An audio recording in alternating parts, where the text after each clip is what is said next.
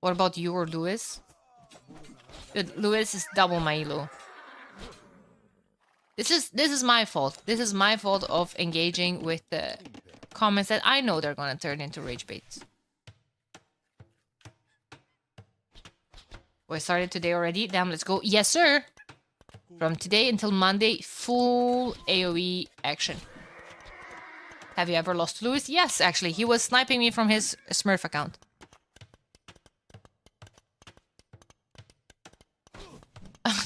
I did actually lost to Lewis.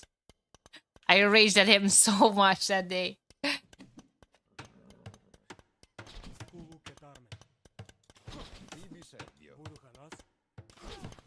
Well, here comes the ram.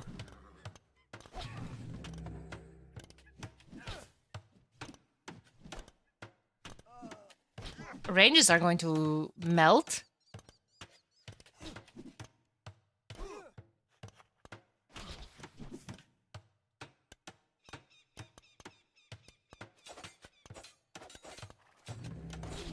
That's a lot of scrims, though. He's gonna need more scouts with this. Seba has his own scouts. And Viper has his own scrims. So, everyone's happy. No one's happy. Not entirely sure. Really, really good army control from Viper. It's like his Viper, right? What about eco... not eco, sorry. Military upgrades. Bloodlines and armor for Viper. Bloodlines, forging, and armor for Seba. Bloodlines coming in just now. Whoa! Armor on the infantry? Double the armor, double the fun? Well, for the pikes? Or will he be seeing actual man-at-arms?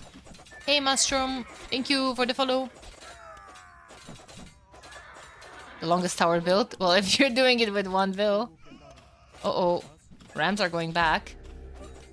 Yeah, this is not ideal for Viper, but also Rams are not going back. Are not going down, I mean. They're just going back. Don't think Seba wants to fight under that tower for too long. He's bringing out the Vils. He's just hoping to take down that tower. But even if you're taking down the tower, you're still going to lose the range.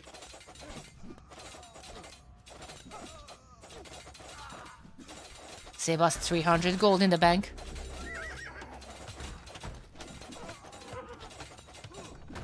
Tower gonna go down. I don't know why Viper just didn't commit to that range. Like, who cares? He was ramming the Vils, but he made a mistake in my opinion. Coming back with the rams. Forward Vil died. Time for him to send another one to repair the ram.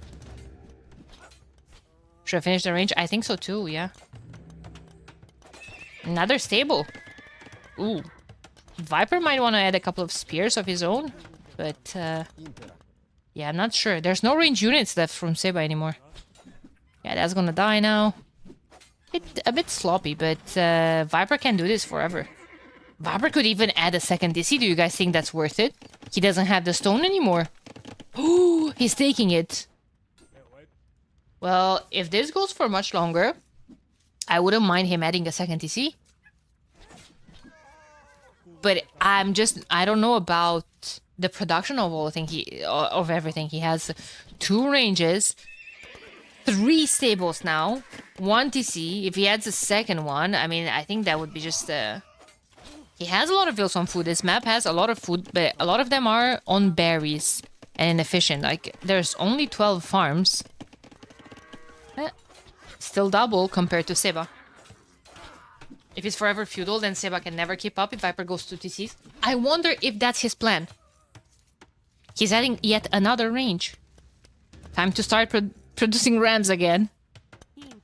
But Seba is getting a market up. Look at his gold in the bank.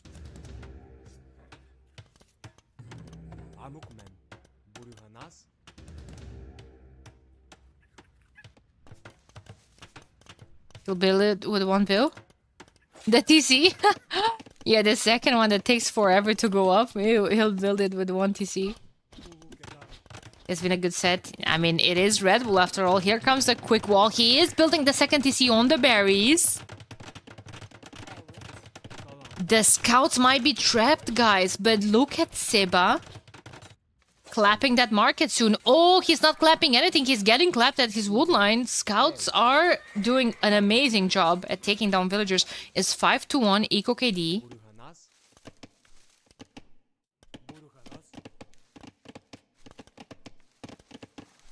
6-1. Still has something out. In the meantime, Seba didn't lose a single vill.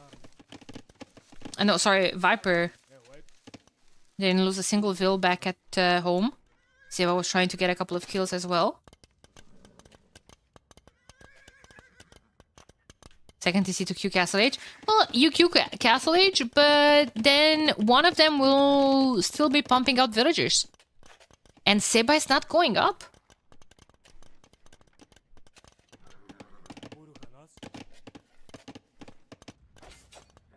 It's so... There's 3 ranges, 4 stables. No, 3 stables.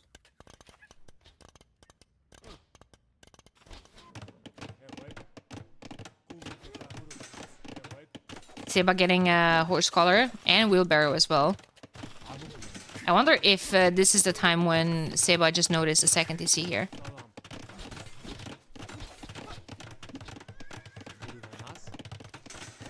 Yeah, and if Seba is the second TC, with the amount of military Viper has on the field, surely he must be thinking, there's no way in hell Viper is up already. He might have a surprise, but that's an incredibly amount. That's an incredible amount of scouts.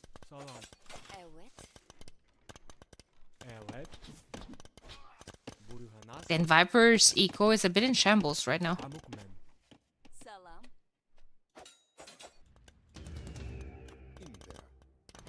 Seba just clicked. Viper's only 4 pop ahead. Just impressive. 12 more vills though.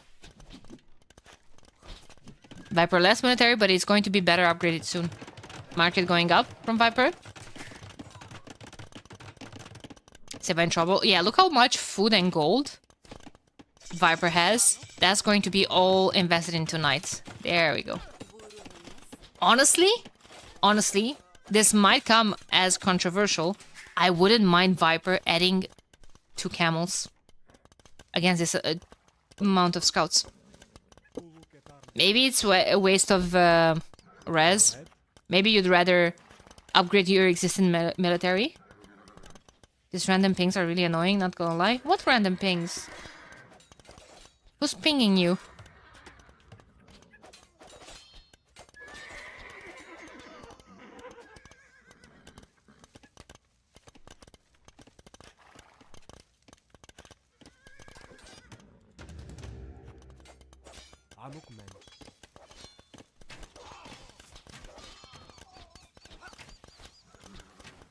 Twitch things are funny and they change the font and random messages will ping random people.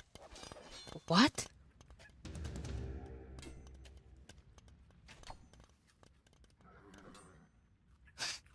I'm very confused. Only like have energy. Can Viper still do this? Did he miss his time window? Do you guys think Seba can hold?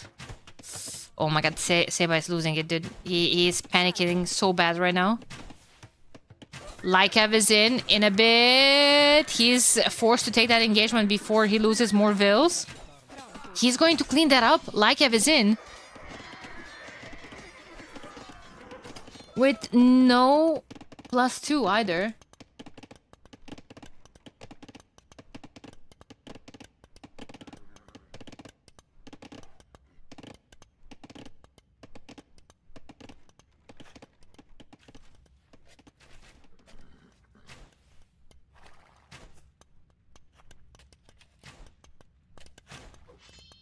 +19 vills is huge.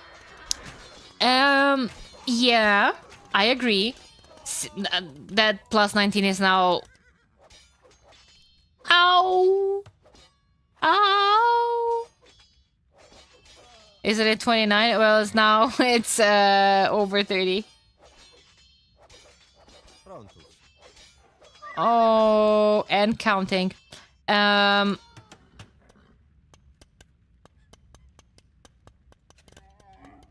are here. I mean, it's only fair against the amount of cavalry that Seba is adding. Yes, camels won't... Camels. Camels won't scale. Great in Imp for humans, but this is not a game that is gonna go to Imp. I want to see Capram. I want to see Capram slapped. But it's 300 food, so... Are camels heavy cav? If they get heavy...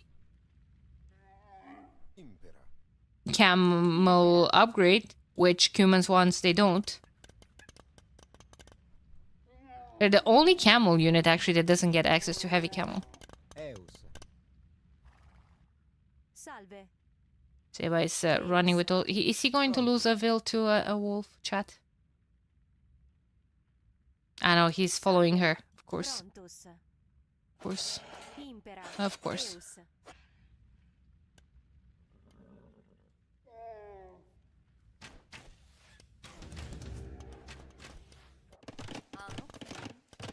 Couple of camels should do the trick against all of this cavalry that Seba is trying to raid with. So much military forward. So much military forward. Please add one more Rem. Viper!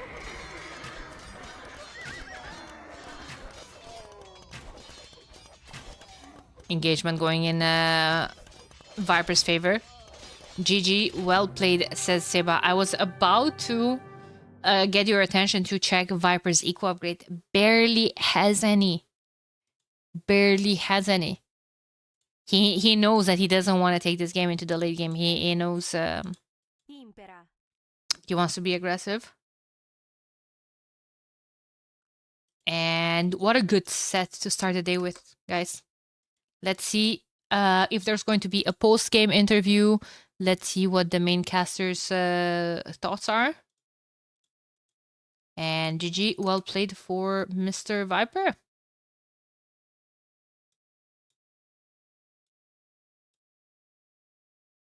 some point in this tournament, because every time they play in these settings, it seems like it's close. In the qualifier, it was 4-3 for Sebastian, now 3-2 for the Viper. But this is obviously the bigger stage. We are here now.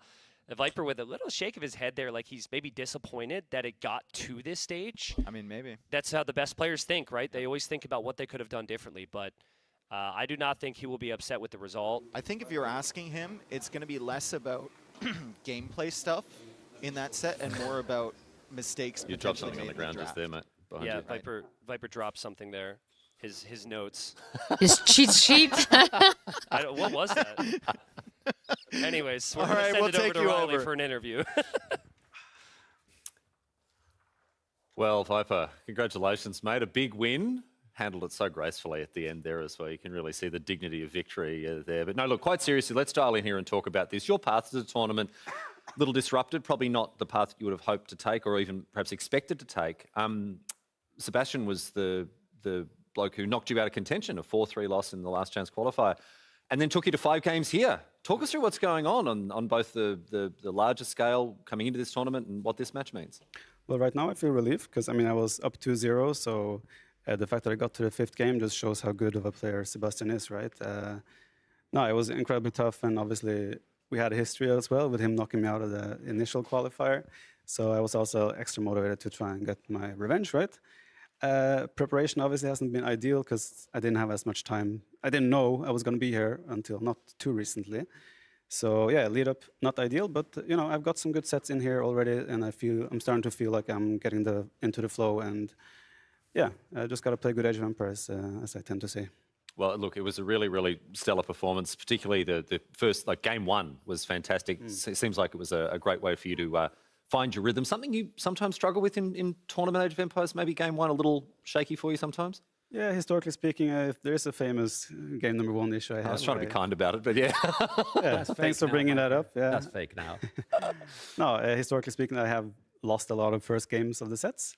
So yeah, that's something I obviously want to try and improve and change. And I mean, I was able to win this one, although I mean, even this one was super close, right? I could have lost easily there as well. So yeah, it was incredibly tough, but obviously got me off to a good start. How you feel mechanically today? On and off. It was some good parts, some not so great parts where I lost control of my control groups and such. So yeah, a little bit up and down, but overall I'm still satisfied with the play I was able to put out. And in civilization matchups, if I don't mistake wrong, Magyars versus Vietnam in the first game, you feel that the game go for the later game like it was better for you? I'm not sure still. I've played that twice now. I played it against Barles as well in the replacement qualifier. Remember? Yeah, and I was able to win there as well. Once I get Onager, I feel like maybe Magyars are better. But then again, if he has Bombard Cannon, I don't know. I'm still torn. So far, Magyars have been good to me. But I also feel like I would have been very happy to be in his position that he was in at some point in that game. So yeah, Vietnamese is probably better early on, but maybe Magyars, when gold runs out, are actually better. I don't actually know still, so. It feels super powerful because you won even without heavy cav archer. Yeah, and I also didn't have the last armor for the cavalry for a long time. For a Yeah, while. when I realized, I was like, ah. But yeah, I mean, it worked out. And mobility is also huge on a map like that. So that's something Vietnamese doesn't have.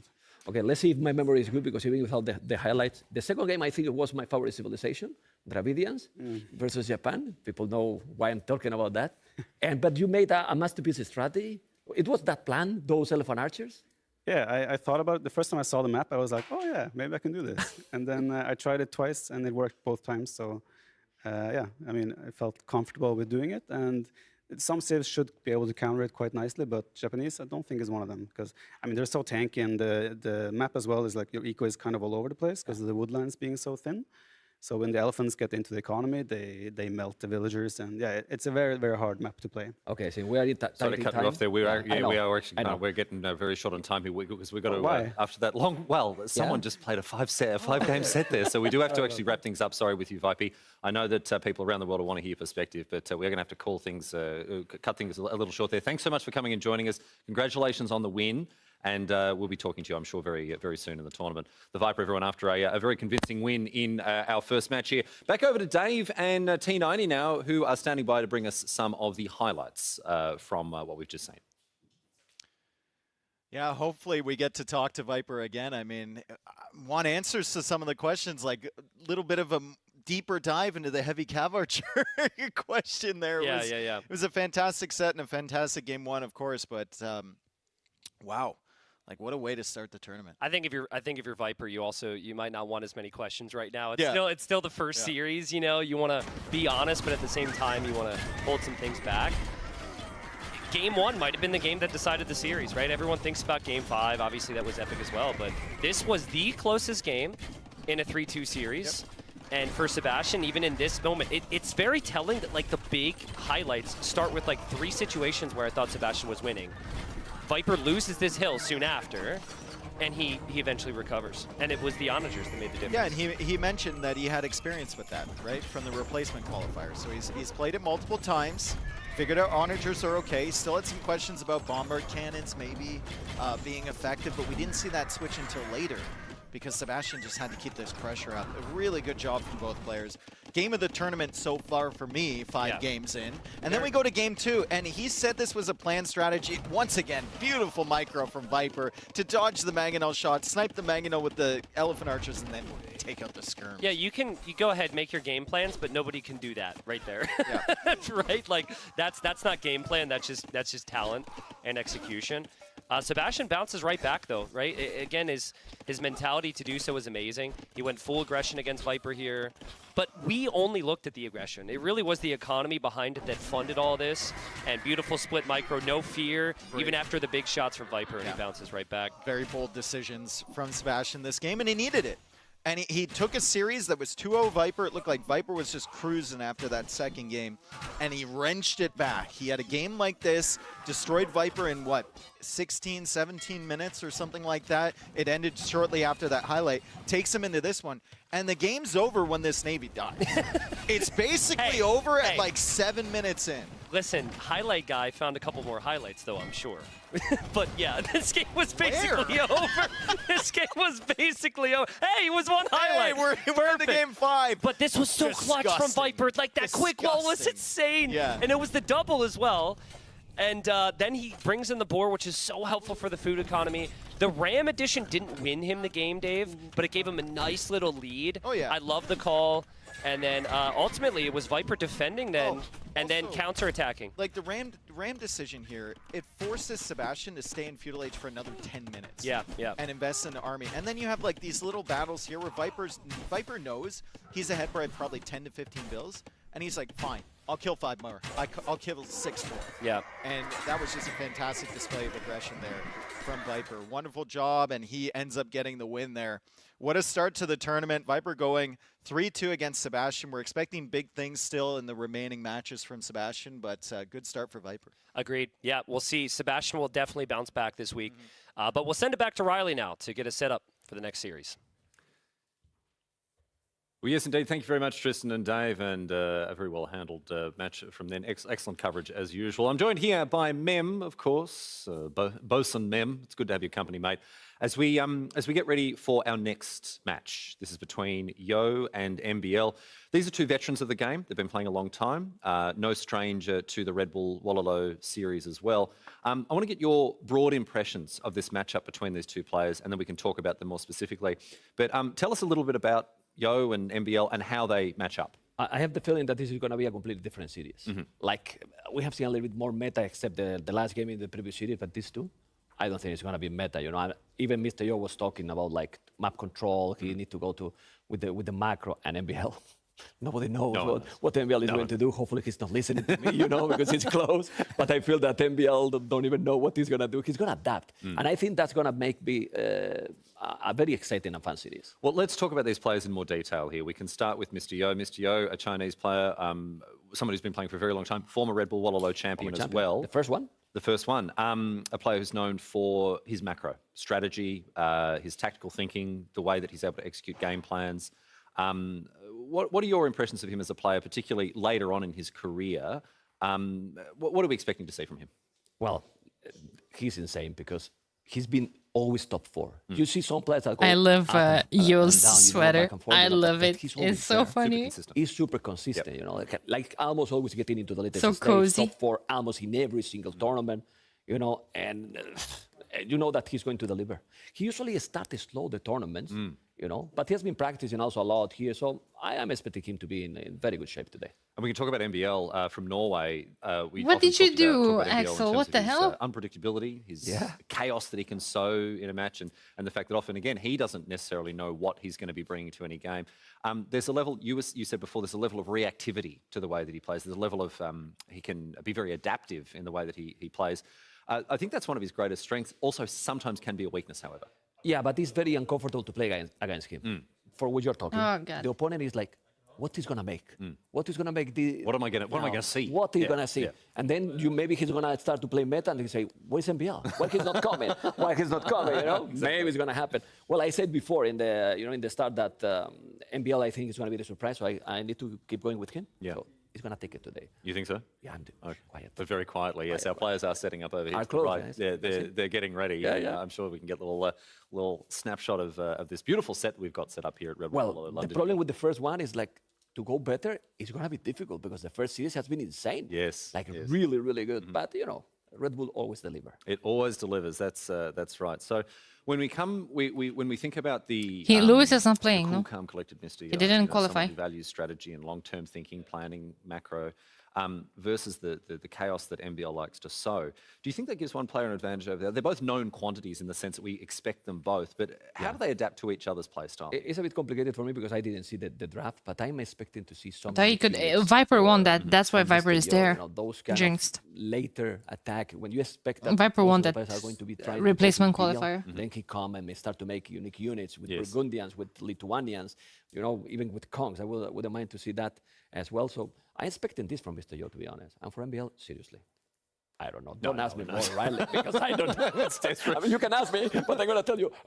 You're going to I have don't to know, find man. new ways to say we don't I know. will study for the next one. Fortunately, we don't have to delay any longer, my friends. We're going to throw it over to the casters very shortly. We may have a quick message to share with you here about some Age of Empires DLC that you may be interested in. But on the other side of this, in any case, we're going to get underway with our next match, match 2 from day 1 here at Red Bull Wololo Londinium. Coming up after this, Mr. Yo and MBL.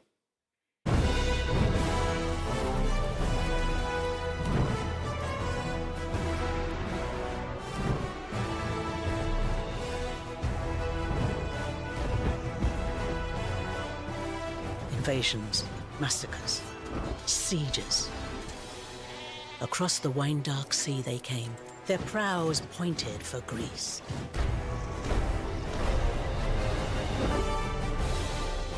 We turned back Persian ships once before, and we shall do so again! Those are your homes, burned by the Mede. Take up your spears, and let no man rest until we return this city to Athena! Look to the front! There is glory to be won! The Greeks had only two options, victory or death.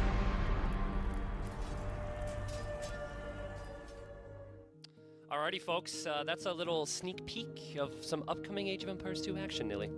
Actually, it came out more than a year ago. That is the Great Campaigns, Battle for Chronicles. You obviously I thought it already existed. I was confused. Explain to the people who also think like me. Yeah, obviously you are very, very focused when it comes to like on the esports scene, right? Yeah. But Age of Empires is known for multiple things: great esports and obviously great single-player content, right? People love to play like 2v2, two friends against two computers, two AIs, or playing the great campaigns, right? And those campaigns, especially Battle for Greece and the Great Alexander campaign, people love it. Like reviews are crazy for our DLCs. Okay, Nelly. Okay. All right. Next matchup. Second one for the day. Yo versus MBL. They're in the lobby, actually. We're going to have Loch Ness as game number 1. 2 bans from admins, 1 ban each. Rampart ban from Yo. Good. Absolutely good, because MBL was spamming it during the ladder qualifier. And Yo was spamming Volpine. So, you know what? Actually, the player bans make a whole lot of sense. Loch Ness game number 1, we have Blue Wells and Stone Drift. I'm excited to see Stone Drift. Is going to be another new map. Letting Yap. You can listen to him yap in another tab, or on the Red Bull channel, all on his channel.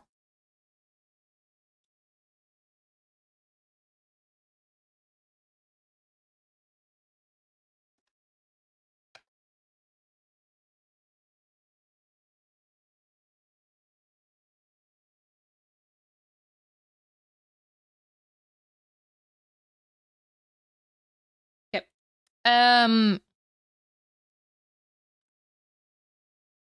I was saying that Yo is actually going for both of the new maps, and they're both water, so that's actually great for my eyes. MBL going a bit for the classics, Stems and Henchhold.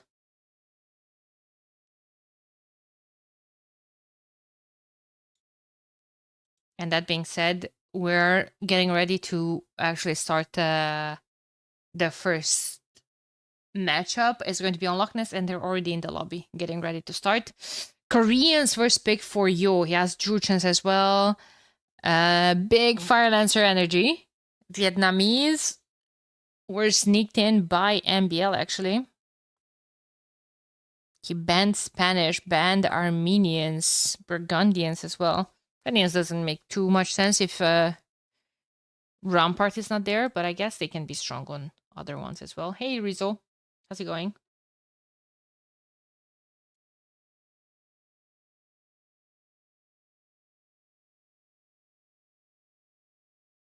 Hey.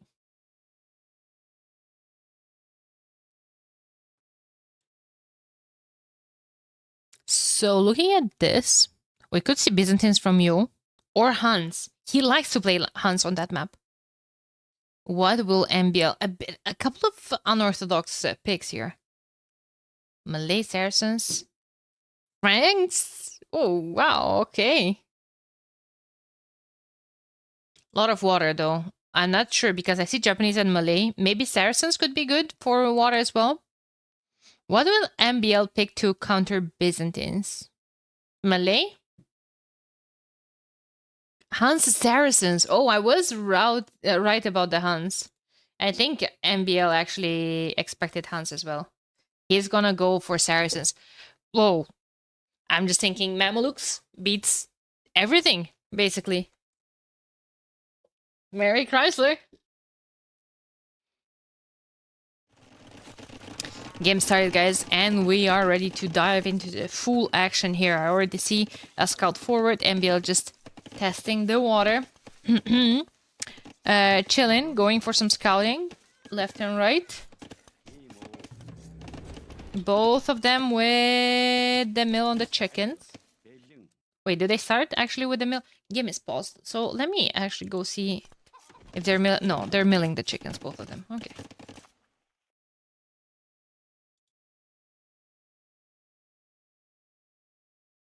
Have to sneeze. Oh, I'm sorry if I destroyed your ears. I tried to go as far as possible. Didn't have time to block it. To mute.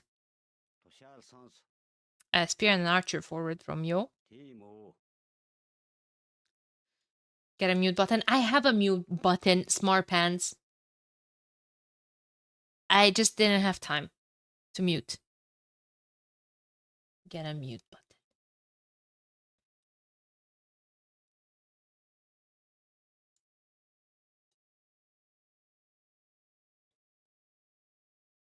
Waiting. What's going on?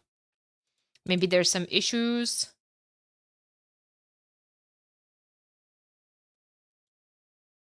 With hotkeys, with...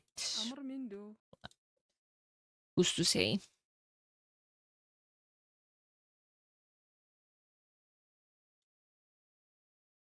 P-break. Right. Okay, there you go.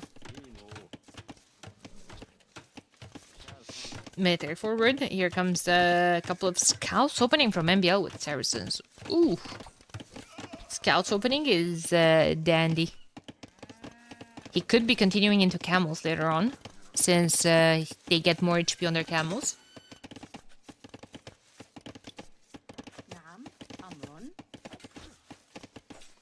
It's a lot of spears.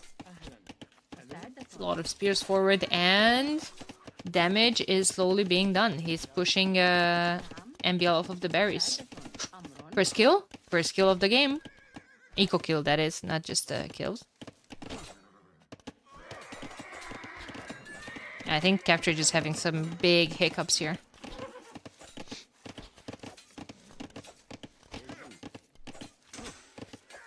But it's okay. MBL is going to clean house. And now what? Now you should probably try not to send units one by one, because MBL is just going to pick up on them. Saracen market is up.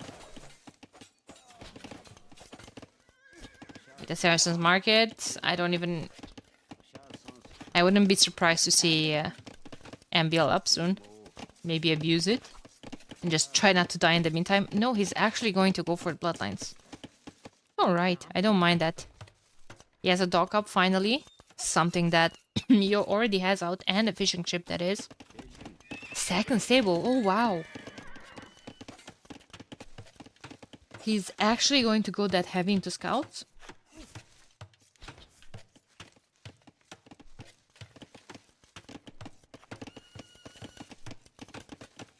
Okay. Sign me up.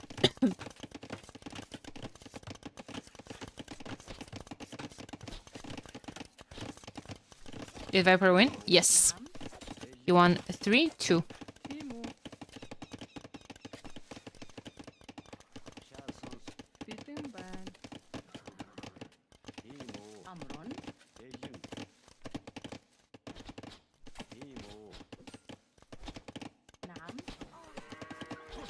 And 2-2, Eco KD.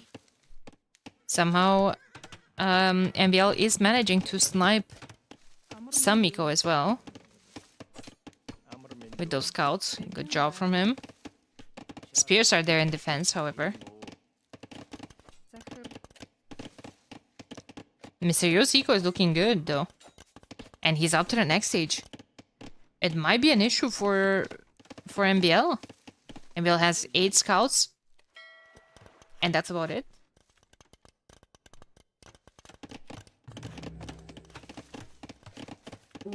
CA are going to be on the menu. I see a second range going up. No stable for bloodlines, however.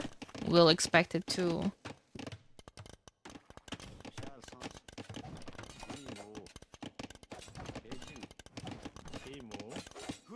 be a thing. I like fighting this with villagers, but there's forging on top of bloodlines as well. Now we're not fighting. I think he needs to fight along with the spears. Morning, Ditty. You did miss first set, yeah, and it was a banger of a set as well. A third range? Oh, those are dead vills though. Those are dead vills. Wood is an issue for you. He has 70 wood in the bag.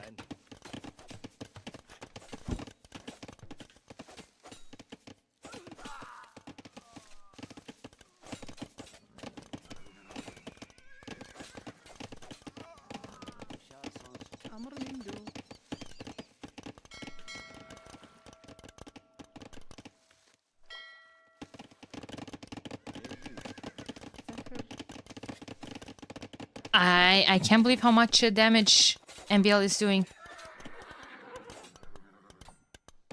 And as soon as I'm saying that, he ends up losing quite a lot of scouts. Needs to fight back with vills. Oh my god, another vill. 7-3 KD. Spears are taking care of all of this while the cav archers are gonna go forward. Paired with the knight. A lot of pressure. MBL is just going to defend with towers.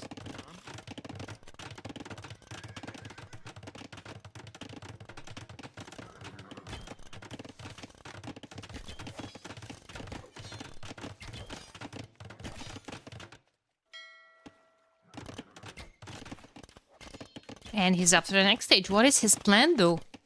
After all of that? Siege Workshop and Scorpions? Just camels? More scouts? It's MBL, you can never know what to expect. 7-4 KD. There's just so much death on screen. He's getting the second wood upgrade, which is great because he was struggling with wood income for a while. Has to be camels, I guess. I think so too. Extra HP on them. But once you have a big enough mass of a CA, it's gonna be tough. They can just hit and run.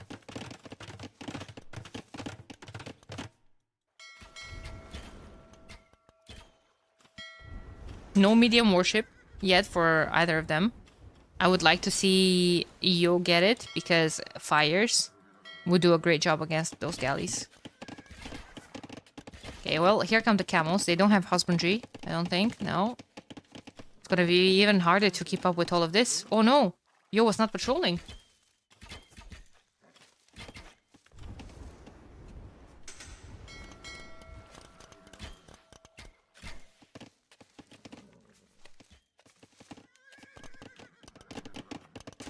I do like that Yo somehow found resources to add the second TC to protect his gold. And he's even adding a third one now. Do I like this CC with an already existing wood line? Not really. I would have preferred it to be here. So the front of your TC is on stone and the back on wood. But yeah, I guess might sacrifice a Vil here. But he's gonna lose a lot of military.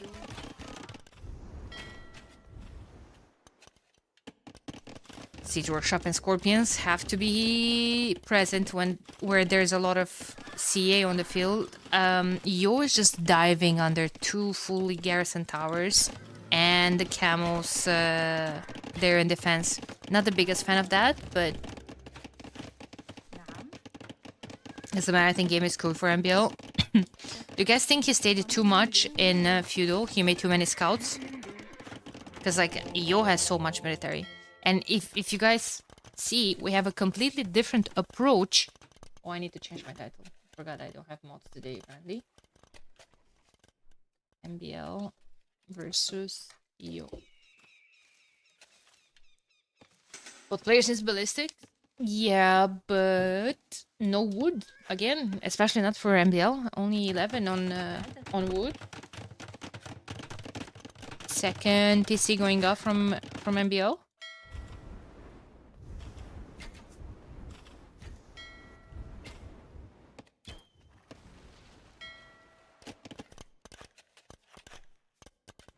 MBL is I'm the Viper, you're not the Viper guy, right?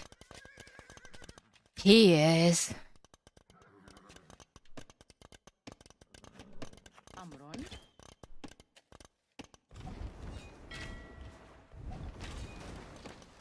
He is.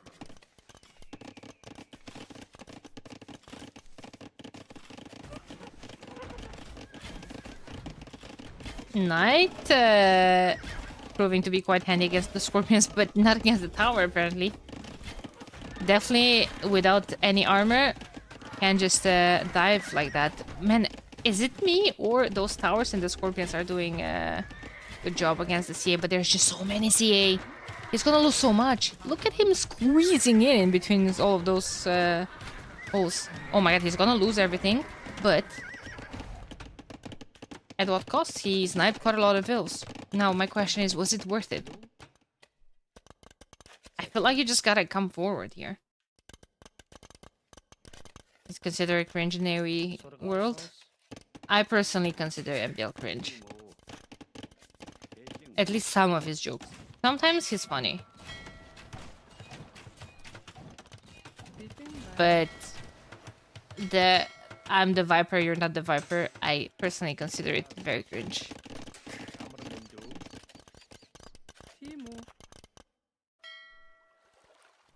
No, it wasn't, but it doesn't matter. Yeah.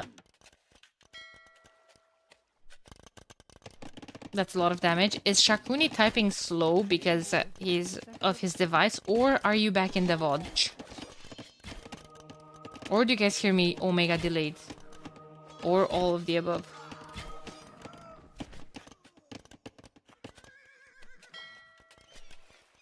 Because like I would do be saying something sometimes and then I see the chat reacting like 2 minutes later. Do you guys think that because I'm streaming on YouTube, there's a bigger delay maybe?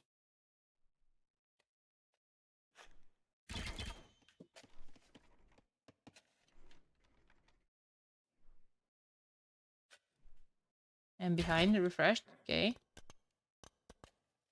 Tell you in 2 minutes. Okay. I don't think there's delay. Thank you. Appreciate it. You're on YouTube? Yeah. I started to stream on YouTube as well, just for today.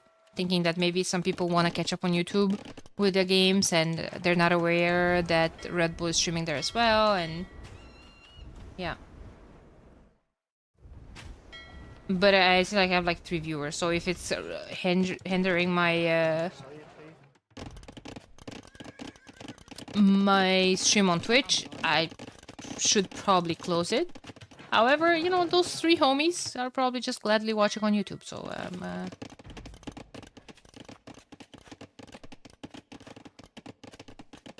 still thinking about them. And it's 17 to 13 Eco KD. All of these Scorpions could be an issue. They don't have ballistics, but they have so much pierce armor. Oh, holy castle in his face. Hulks are there. Oh my god, can this go up? Oh, Hulks can just die to the CA. A camo is not going to be able to stop that castle. Castle will go up. A siege workshop and rams to take out the buildings, and a DC will follow. I just know it. On the same time, who needs rams when... Well, when MBL is gonna call it GG anyway. But who needs rams when you have Tarkans? Ooh. If I hadn't been gifted a sub earlier, I would be the 4th in YouTube. Haha. Lucky me. A short game finally? What do you mean short game finally? They already have a time limit. I'm hyped for long games. They're good. Back and forwards. I missed games 2-4 last set. And I missed Pierce to keep up with 19 scouts. Not too much water investment, just enough.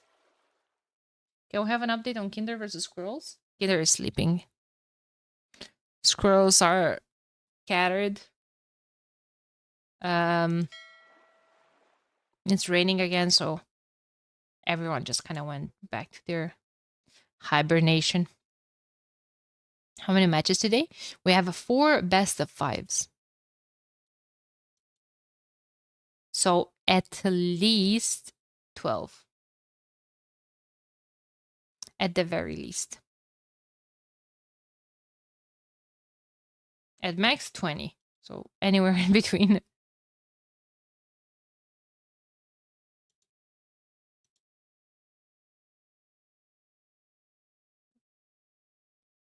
Okay, that was Hans' last pick from MBL versus second pick from UO versus second pick from MB.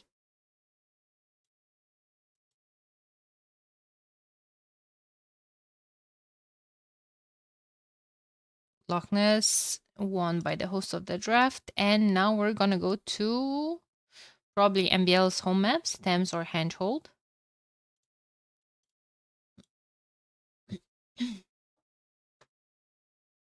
Let's see. It's actually going to be Stone Drift.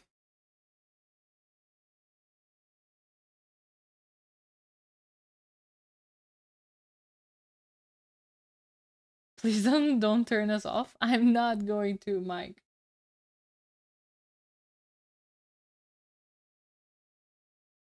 YouTube viewers are real viewers? Absolutely. Absolutely. So if as long as it's not hindering too much my my stream, and if you guys have a good quality on both sides, I'm not going to turn it off. No.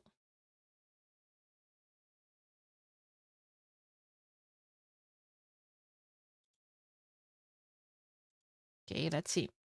Persians versus Malay on Stone Drift. I'm excited to see this map. Haven't seen it before.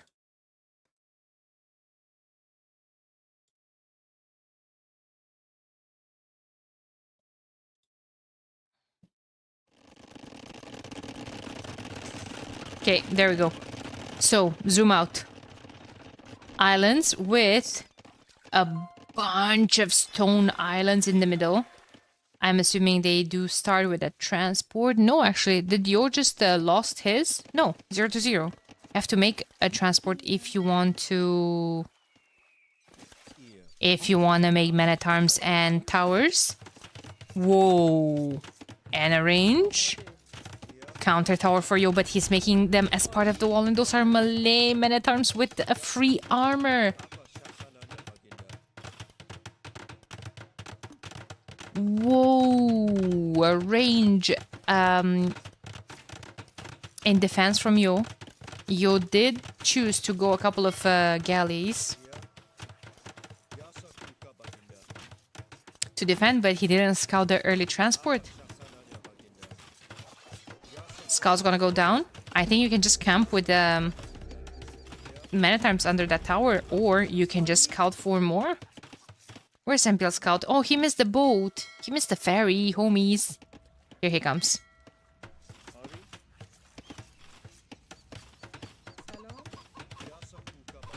Nice quick walls from you. But he's spending a lot of rest. Spending a lot of rest means not having resources to produce archers. Man, really good aggression from MPL. 5 garrison, is that suboptimal? It's 4 vills and an archer. It's only suboptimal from you? Yes, it is. It is. Only 4 shoot the maximum amount of arrows. I can understand garrisoning 5 if you're going to micro, like hop the healthy ones out and repair the tower, and the other ones heal. Like, at times I can understand leaving 5 in the towers, but yeah. 4 villagers, maximum amount of arrows shot. He's just going to stay and take Yo's stone. 350. 350 here, and that's 2 small tiles, and that's about it. 700 stone on your starting island, forcing you later on to come back to all of these islands, but there's freaking the snakes. I hate snakes. In-game. In-game.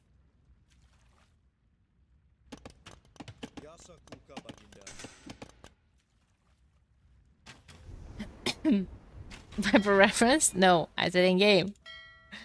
Where are all of these fishing ships going, and why is Yo running away with the hulks from the first? Well, that's because he only had 1 hulk there.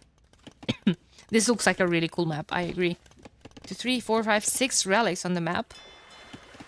Second dock from MBL. Meantime, where is all of his aggression? Here, forward, Yo is going up to castle, and MBL will just click up right about now. He's going to be up faster, guys. He's going to be up faster. Stable is coming up. He's gonna go elephants. Upgrade his skirms, most likely. And go elephants. This house also needs to be deleted so he can save on his wood. He will need it because I'm assuming he will want to add maybe a monastery, maybe a siege workshop.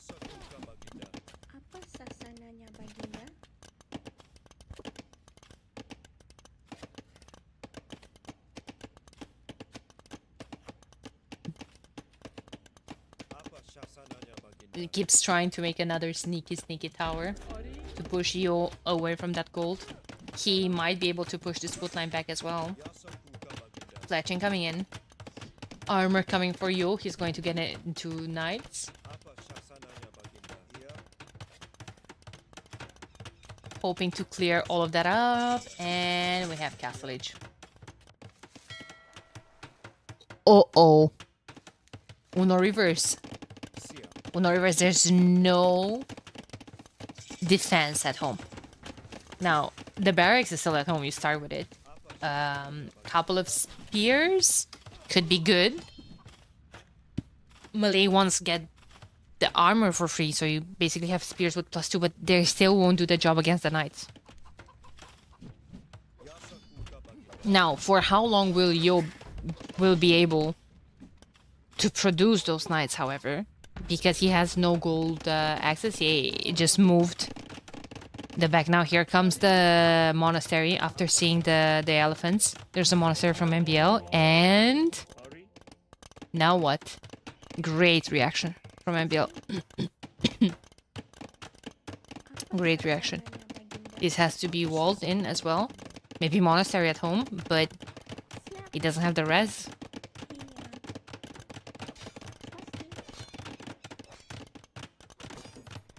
And apparently Yo is going to take his stone.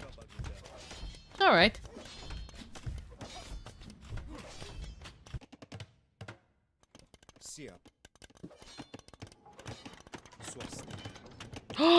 Oh no.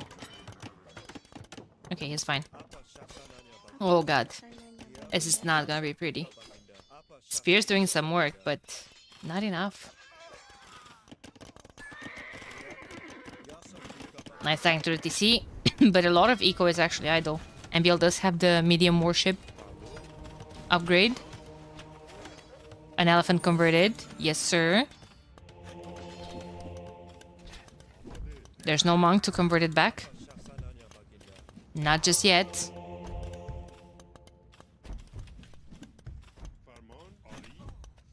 Research collected in MBL's favor, actually, but that could be melee privileges.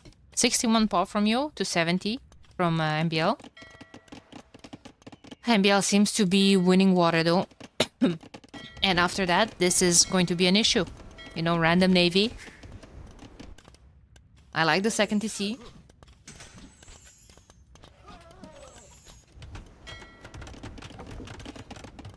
Medium warship coming in for Yo as well. He knows that he can just give the water to MBL, especially to melee. For later on as well. 600 wood though from you. Also, those are not elite.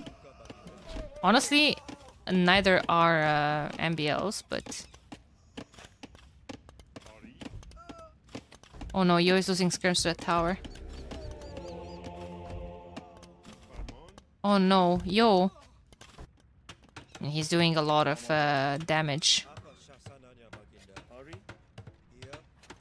NBL's base, like I don't even know who's doing more damage. You're trying to come back on water as well. He hasn't lost his fishing chips yet. Nice job killing that. Here come the knights, but the TC is gonna go up. Really good timing from MBL. Man, this is a really good game. Another monk. Another monk. Man, Yo is paying attention to this and MBL isn't. That's the second monk killed for free. And now homie doesn't have too much health left. Whoa, Yo doesn't notice this either. She's dead. There's just so much action everywhere. Spears caught up with those knights. 2 of them died. There's no husbandry, of course. This is extremely low eco, everything.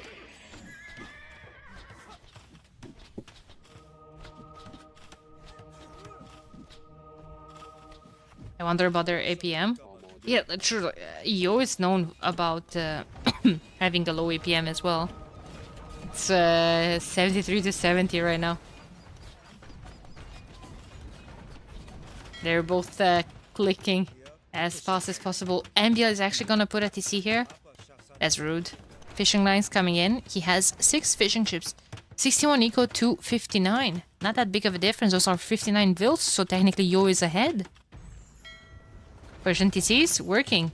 Siege workshop and knights. There's gonna be a monastery back here as well. Oh man. This is... Yeah, this is a new map.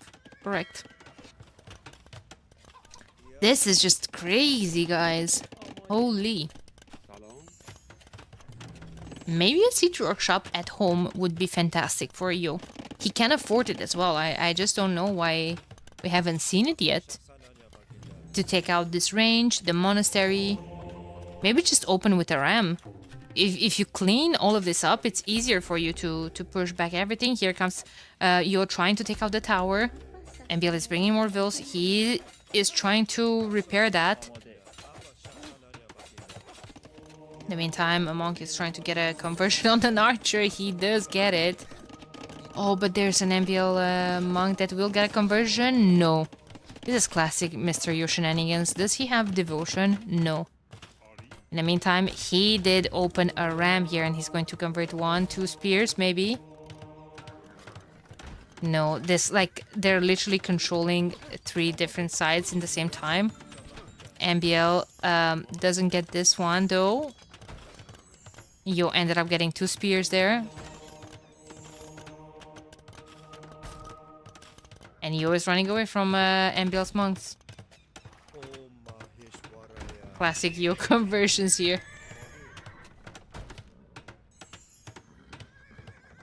Still needs to run. There's a TC there in defense. Gonna take that house as well, probably. Ooh, 1 monk going down. No sanctity for the monks. Whoa, MBL is losing control of all of this. Finally a conversion for MBL. But he might donate another monk to Yo. Oh my god, guys. MBL is losing at home. And he's losing forward as well. There's a conversion. He's going to clean this up. TC is gonna fall. Losing vills.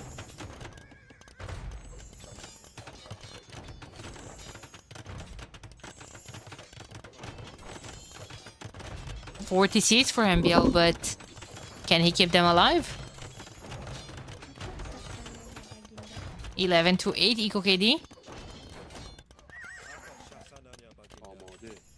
And Yo is just living the life. He's spending wood, he's expanding his eco. And MBL calls it. Yo taking game number 2. What an insane hold from Yo.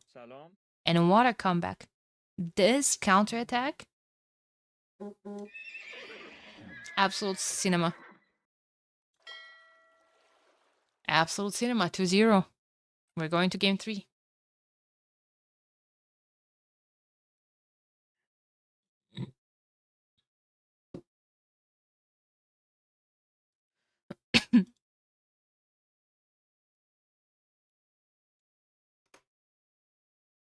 Man, Yo came prepared. Usually it's the exact opposite for Yo.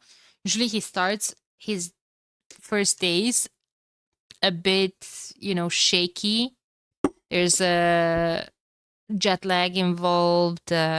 He's tired from his travels. And, the longer the tournament goes and the longer he stays in the tournament, the better he plays. However, he seems to be opening this tournament in particular in a fantastic shape. And it's funny because MBL did post yesterday a story with Yo sleeping, literally sleeping while practicing. He was sleeping in his chair. And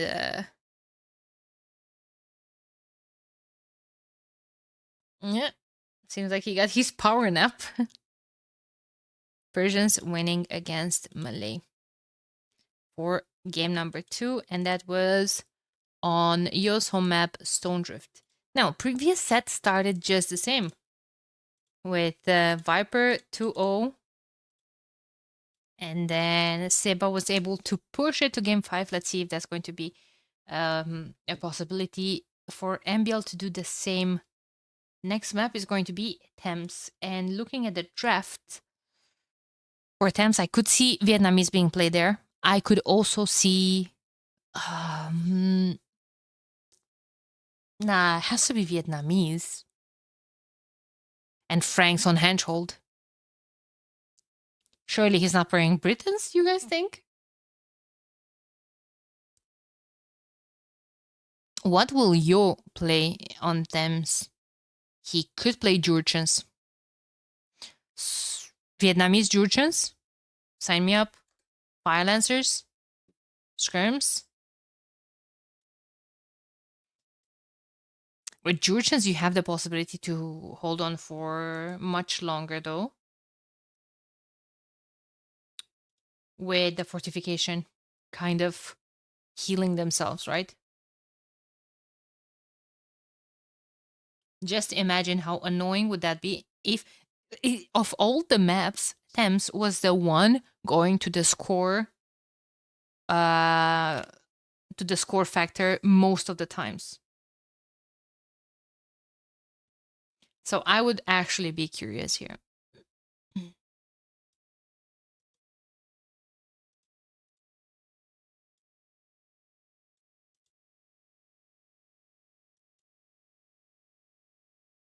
I think that's what we're going to see. Jurchen's Vietnamese, but I'm still waiting for them to hop into the game. Do you remember some really good T90 time limit games on Thames? Yeah. And they were really good. Hey, Edugval. How's it going? Fantastic seeing you here. I appreciate you.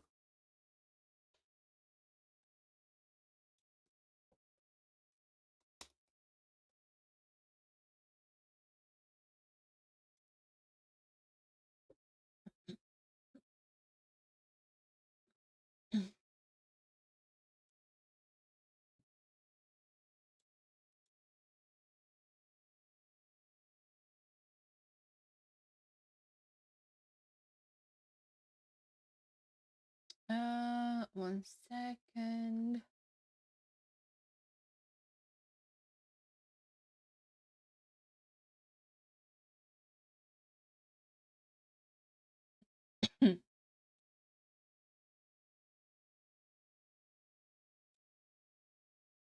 It's Magyars versus Vietnamese, actually. They're just taking the same matchup from Crownwood. I was right about MBL going Vietnamese, but Magyars is not something that I expected to see on this map. Game is paused. I guess they're just waiting for the main cast or something. Maybe some issues.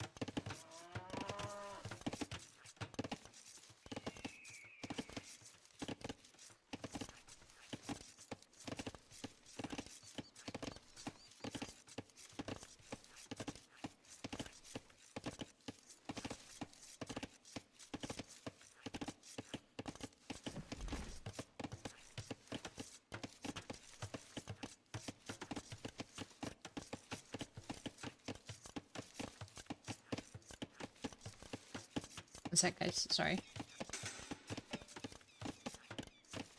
Sorry. Oh, what the hell? MBL forward again? 3 men-at-arms? What is this, meta... anti-meta... revival?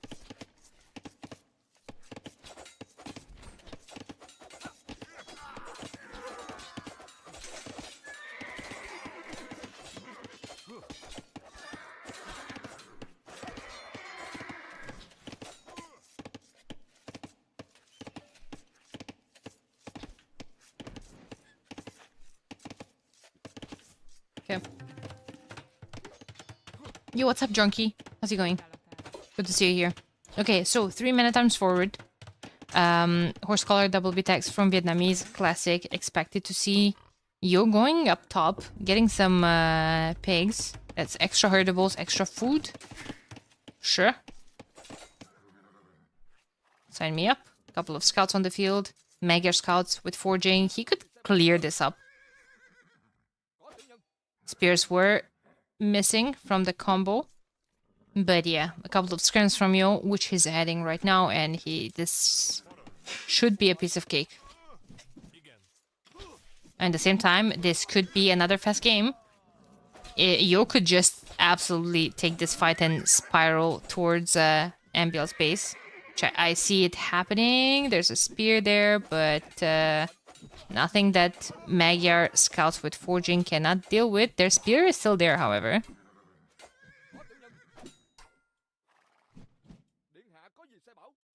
And a couple more scouts joining, and a couple more scrims as well. And what exactly is Ambiel's plan here? He's not walling, he's adding a second range. Second range for what? 4 archers, which he is starting to add now. Because I thought he's gonna add a second range.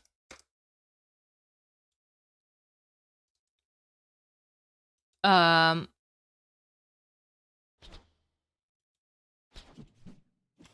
add scrims.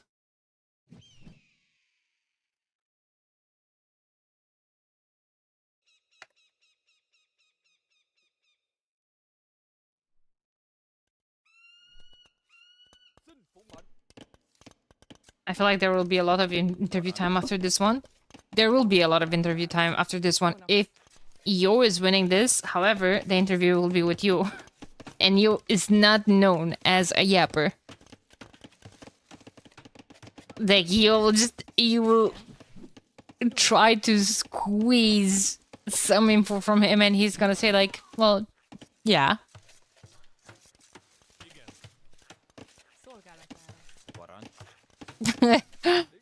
It's going to be interesting to see. Ambiel just clicked up to Castle Age. Yo is already there, but Yo does have some stuff to deal with.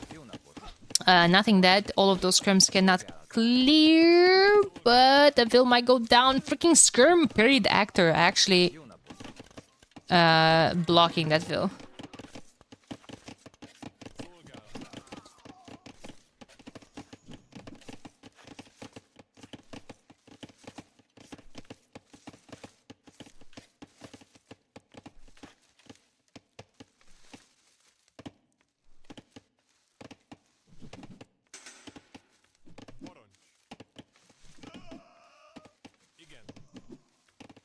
Yours faithful being interviewed usually, yeah. Going great, finally beat hardest AI 3 times in a row, ready to see some games. Whoa.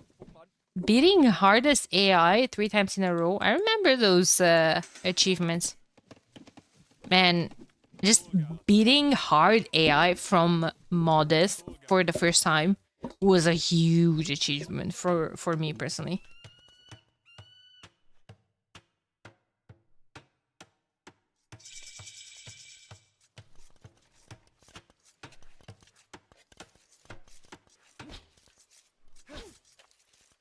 The skill jump in the AI at those levels is tough. Yeah. First match was a rough one, but this one is great.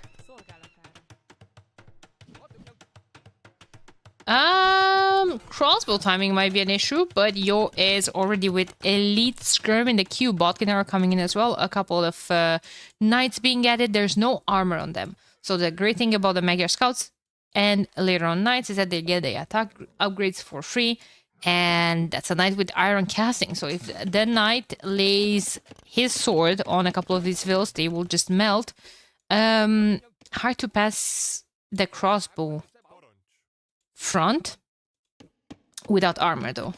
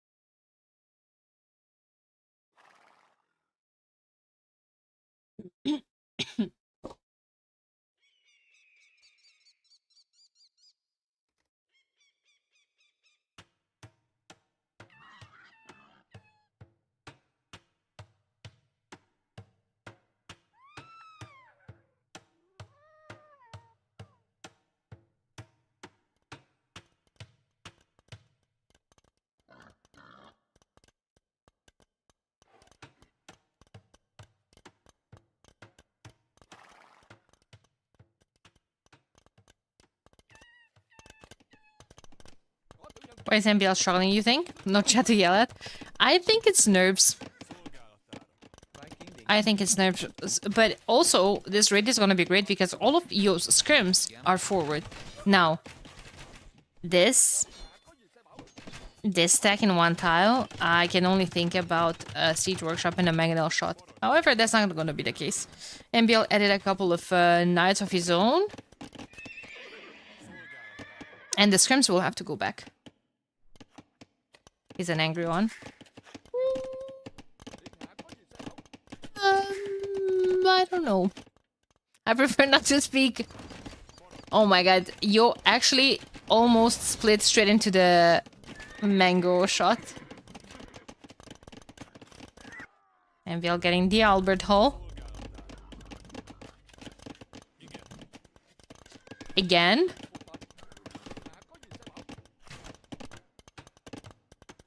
If I speak, I'm in trouble. Can't focus when he's not banning chatters.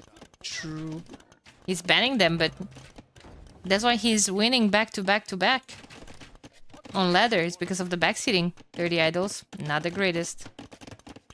Not the greatest. 623 Eco KD.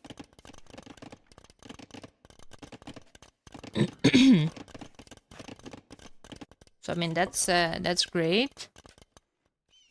MBL also moving up with a 30C.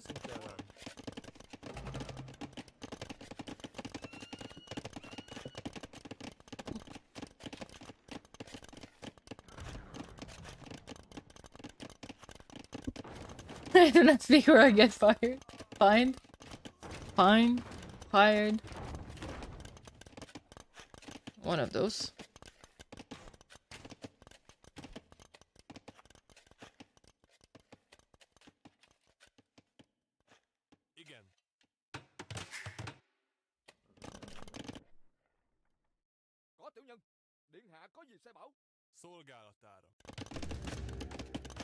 I mean, this map usually goes to a boomy game with, you know, the tiniest amount of aggression.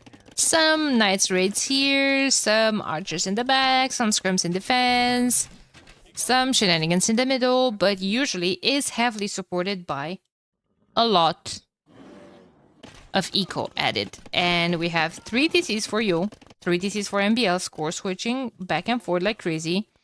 Eco KD superior for MBL, general KD very, very close. Gaia is killing all of the scrims, and now it's left to go kill the archers. Okay, well, bias Gaia. What the hell?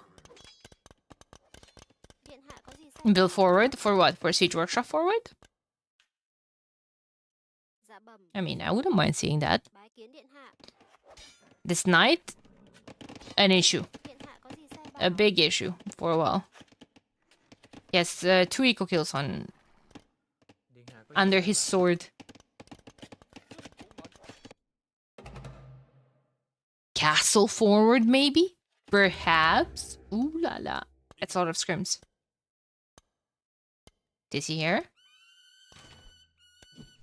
Another TC would be... those scrims could be flattened soon. There's 2 mangonels here. One coming from home. Oh god. Guys, this is giving me anxiety. Castle's going up. Yo sees that. He has mangonels here that he could send forward. Oh my god, what a fantastic micro, dude! Can we talk a bit about that? And of course, as soon as I'm saying it, he ends up losing a lot. Yeah. Knights with armor now. Not a lot of those building all of this. Mangonels could be in a pickle. I don't know why he's not sending his mangonels forward. I actually don't get it. It feels like he might be able to delay this for a while. Like those mangonels would have been out already. University going up. Maybe Yor just wants to go up himself. But now he won't necessarily have a good spot for a castle. He is going to be needing to squeeze that castle somehow in his base. Maybe if he wins the Mango War. Maybe.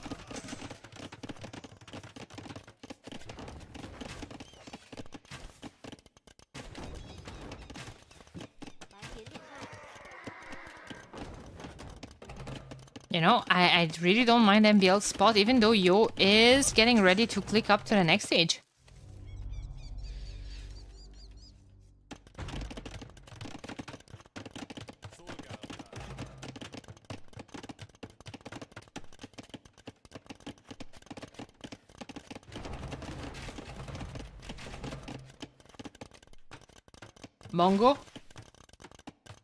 Mongo shot.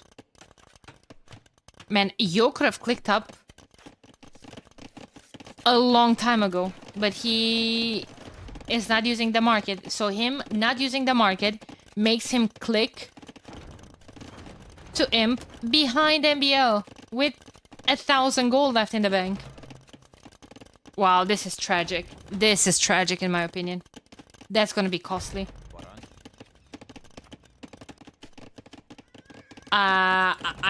I don't know because he's not preparing the CA transition on the way up either. He's stuck on what? Knights and skirms? Firelancer and skirms win that easy. In my honest opinion.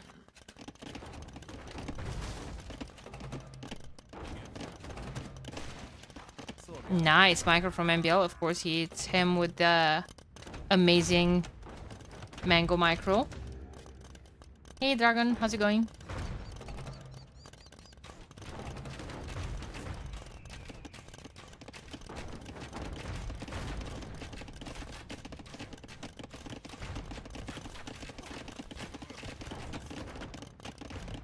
The Castle Fire Lancers really counter knights. Yes. Especially with the correct upgrades. The infantry ones. No, but with the right amount of armor. Holy moly, those two killed. They have 21 kills on them. They're not extremely cheap. They're cheap with maybe Koreans. It does matter, and they absolutely do counter knights. Yeah. What's you going to make? He is going to be making a castle here. That's going to be trapped down almost instantly.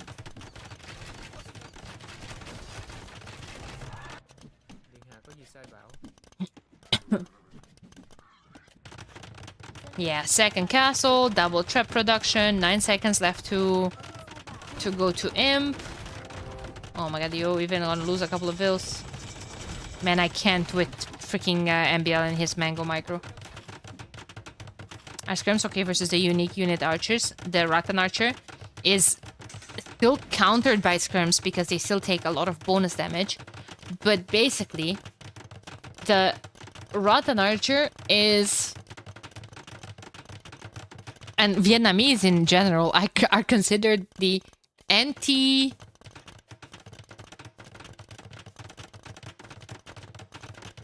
archer civ, basically. Sorry, that was a long pause. Because they have just so much pierce armor on all their units and extra HP. So the Rattan archer actually has 4 base pierce armor. You pile that with the blacksmith upgrades, and it's a lot of pierce armor. Yeah, they still get bonus damage from the scrims, but they can kill the scrims. Have a lot of HP as well. You're not extremely scared though when you see a bunch of scrims if you have a lot of Rattans. Yeah, perfectly fine like Cav at the end of the day. Or their own scrims, better scrims, imp scrims that is. Like Cav coming in for you. He has 2 trebs that I don't know where he's gonna go with. I think this is MBL's game. To lose, for now.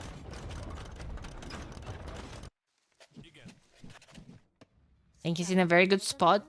Still throwable. Hopefully he's gonna be able to compose himself and not throw the game from this position. I would like to see more games in this set. Clips are like sand. They get everywhere. Or... there's a beach day and you go home and you still have some of them in your hair a week later. To not say ass crack. Coarse and irritating? Ah, okay. Well, that makes a lot more sense.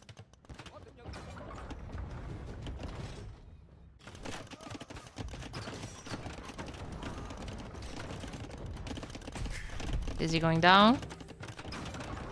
Soon. TM. More scrims. Yes, sir. Second armor upgrade on the cavalry. On the light cavalry, that is. They're gonna clean up all of those scrims.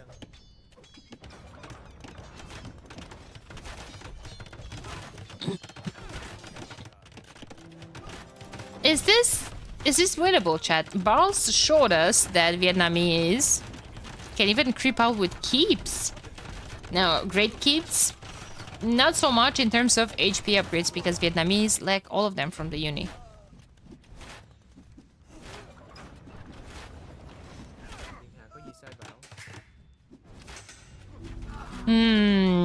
MBL is going to lose the uni. Meh. Useless at this point anyway. Yo could take control over the Albert Hall. 25 extra pop. Well, he needs to get to 200 pop first. This castle's gonna melt. Yeah, no, it's 38 military to 13. I just don't see how he comes back into this.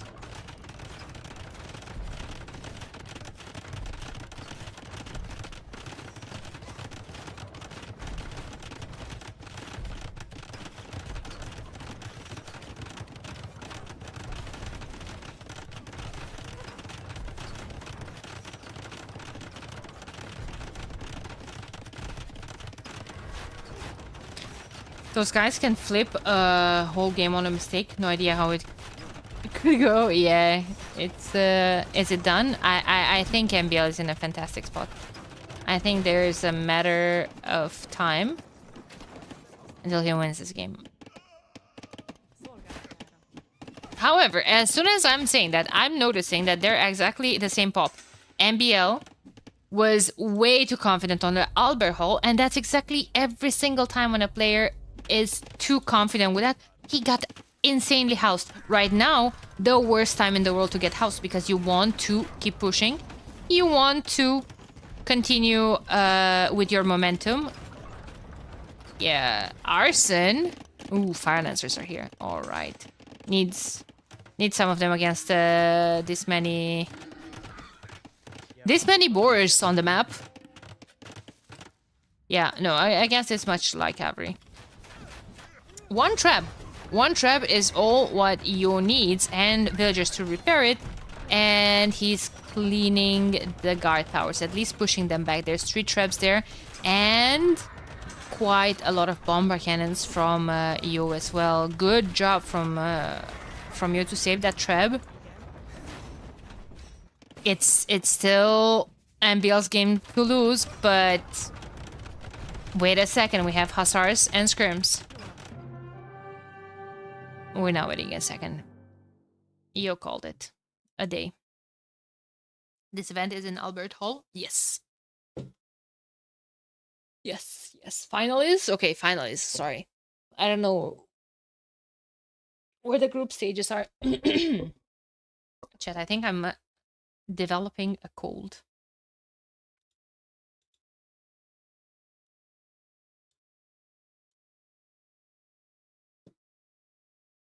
Reverse sweeping coming.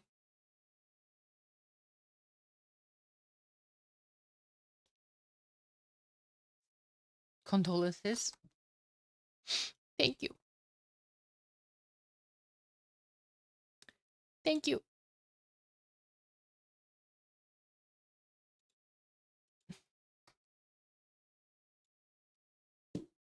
What's the reverse of a reverse sweep?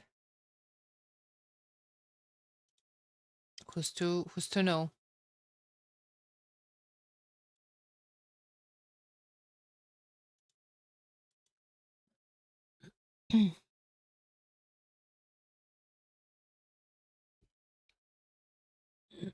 Nice one, Shakuni. Holy shit. Nice one.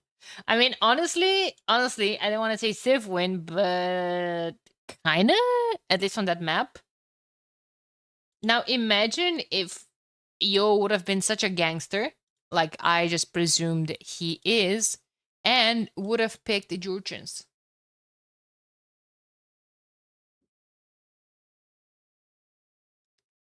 You know? Now what? Blue Wells or Henchhold? Maybe he went Magyars for the free attack on the Hulks. But he didn't dock, so the Viper beat Sebas in the Magyar Vietnamese game. He did, but that's the map. That's why I said it on that map. The map is different. The map changes a lot of variables actually. Blue whales. Whales, whatever. Frankly, I'm not sure. I think frankly are gonna be on Henchhold. I think we're gonna see Byzantines, possibly Koreans, but I think it's gonna be Biz. First 2 picks still available for Yo, and MBL is left with Franks, Japanese, and Brits.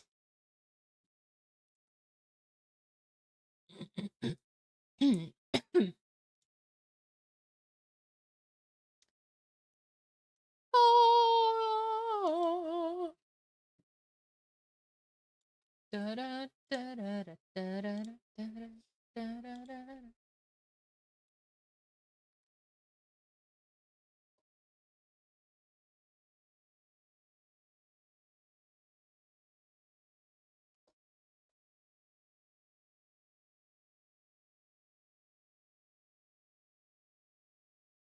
Byzantine Japanese. I don't think this comes as a surprise to anyone. Anyone.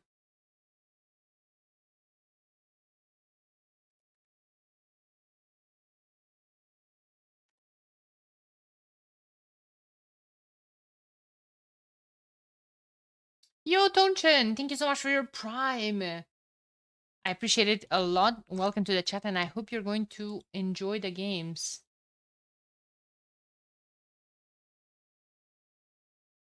Thank you so much.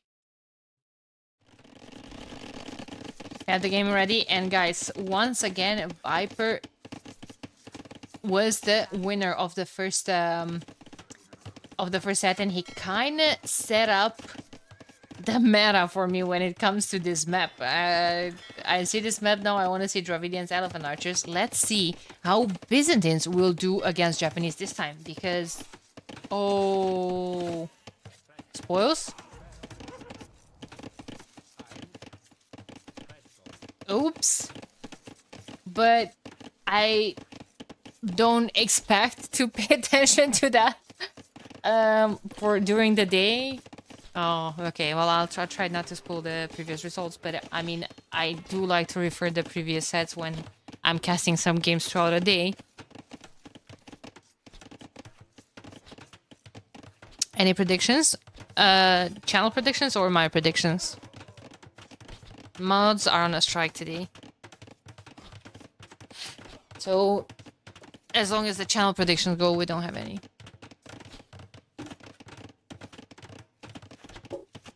Actually, you know what? I think I can set them up.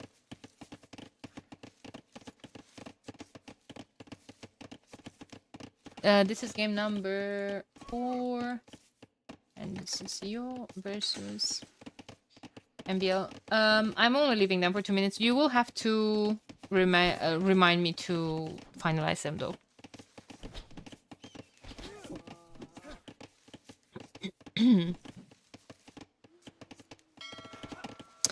My prediction is that Byzantines are better in the later stages of the game. Japanese could definitely put some great amount of pressure, which it does seem like MBL is trying to do. Here, 4... Okay, 5, I didn't have one selected, what the hell. MBL docking forward. He has the whale and all the oysters in the middle. Uncontested. Yo is just docking on the outside. A lot of gold.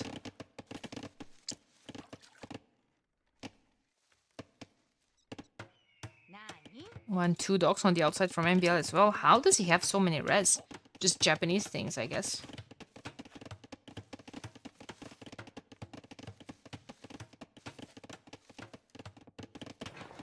Market going up from MBL, and he's going to buy some food. Honestly, Yo should do the exact same. Gold starting to pile up. It's just archers and scrims. What does it mean when fish mod shows yellow? That's gold. It's whale. It has 1,000 gold.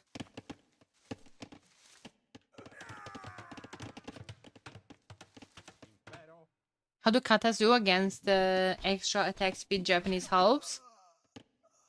I mean, the extra attack just means that they're going to get more damage in, but katas still do great against them. Guess it all depends on the numbers, right? If you just purely overwhelm the katas, you could still win, but katas still do an incredible amount of damage to the infantry.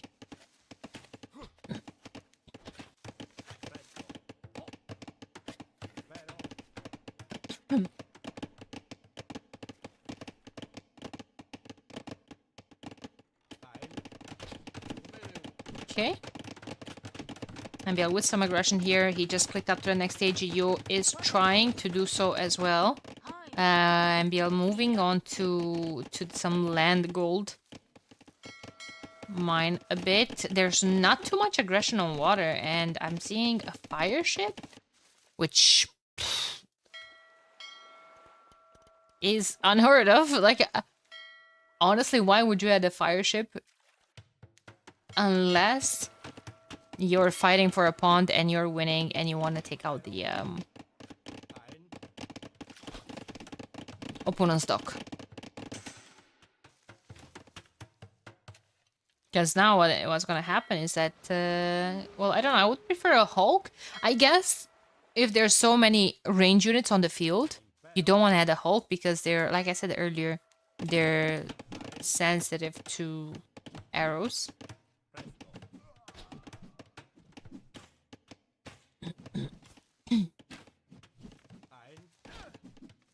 Feels like Yo kind of has to stop here. Ooh, MBL could garrison and shoot that military. Maybe he thinks it's not worth it. A lot of scrims there that have a lot of pierce armor, so they would just idle your fishing ships, but still. Map design is really good. I like this map a lot.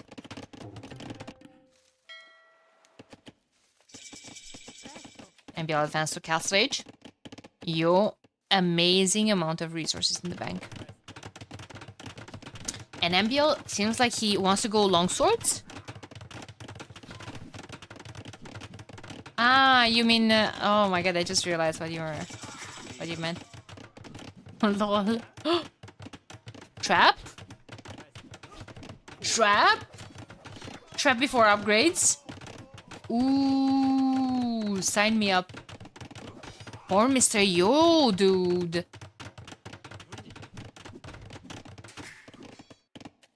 Also, note that MBL's TC is with the stone.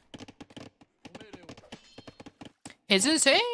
MBL got all those upgrades for the infantry, and I don't see longsword upgrade. I see elite skirms before. Also, I think I did notice, I did address this before, but can we just take a second to talk about the skirms? And how they're laying forward.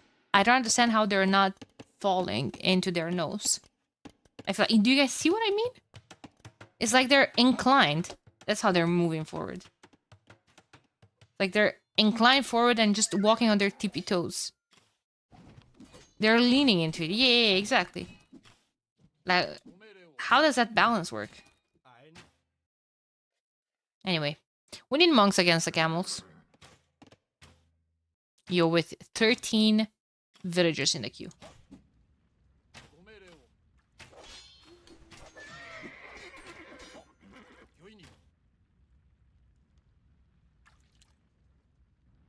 They have a heavy spear javelin. That's inclined with them as well. Like, look at it. If you're leaning forward, you're gonna fall into your... Yo knows how to game with the garrisoning docks.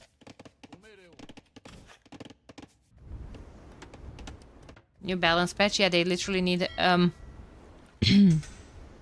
balance patch. Yeah, fish is lava. Look at that juicy dock. Nice reaction from Yo. If only he would see those juicy fishing ships as well. Let me tell you something. The fire ships melt the ships away.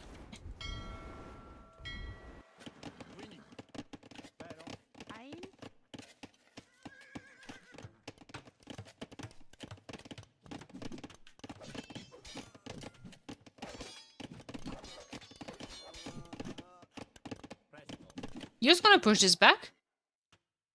I do like MBL trying to contest this water. Just make things messy. And what did I tell you in the beginning? The longer this game goes, the better it is for Byzantines. So, you're technically just living the life. And he does kind of have control over all of these pawns. Just imagine, chat. Imagine. Drones. Ooh, MBL has 10 on stone. And here comes the tower creep. He could snipe the tower. Oh! No, I don't think he did. He has 600 stone now left.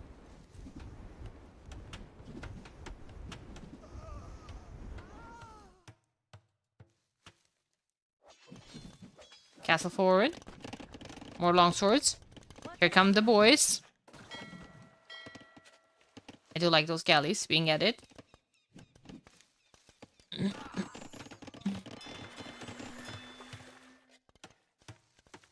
Yo sees that castle, you gotta think, okay, I need to go imp and Dromon the shit out of that castle. Like, it's simply as that. Issue is that if you go imp, well, MBL could just come here and dock himself.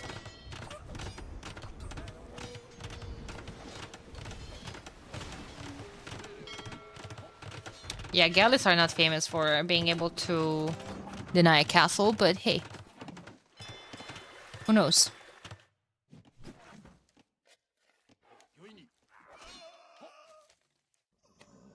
Here comes the freshly healed knight.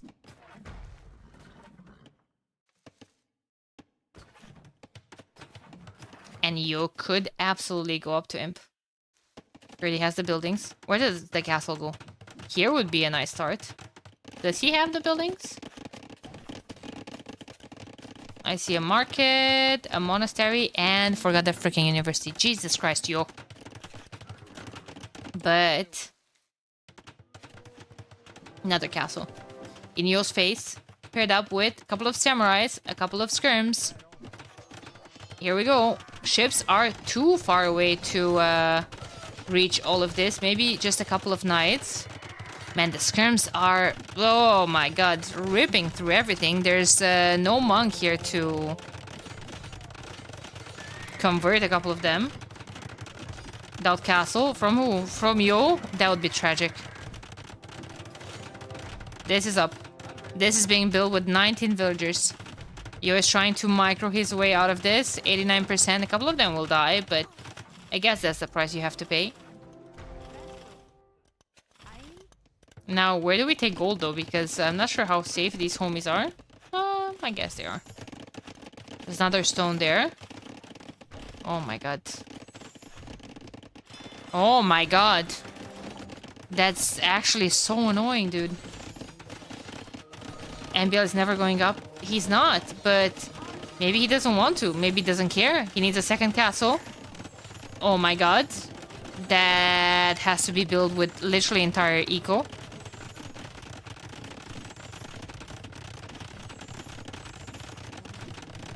Maybe 2 conversions on the longswords. 1. Castle attacking the skirms. That castle's going up as well. Again, sacrifice willing to make. Maybe a TC here in the back needs to buy 100 stone. Because those raids could be tragic.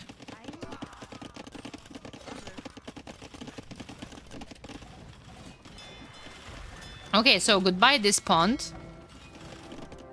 But then what? Then we have Imp in 20 seconds. This could be Drummond. This is gonna be trapped. This could be trapped as well. So, I mean, it just needs a couple more monks to defend against the longswords and samurais. Castle back at home. This could be Drummond as well. So, let's see. What are we queuing? 2 traps first thing. 1 Drummond here for second thing. Of course. It's just easy sale for Yo from now on. However, Yo is going to lose the water on the outside. Another Drummond here would be step number 3, and that should be great. Now, Japanese, 15 on stone at this point of the game. Will that be enough to heal 1, 2, 3 castles? And by heal, I mean repair.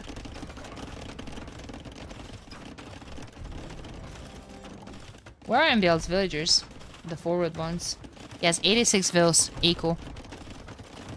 100 for you. Yeah, 1600 fishing ships. You only have 17 vills to 93. This is gonna fall. This is gonna fall. This is gonna fall. And Drummond from here, please. He might have forgotten about that dock. Chemistry coming in. I think Yo has this game into the bag. And he even got heavy warship upgrade. Now those are Carracks. He's gonna be able to push all of that. And maybe even make a Drummond from that dock. There it is. 1, 2... Yeah, this is what I was saying. Oh no, don't lose it to the castle. Yo! He didn't lose it to the castle. GG, well played was called. And Yo is taking game number 4. Taking the second set of the day.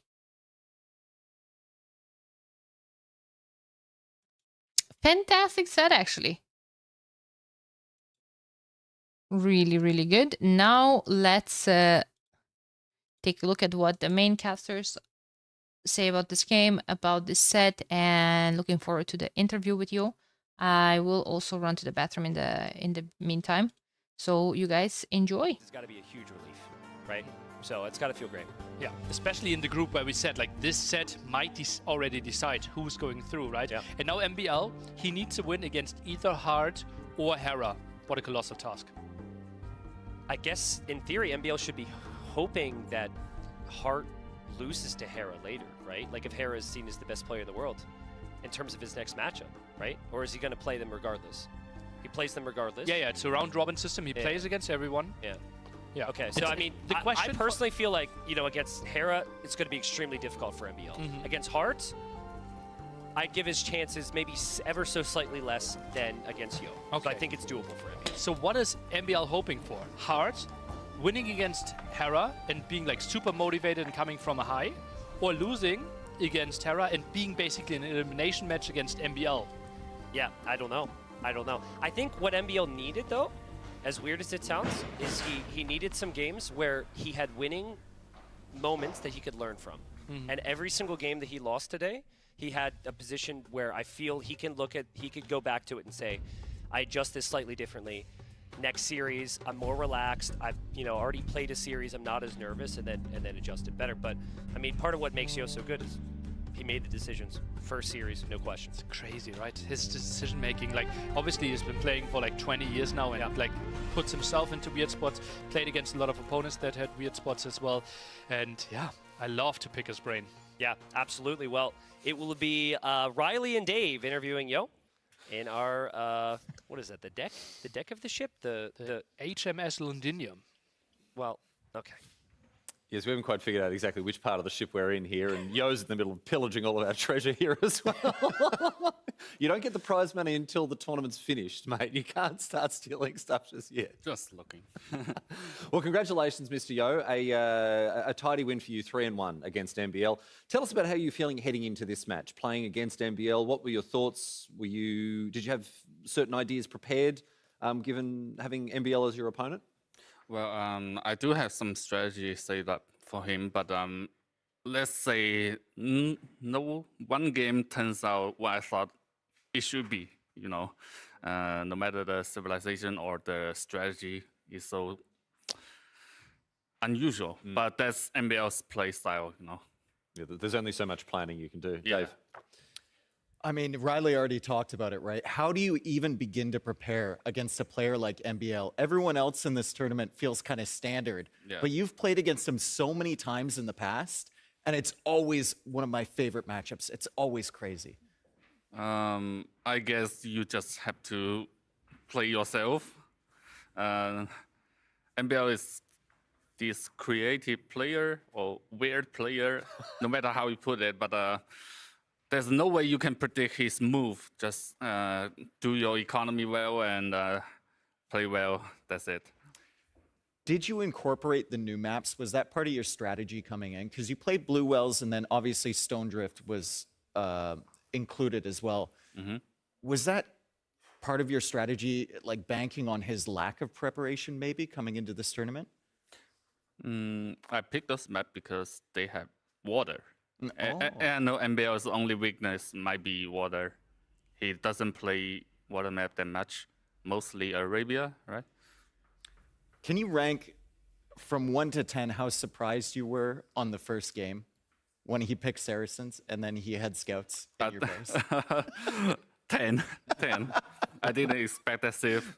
And scout opening is unexpected. And I think everyone can agree here. He put a lot of pressure on you, but you reacted very well. Are you feeling good mechanically, other than your strategy coming in, which really worked? But your mechanics, are they feeling good here? Are you comfortable?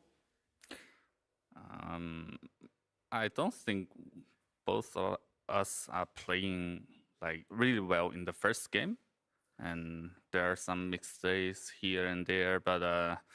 I think his strategy is not that good against mine. and your chances going forward after you won this set. How big was this set for you in such a tough group? Big. And how confident do you feel going up against Hera and Hart? Big. I have no confidence against Hera or Hart. But it's good to have one win at least. And next round, I think I'm playing Hart, right? Well, I'm not sure. We'll have to check exactly the way. Yeah, it should be. It should be. You'll play him at some point. Yes. Yeah. I think Hart is gonna be tough. Hera, never mind. Who cares? Never mind. Okay, it's a bye, but in the opposite direction. Yeah. Well, Mr. Yo, congratulations on the win. A great start to your Red Bull Wololo Londinium. You must be really pleased. 3-1 over MBL. Thanks so much for joining us. Best of luck in the future. Thank you. We're going to head over now to our casters once again. They've got some highlights to share with us from what we've just seen in this set between Mr. Yo and MBL. Yeah, Mr. Yo's transparency as good as ever there. That was awesome. Yeah, he looked visibly relieved that he got the win here. Back to what we said. Do you find it interesting as we get to the highlights for the series? Do you find it interesting that he lacks so much confidence against Hart in a LAN? I was a bit surprised how hard he judged that one, right? Yeah. Especially Hart, who struggle a bit in LANs, right? Yes. We have to say, like, we consider him maybe top 5, top 6 even in online games, but he didn't have, like, any breakthrough sets even in the last LANs, right? Yeah, so that was my feeling as well. Ranking him so much higher than himself, I was surprised by that. Well, I mean, they have a lot of experience playing against each other, and I think for players, it's just going to be based on how each player feels on the other side of the screen. There's no question on Hart's talent. He was saying that, though, about Hart. We'll see him later. He was actually in the semifinals last time around. I think he got swept by Hera. But yeah, we'll see what Mr. Yo does when they run into each other here. But he said he didn't expect the scouts. I didn't expect the scouts from Saracens either. Yeah, well, that is a wild strategy, right? But you can use the market. It is MBL. You need to always do a really good job of scouting. And that CA died. Yeah, in the end, all the CAs are dying. But MBL's economy is simply 20 villagers behind here. The key moment of the game. Yeah, it was huge. And that's exactly the game you want to start off the series. And Mr. Yo, I think, led with some confidence going into the second game. But what is that, like 6 villager kills, but 30 idols right there? It's like it's yeah, ridiculous. I think the worker efficiency last minute dipped down to like something like 20% there. And then he finishes the game with the forward castle. Just the perfect opening. Yeah, perfect timing there as well, right? Because actually MBL had the water control, just won the big fight, but villagers snuck through.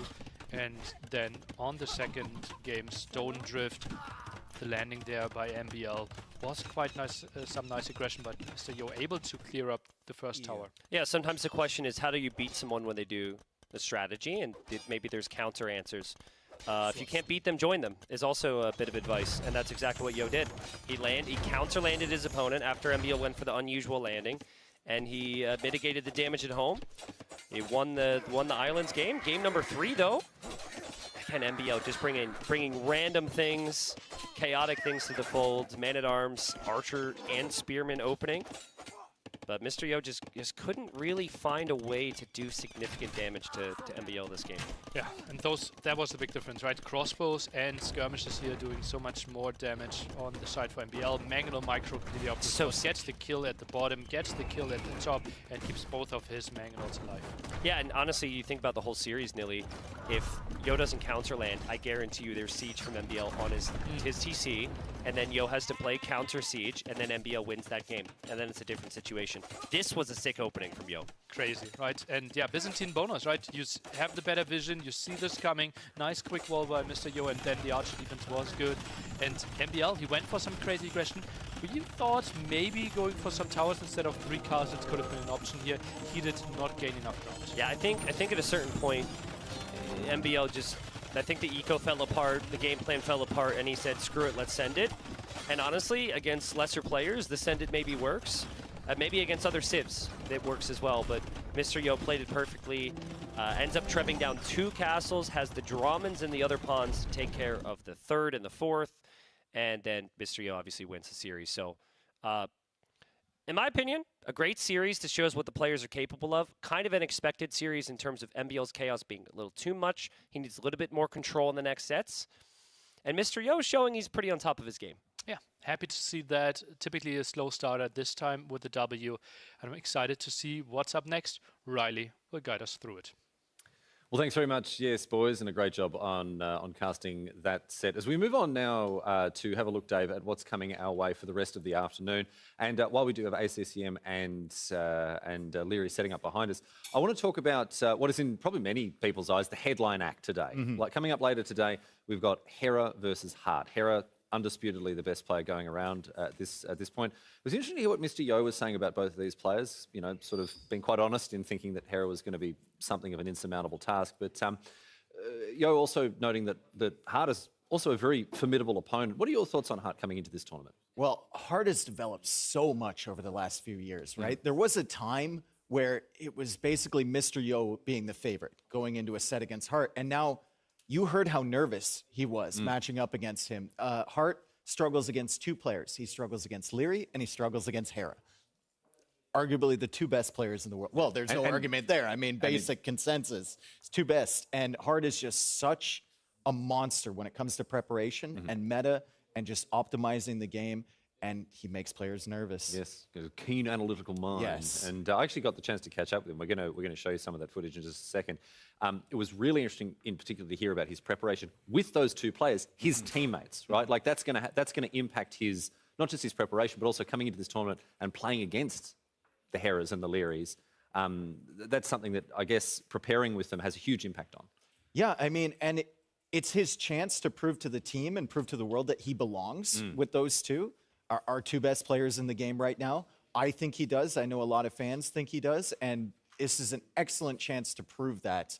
And he opens against the best player in the world. The best player in the world for a very long time now, Hera, later today. Yes, and you get to hear exactly what he thinks of that matchup. I got the chance to catch up with Hart earlier today.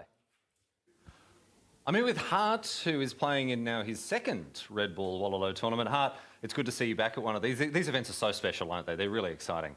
It's super exciting. It's something you plan the whole year around, basically. It's like the World Cup for us AoE players, essentially. It is a little bit like that. These are such high-profile events. Let's talk about your preparation coming into this tournament, given the fact that the stakes are so high. What does your preparation look like?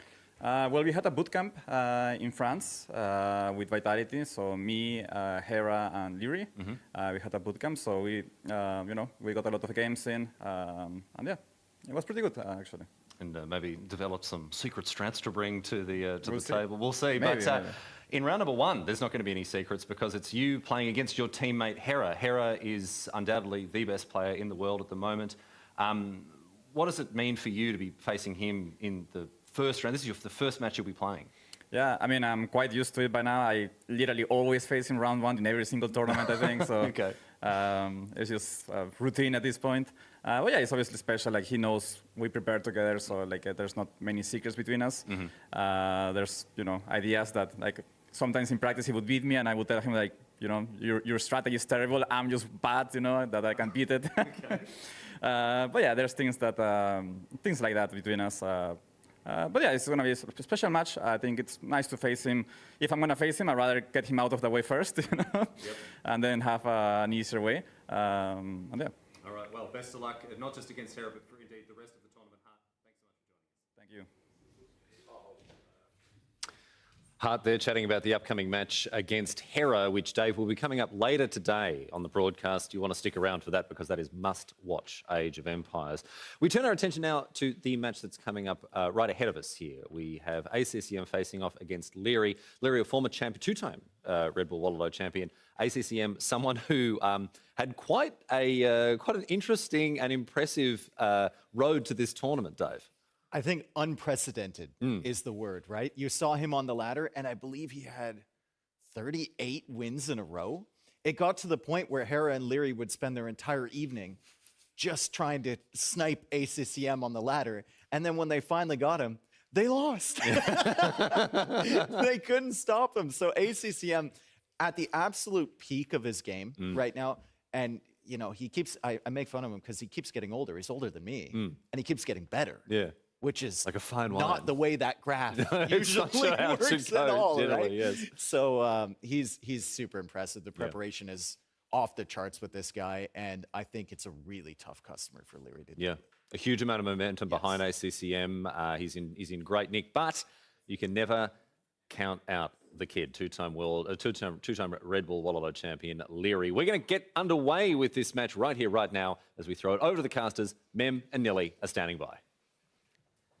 And because if you check about those statistics, you see ACCM, right, Nelly? And then he was the one who played the least.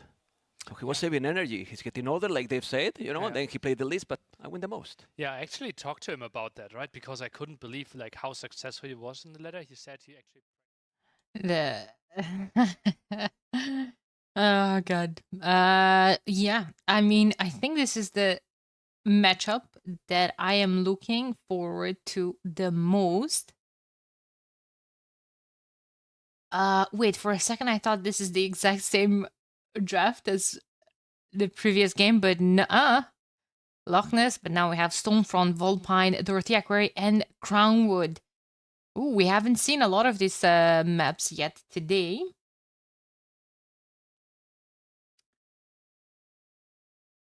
A big energy ma'am coming in to ACCM series. Yeah, I mean, ACCM versus Leary. They're right that these two have faced each other the least. So maybe that's why I'm looking forward to that. How many casters did they send to the event? Four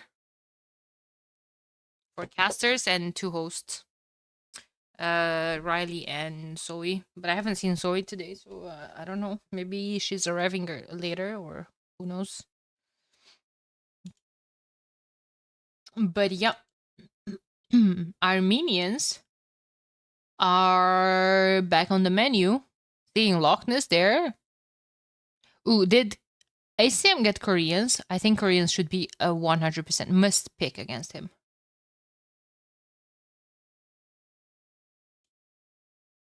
Many talking heads going on back there. Yep. It's a long day, so they may be spacing people out. Yeah, like the casters are changing all the time, but I thought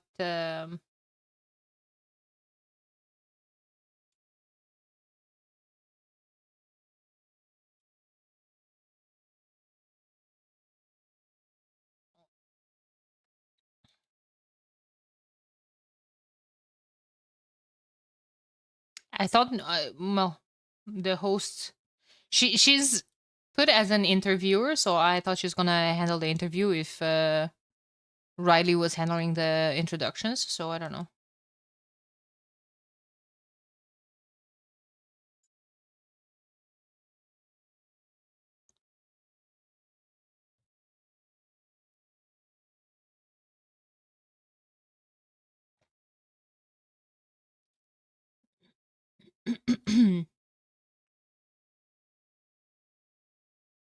Darkslide ACCM.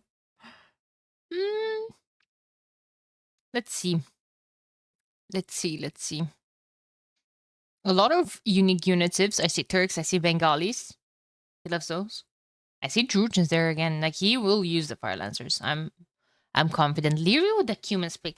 Guys, first was Lewis versus Viper. And then Viper picked Cumans himself. And now Leary's picking Cumans. Like, what?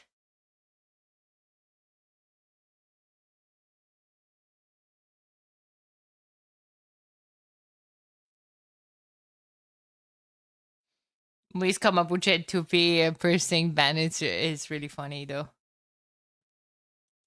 He's been doing that since the dawn of times.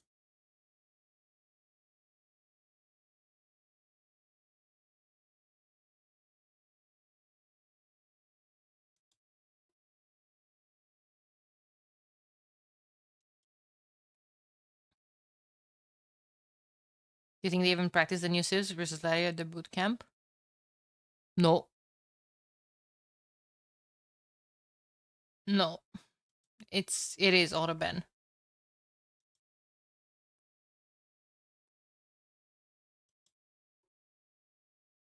For sure, Dravidians, Armenians on Loch Ness. Yeah, when I saw Armenians there, I 100% expected that. Dravidians for Leary. You guys think Hera was just telling him, no, don't pick Dravidians, they're crap? And he's like, oh, but Viper won with them.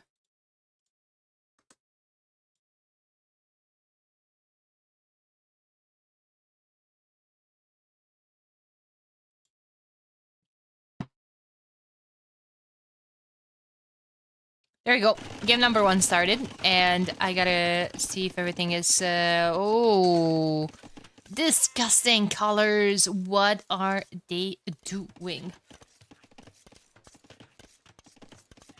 Okay, fixed. ECCM with some palisade walls. He has 1 dog, 2 dogs, 2 for Leary going up as well. I think this is going to be very water-oriented. McDonald looking. Aren't these like a part of Red Bull colors as well? So we're just celebrating.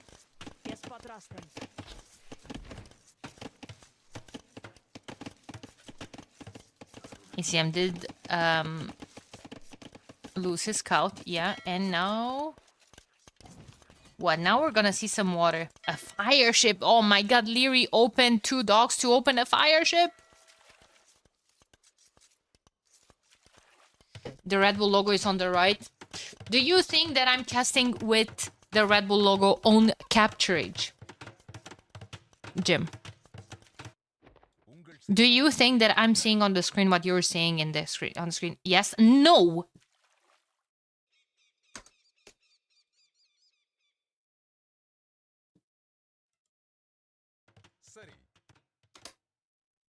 No, like, I'm not putting the logo in capturage. I'm putting the logo in OBS.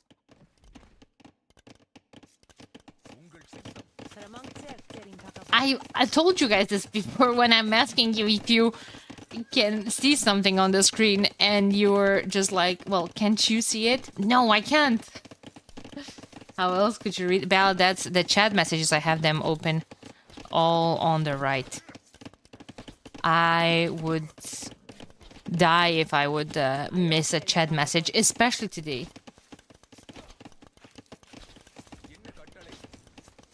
Especially today.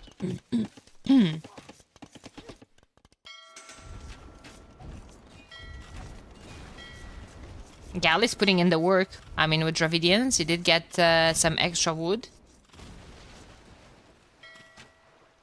And up he goes. ACCM needs a market. Also to probably mass a couple more galleys. But that's after he clicks up. For now, he needs a market and to click up. He's Armenian, so he has an extra projectile.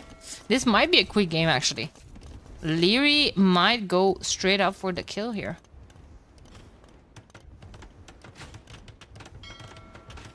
There's nothing for ACCM other than a lone fire ship, which won't matter. The fire ships and the galleys will absolutely melt both of these dogs. And then what?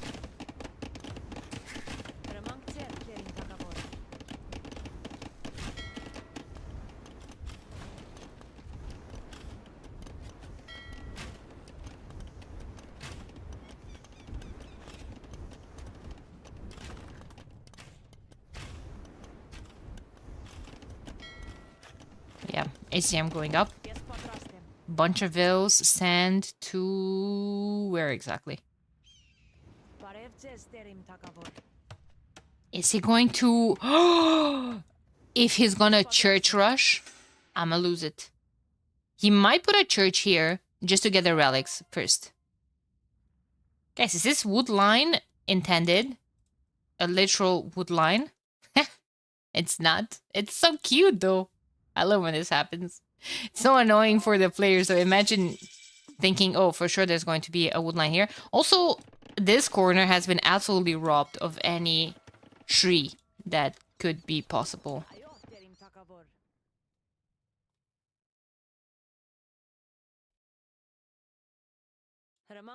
Monastery here. To have one close to all of those relics. And to get some more priests out. He can mule cart it. He can, yeah, but what about someone that doesn't have mule carts? Nah? You guys think about that? No, you only think about yourselves. Girly Witch! Thank you so much for the 5 months. Appreciate it. Here comes one. Girl squad? Yep. Oh boy.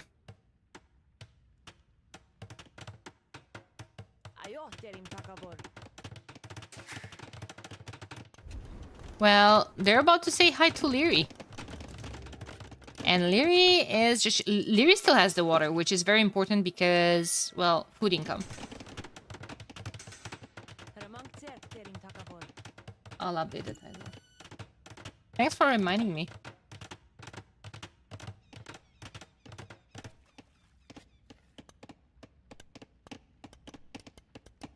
It's okay, I updated it. It's fine. It's okay, it's...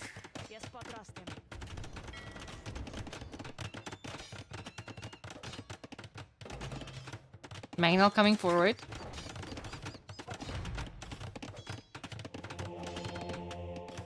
Warrior Priest coming in. What about Leary? Leary is going to react with a monastery of his own. He already has a siege workshop. But now, there's a couple of things. SCM can just get redemption. He has 14 people on gold. Chillin'.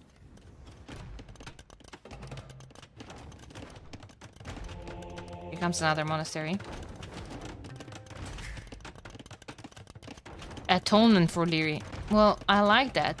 Especially against the warrior priests. You can convert them in a different way, but imagine some devotion on those priests. Just taking your... Ooh, ACCM got one converted.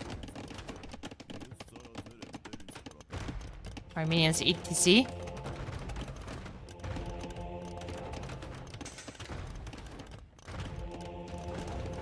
No more mangoes. Redemption. Nice. I like that.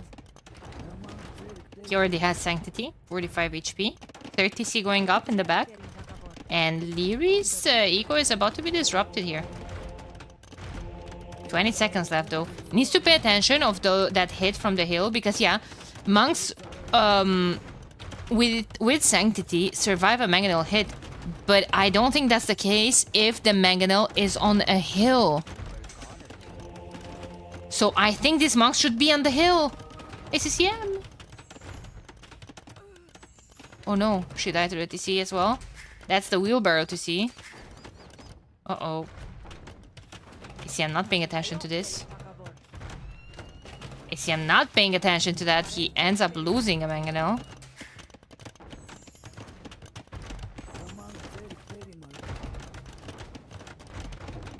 This should be converted.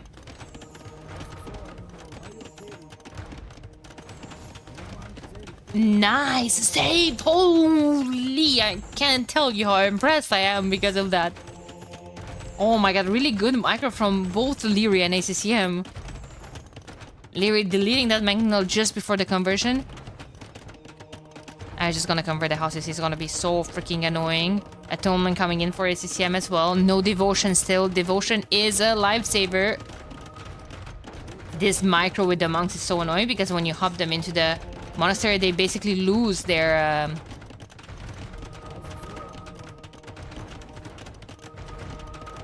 conversion, their target, whatever.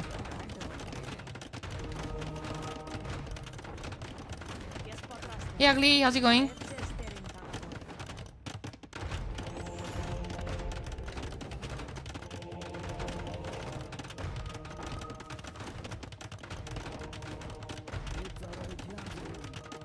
There's gonna be a conversion. There's gonna be a conversion. There's gonna be a conversion. Oh no, he switched it to the monk.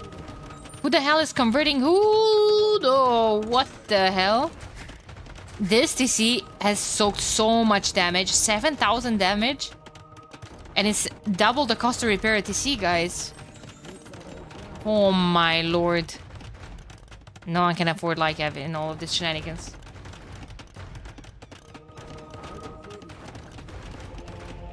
can't believe he saved that shit. Oh my god. She's dead. Poor woman. Man, the way Leary is microing his mangonels to keep them on the hills at all times is absolutely freaking insane. Here comes...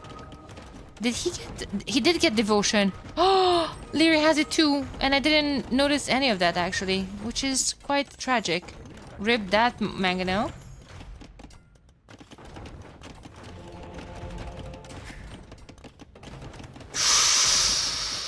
Rip the monks.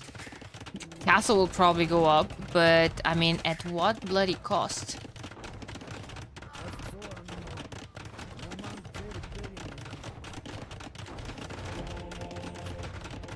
Gonna take out 1, 2, possible 3 monasteries here. Fortified churches, whatever. The sea will fall. Leary is getting the scale barding armor. Now you tell me, I'm asking a question. For what are you getting the armor? Because there's only monks on the field. There's not a single warrior priest. And you know that. You can't see them. So if you're getting the armor and basically the opponent converts, then you're donating the opponent like Kev with armor. Mangoes. Yeah, but I mean, just don't get hit. It's that easy.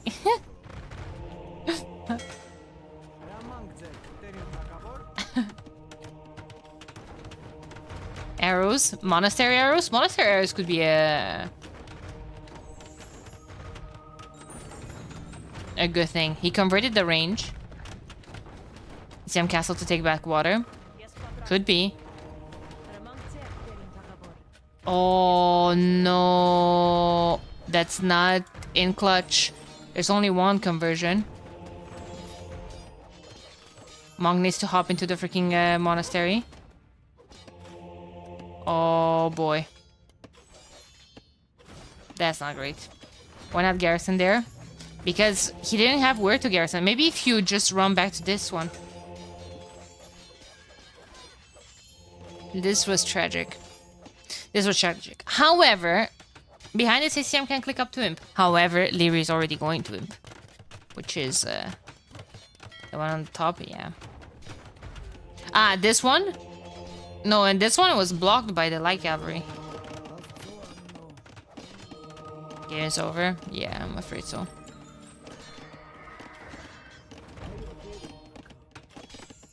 Delete archery. Could be, yeah. ACM going up to the next stage. Castle on the shoreline. Yeah, this is how you're preparing to take back water. Defensive buildings on the shorelines. Well, to the people that were saying that if you're losing the water on this map, you can't take it back. You absolutely can. This is the right way to do so. But the issue in this scenario is that Leary is going to be out faster. ACM was not just pure booming while his opponent over-invested into water. Oh, these are some nice conversions here.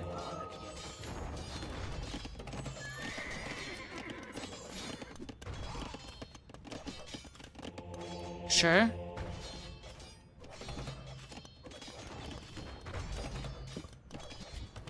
Okay, well... Holy, how can I not get rage baited today? Why is there an ox there? Where's the ox strut?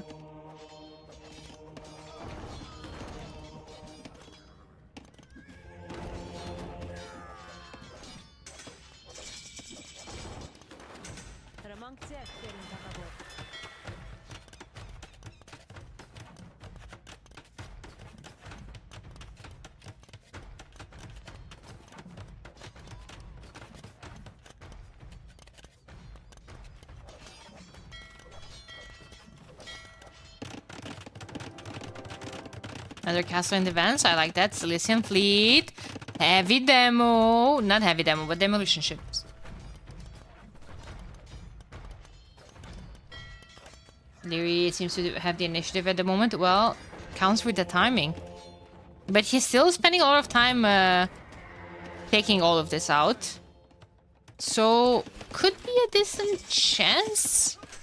Still still, like, okay, I do agree that it's looking quite bad for ACCM. Leary is probably about to lose his fishing ships.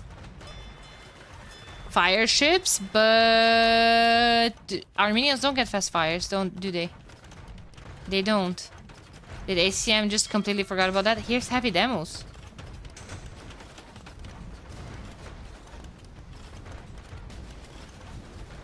Yeah, like Leary is looking at not Leary. Jim is looking at the total eco. But like fishing ships not super relevant at this point.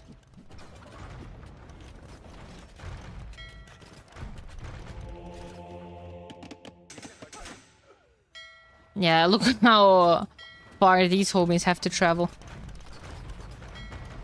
There's no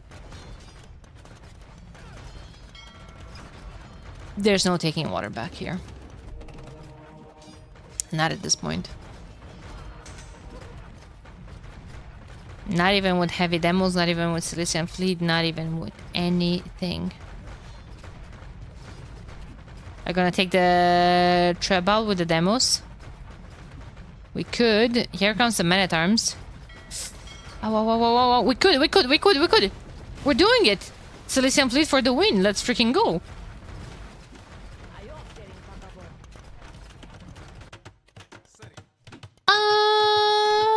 Excuse me?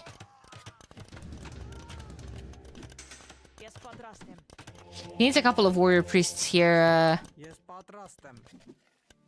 to fight those skirms. He doesn't have the ferreters. Oh no, Leary must be so tilted. Like his skirms are blocking the foundation, and by that time Magnol is gonna pop out. NCM never gives up. Good! Oh god, here comes the mango. Uh oh. We're not producing from all of these though. There's the warrior priest. Just pop them out! ACCM! Ah! What are you doing? Oh, he's coming here as well. It's too many things to focus on, dude. I'm just gonna creep more with more barracks. There's ferreters. That castle's gonna fall. Is that the ferreter's castle? Oh no! Don't repair the dock. Repair the freaking castle. ACC. No, it's in. It's okay. It's so freaking tilting to play against, I would imagine. Couple of elephant archers. Okay, HCR already out. And I think it's time. Actually, did not know we didn't get hand cannons. They do. They do. They can go into hand cannons, bomber cannons on the flank on Black Forest if they're low on eco, even though they usually would want to go elephant archers. But that's why I know.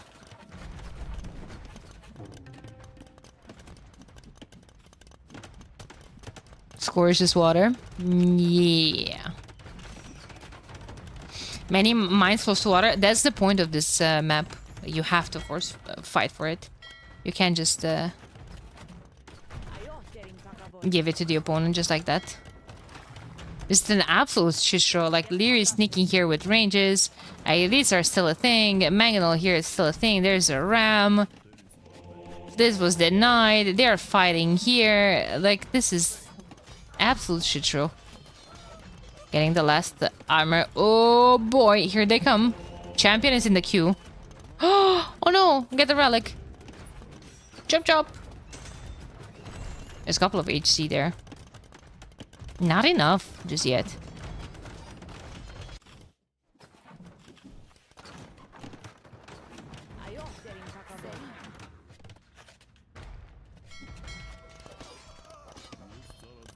Masonry coming in. Oh boy, this is gonna be a long one, chat.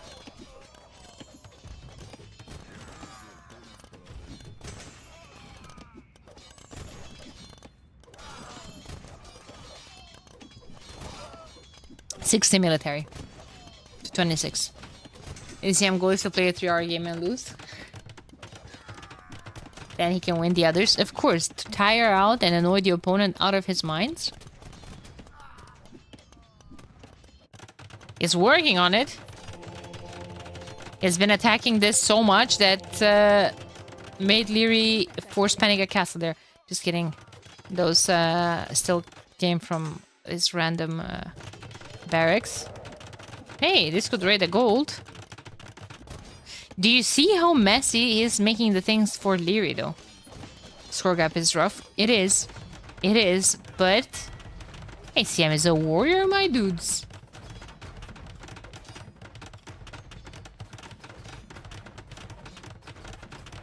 Time limit is cheating. Yeah. Oh my god. Leary pushing all of these ranges up his nose, though.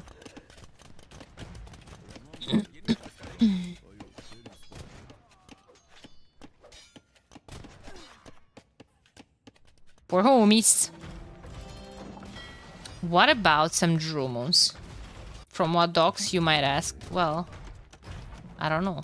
I'm just saying things. It would be nice to get some Dromos on the field.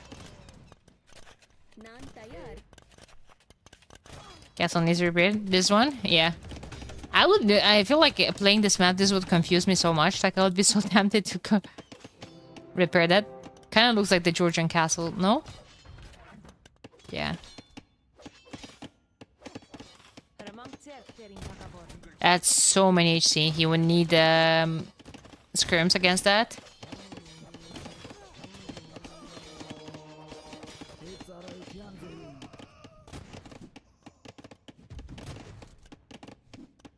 The map control doesn't look bad for him. For CCM, the water control is looking bad for him because he's gonna run out of gold and all of these stuff. Those are all close to the shoreline. Now, at the same time, like, Leary is not using it as its fullest. Is what throwing them off. They all seem to struggle a bit. Did you not know? Did you not hear what Yo said?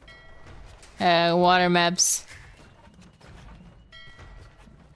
The Arabia's player biggest fear.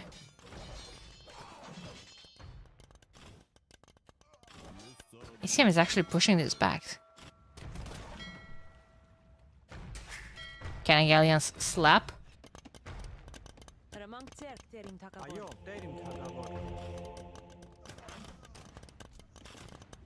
25 chances doesn't beat 50 hand cannons. Does he have... Oh, but Elite Skirms might. Does he have Arson? He does not. Might as well get it, I say. What do you guys think?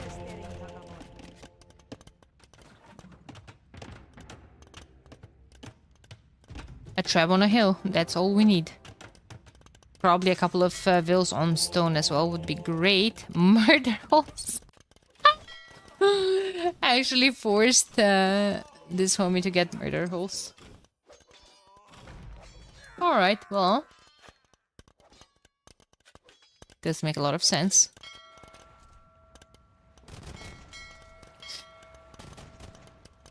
I don't think there's a win condition here for ACCM. Other than Leary just not paying attention to his keyboard and anything for like 5 minutes. It's just too much. There's HC here, all of those galleys patrolling. This was pushed back. It's 45 hand cannons.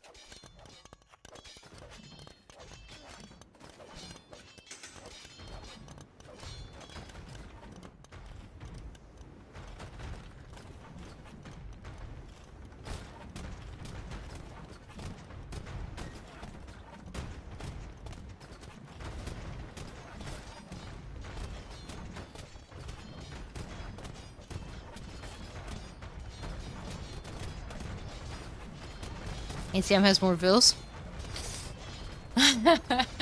Yeah, if only vills would win the game. But this is pushing here. What's happening here, though? Elephant archers mixed in with all of that. Well, this all dies to scrim, so that's fantastic news. But you need a whole lot more scrims than that. 37 scrims. Still 30 more military. Elite cannon galleon, guard tower, and fortified wall.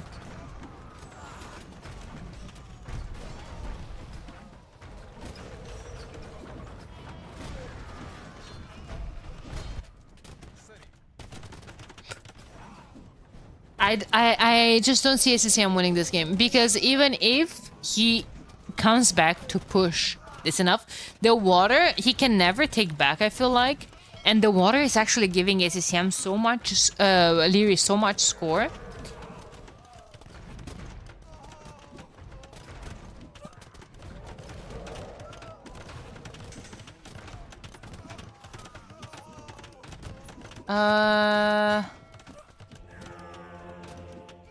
That I don't think you can win on score. Like, I don't see SCCM closing the score gap.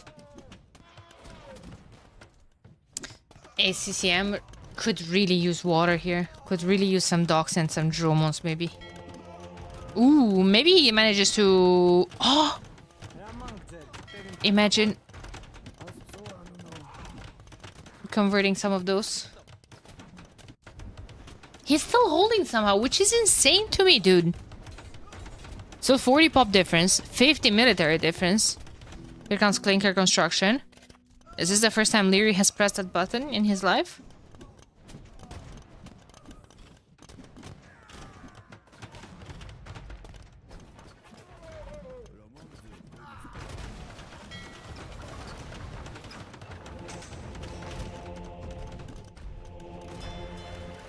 Heavy demos, nice.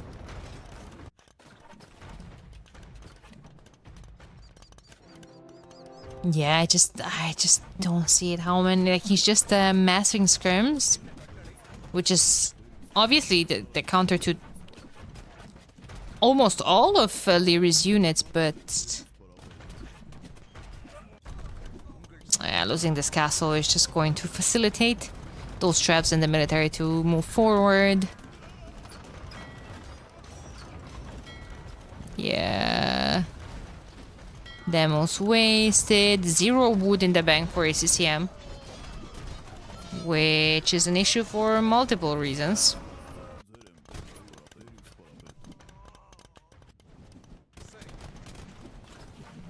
Yeah, I don't know.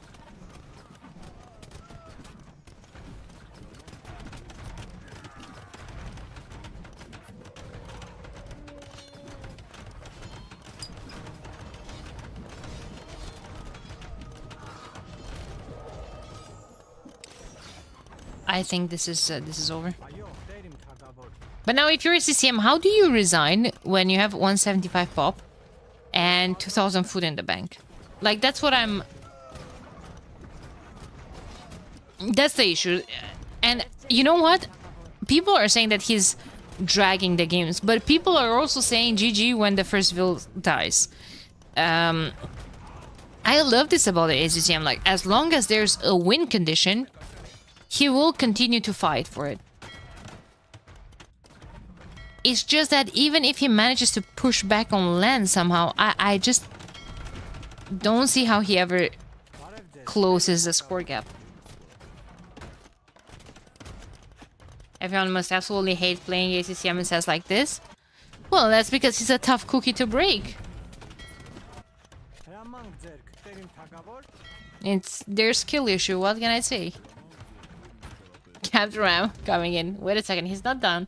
1 hour and 15 is the sky limit. The sky limit. The time limit, Skylicus. That's what I wanted to see.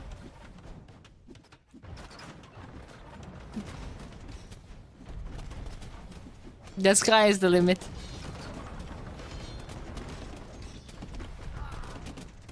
You don't win mid with Madness 1 if you aren't a fighter. Yeah.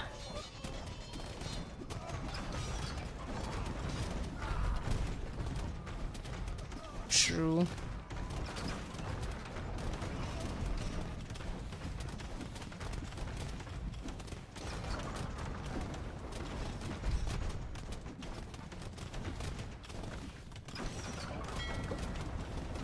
Armor on the cavalry? Wait a minute. This desperation church under a trap? Probably not the Was that Caravel Hall? Oh my god. He must have been... Whoa, neat. They actually even have an upgrade. Heated shot coming in for all the churches and the towers. Alright. Hey, Matt. It's also awkward from Larry's perspective as he has 20 pop on water that don't help too much on land, so he can't push as fast. I would disagree. I think those cannon galleons were juicy. 22.2k damage. Also, on land, he only needs HCBBC, I feel like. Down Monastery forward. Alrighty. Oh my god, this is tragic for ACCM. Pull the plug, homie. Call it. Time of death. He's not gonna call it. ACM is just warming up. No wood, yeah. Still has wood line in the back of his base.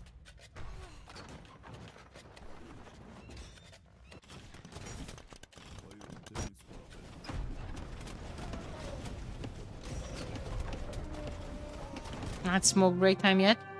It is now. GG was called. Leary's taking game number 1. And the thing is, because of this, the yappers already started on Reddit. After the first set, even the yappers started.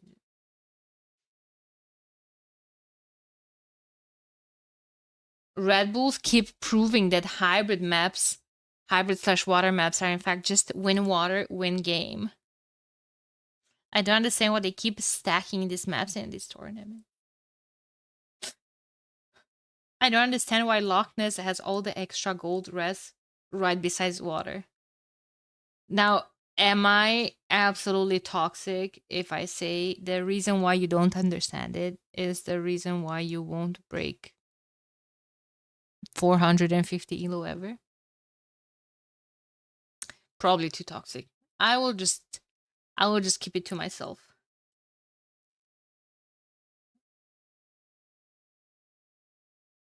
I don't think I like this map. What am I missing? Don't be toxic, Redditor. Whoa. Sorry.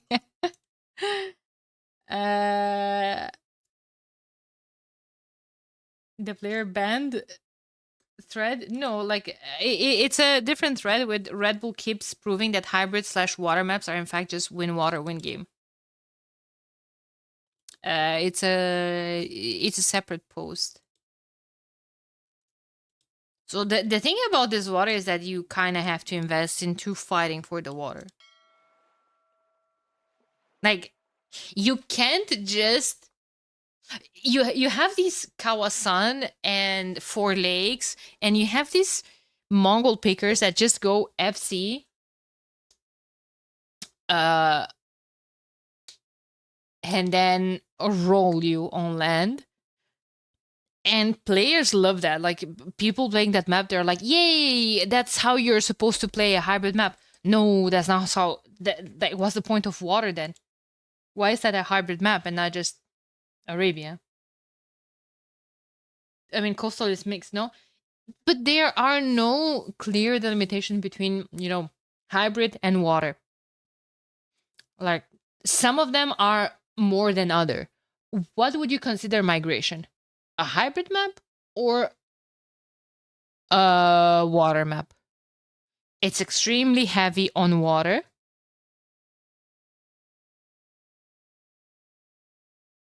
But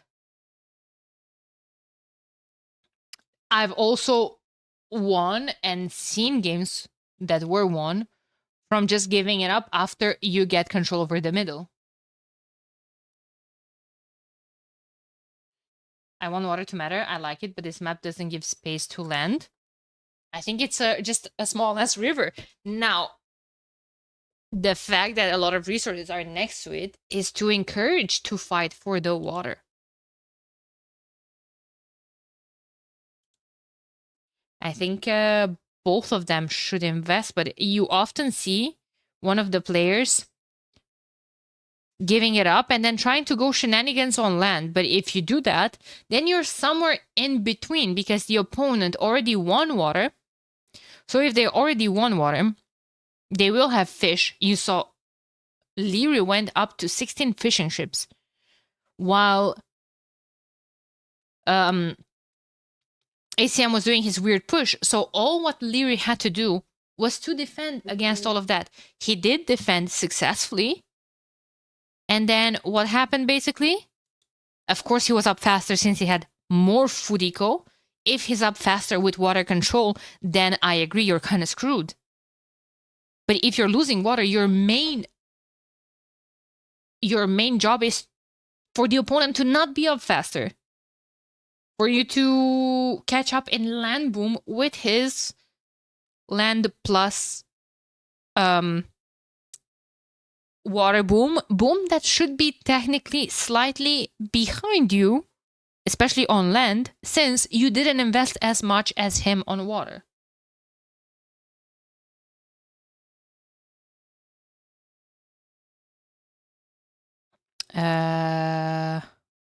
Admin map was a win for Leary. I think while I'm yapping about this game, I think they had started already. Let me see really quick.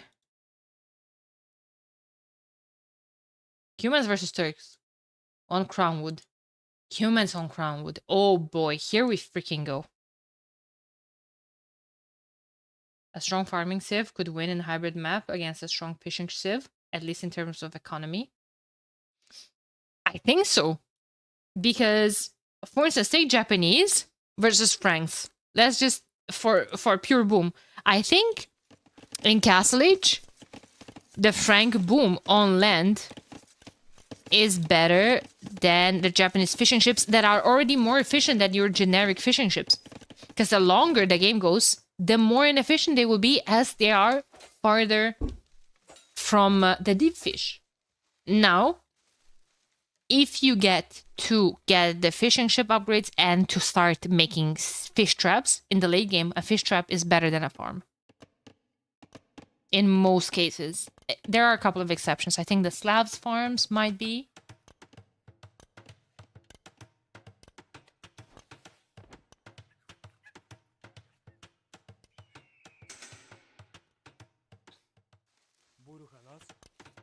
Leary with 2 ranges, 1 stable. He's doing the Viper strat from Handhold.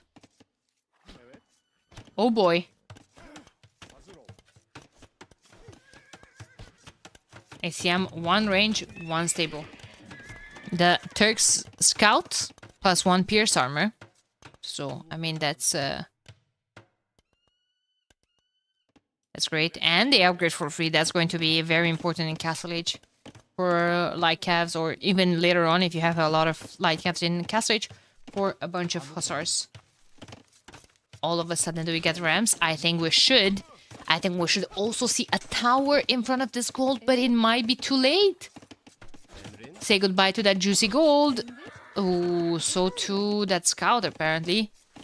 ACM big time gaming. He has a gold in the back, so he could just move to that. This Vil paid actor, he was kind of trying to close the gap. There's the pierce armor coming in handy. There's no armor on those archers. Cleaned up a lot, but man, ACCM has done a fantastic job here. Trying to do some shenanigans, some aggression forward as well. And that's it. Base is closed. Now, if you're ACCM, you probably want to stick on archers. You don't want skirms, not more than 2 or 3, to maybe get some bonus damage against the Feudal Age archers. But if you get to Castle Age with 30 skirms, you're kind of stuck with them because the Turks don't have Elite Skirm upgrade.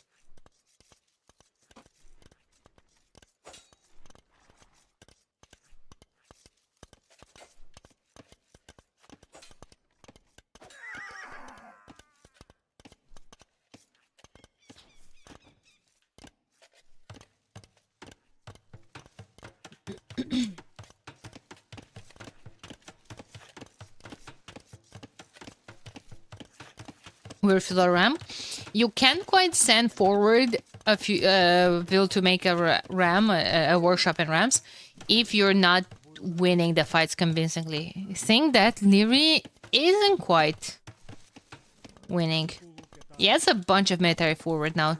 Maybe this would be a good time, especially since ACCM is not going to counterattack. He's going to focus on winning that. Also, I haven't seen this archer range pump a single unit all time. Oh, there it is. First archer being created. Yeah, so basically if you're gonna waste the wood to put down a production building, you wanna produce from it. Otherwise, that 175 wood might as well go into 3 extra farms. So it helps with your uptime.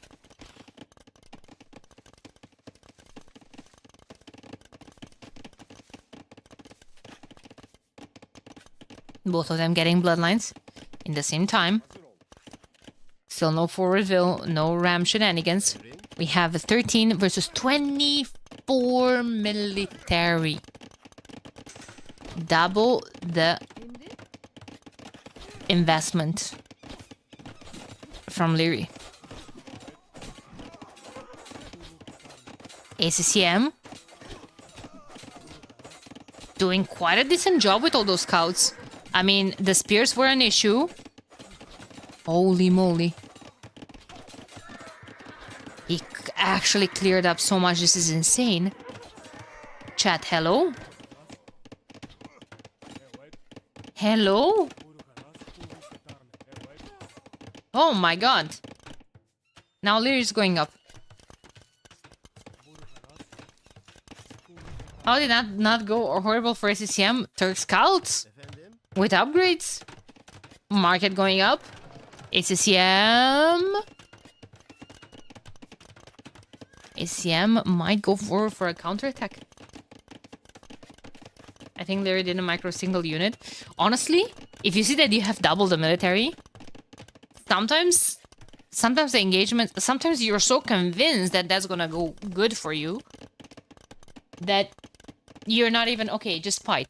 It's better to not even touch the military, but holy moly, yeah, the spears had to take better engagements. A lot of army was cleared up even before the spears got a single engagement, and then they were just going down to the scouts. It's a lot of archers. 9 soon-to-be crossbowmen moving forward. Okay, they might want to come back because this could be an issue if they get into his base. I do like how ACCM is closing down his base. Double walls everywhere. I want to see CA. Later on, he could even get Sipahi. 20 extra HP. I think humans would struggle against that. But here's the forward siege workshop. It hasn't... it wasn't done earlier on, though. You could already be getting capped ram. Uh-oh. Couple of knights could clear this up, maybe. They're on the hill now. Leary's gonna lose a couple of vills here. Only 1 TC for him, so no Cuman boom advantage. Also, I do think that ACCM might have seen this workshop. No, he didn't. He has 2 scouts, though, so maybe he will. In the meantime, Leary is doing some damage to ACCM's wood line, forcing a tower as well.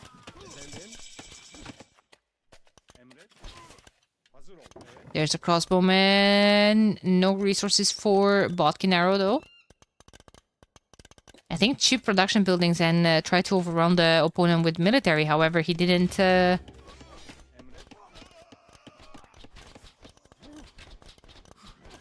Oh no, he's gonna snipe the Magna as well.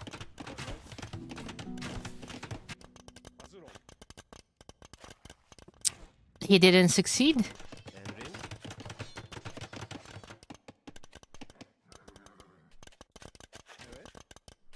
Man, I see I'm trying to micro 30 groups of units at all times. Getting the armor is nice, but Leary has the armor on the cavalry as well, and he's gonna clear that up. Now, what's important is for ACCM to clear this up. She could try to put a house here, just to be safe. There are 5 vills still garrisoned in there as well. Man, that's a lot of military. ACM is getting ballistics. Leary doesn't have it yet, surprisingly. Leary would be the person to immediately slap down a uni, but it seems like he's really struggling with wood income.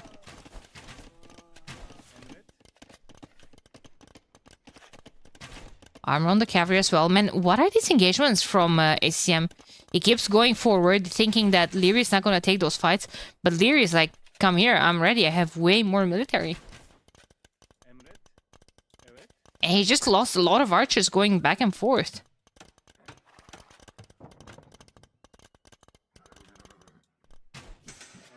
A lot of vills going down. And it's crazy because ACCM keeps getting close to that group of military, not realizing that Leary is not scared of you. ACCM doesn't have Botkin, you're right. That's why he's losing so many units. Oh my god, he just realized as well.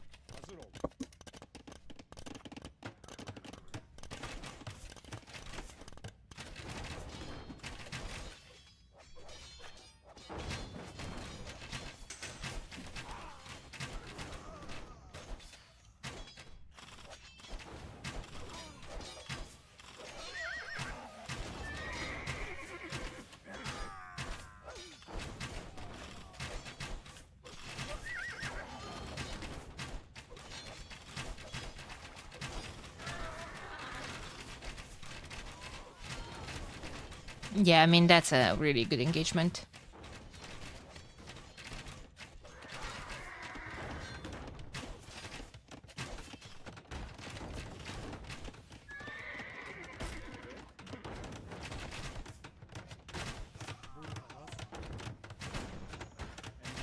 Leary's micro is so freaking good.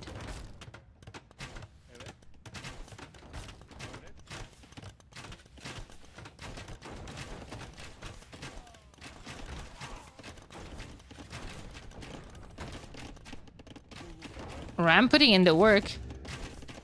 Even without capped Ram. Leary's eco still pretty good, even though it's only 1 TC working for him. Ooh, another small group of archers. But he's doing so much damage to ACCM's eco. ACCM is only 1 TC as well, but it's just so much damage. He has no production buildings anymore.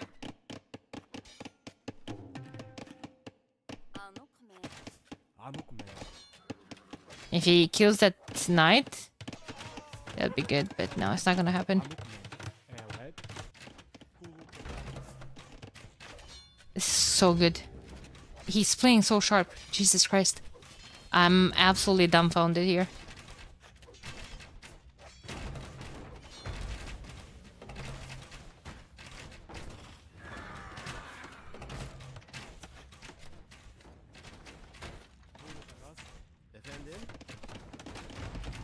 Double range. Oops.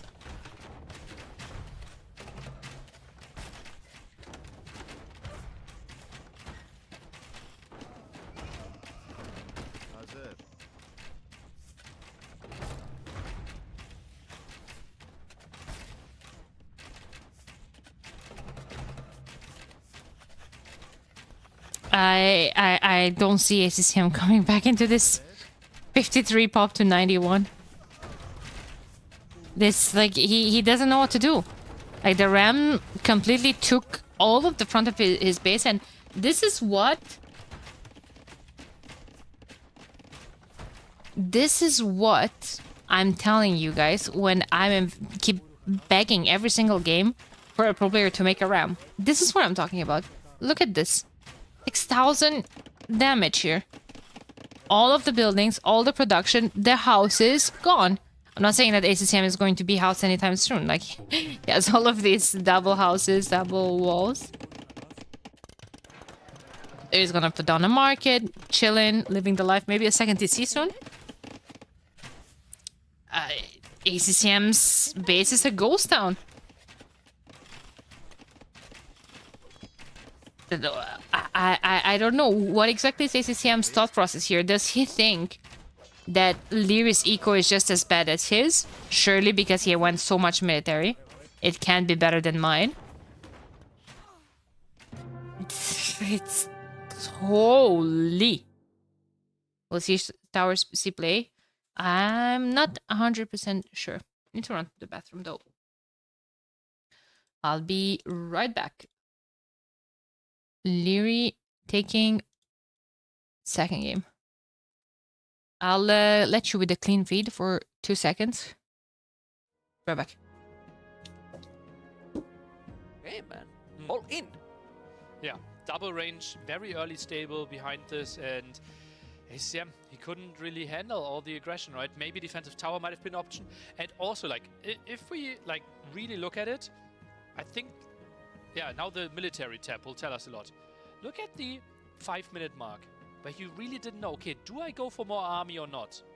And he had a lot of resources floating, and then he had to decide, okay, I'm going for something, but Lyri had such a big advantage already, and ACM could not catch up. I think a bit of indecisiveness and a bit of lack of scouting. Yeah, but it's crazy because you check the total of kills and then look the economy at the end. He was having him idle for the last 10 minutes. Yeah, brutal. For the last 10 minutes because it was similar amount of villagers all the time, you know, and then army numbers in total was more or less the same. Well, I think that we couldn't handle this pressure either, you know. Insane, really, really insane.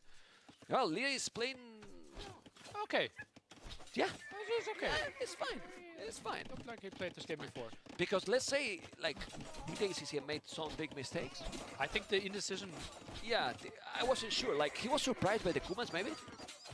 In this map? Can you be like, it was Magiars as well as an option to Tars? Yeah, but why Turks? He wasn't expecting Kumans. If you expect Kumans, you don't go for Turks in this map. Yeah, maybe. Try it, like, I mean, I don't know. This actually was a really good option for ACCM to still make something happen in this game. Well, he did happen, but the crazy part is that he recovered. Well, recovered because of no botkin. Yeah. Right? Maybe if it was botkin instead of ballistic in that situation, maybe in this situation was better to have early siege instead of ballistic. It is tricky. The map is too open, right? Like, where do you really go with your mangonel? Your goal is so exposed at the front here. No, but to defend, I'm talking. And to defend ACCM. I mean, wow. Well, that series is definitely not over, but it's a 2-0 now. Longer game the first one, but very clear the first 2 games for, I would say, for Lyri. Now we even go into Lyri's home map, I believe, with Stonefront. So ACM is not going for Dorothea Quarry, which would have been his home map. And Stonefront, really aggressive through the center aggression, something where we could have seen humans. Maybe we see Lyri's special Sith, Ethiopians, just trying to go for very early aggression there. Okay, let's see the thought here for ACCM. I mean, to win the series, even if all the games count, right, in case that there is a tie because it's a round robin, you need to win all the games. Yeah, like, why to pick my home map? I will save a stuff in case that I lose, you know, for the next series. If I lose, then I pick this one. If I win, perfect, I will recover, but I'm gonna leave my home map for the last. Can be that the process, because if not, maybe you want he wants to hide a bit of strategies, maybe just wants to play a straight up game. On the other side, if we look at Stonefront, what is the option there for ACM? We have Wolfine. He might just play Persians. Here? I'm not that excited about Persians in Stonefront. I think he's gonna go Bengalis. Bengalis? What they have going for themselves on this map? I don't know. Maybe he's gonna go for some phosphorus strategy. Trying to go some. Oh, and it is Ethiopians. If you're an Ethiopians fan, this is your potentially only game that you're where gonna you will see them in the tournament. Yeah, Ethiopians are not a crazy good civilization outside of Lyri's hands. It feels like he loves them. He's going for so much aggression, and we see Bengalis for ACCM. That is going to be interesting because Lyri will play full aggression. And we are expecting ACCM to come up with something wild. And you know what? Now the viewers will think they said through the headphones the civilizations to nearly a mem to lose. Thank good. No, it didn't happen. At least. Okay. There might be a small bug on the map. We have the admin on the case, trying to look at it. Obviously, we have him in shouting distance next to them, and we're just confirming, is this 100% fair? Obviously, so much on the line.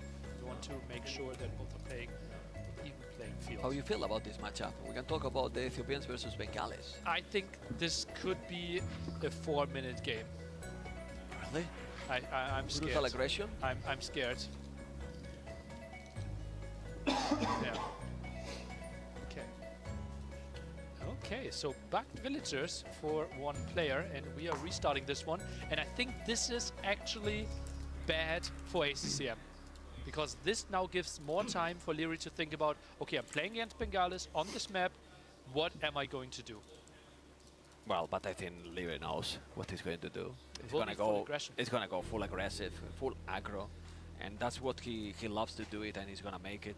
I like this map a lot, actually. Let's try to explain Bengalis a bit, and why we are hyping it up so much. So they start with 2 extra villagers when you advance to the next stage. Basically, we are starting feudal age, so +2 villagers, +2 once you get to castle age, and they have a crazy unit, kind of a chariot that is a knight and a CA. You can switch its mode out of the castle, and you only need wood and gold for it. So you don't need to spend too much when it comes to food. And sometimes we see people trying to rush to castle age and play a wild strategy, and once you get to that unit, it can be really tough to counter if the opponent is only in feudal age.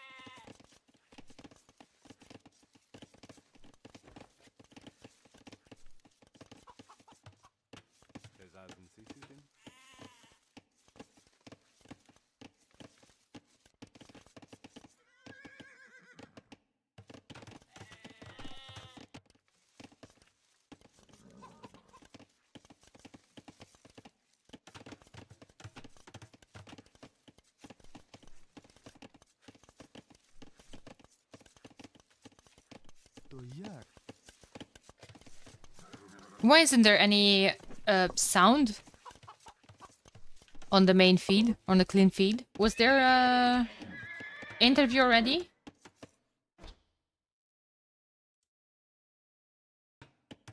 There is? Yeah, but I don't hear anyone talking.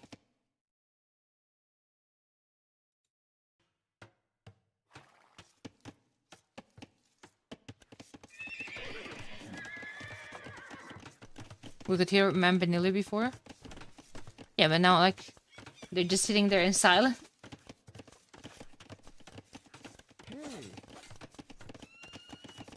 You're in the future.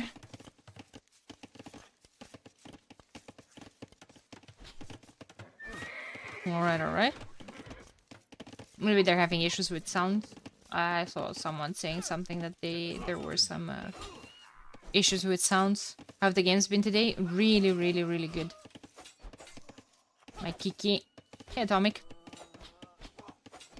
Hyra versus Heart. Oh my god, how I'm looking forward to this.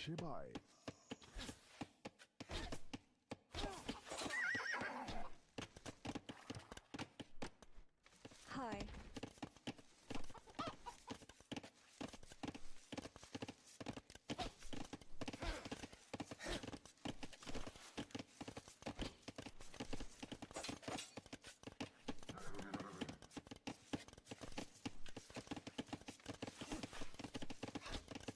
Adesh?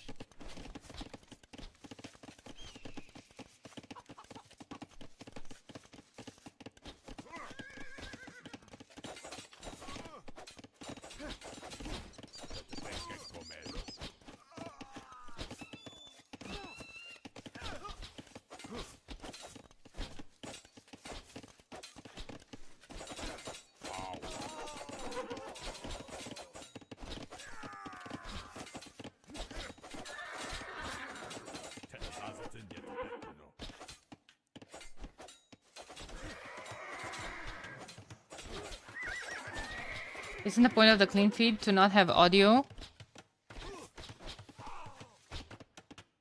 And let people cast over it in their own language, etc. It's working on T90 stream? What the hell?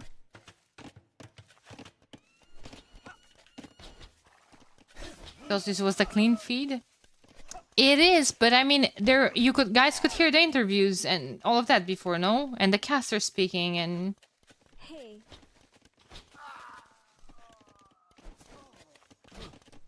Well, whatever. Anyway, we're turning it off anyway.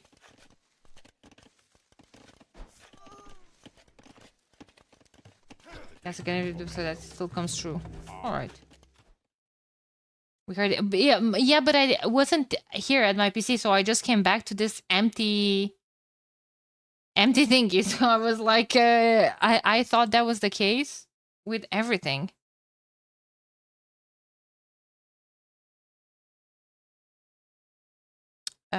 One second. Viewers command only works during the games. Okay, so we've had this Leary first, big Romans after the final versus. Oh no, wait, that was Hera and Hart. Still Hera with first big Romans. Goodness gracious! Oh my god, I love this song. I kind of low-key want to start rewatching Game of Thrones.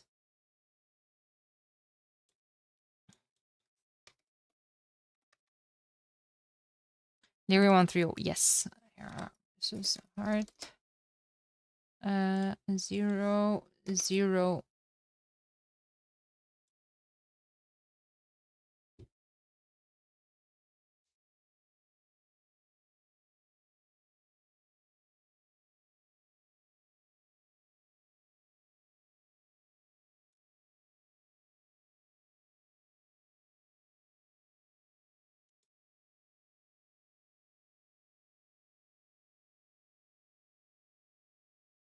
And that's their game now?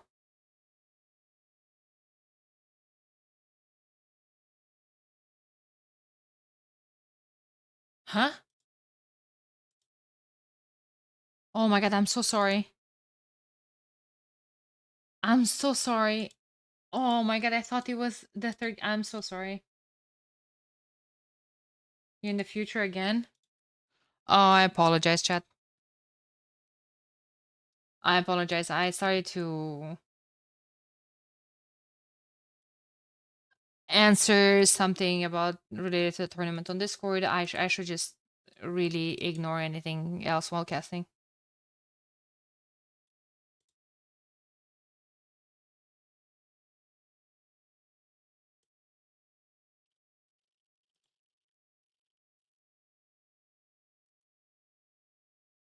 Is activating troll mode actually the opposite? I really don't like these things, but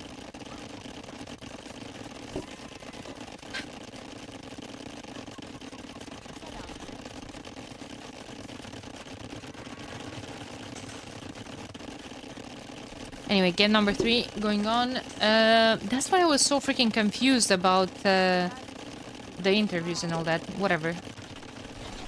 So it's Ethiopians versus Bengalis.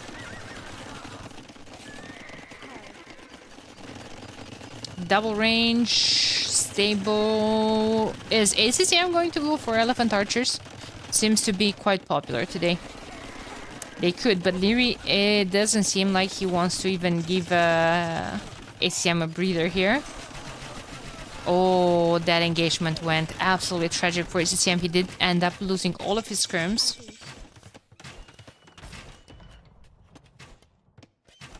And I don't know, how do you minimize the damage even further here against all of those military units? There's another freaking ram being added, taking out buildings, taking out production. In the meantime, Leary is coming forward.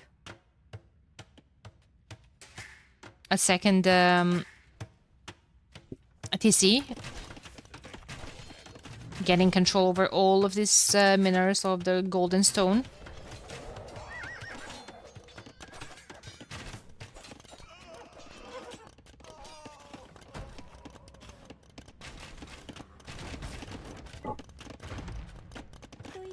And ACCM is just trying to put down a workshop, fight this back, but he simply doesn't get time to react to any of this. It was Elephant Archers, but from what buildings now?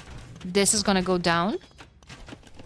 Monks will join the party, so I mean that's gonna be good. There's quite a lot of knights on the field, but the Elephant Archers should focus the Lycav or Scout, which they were. So now you basically have the monks chasing the knights.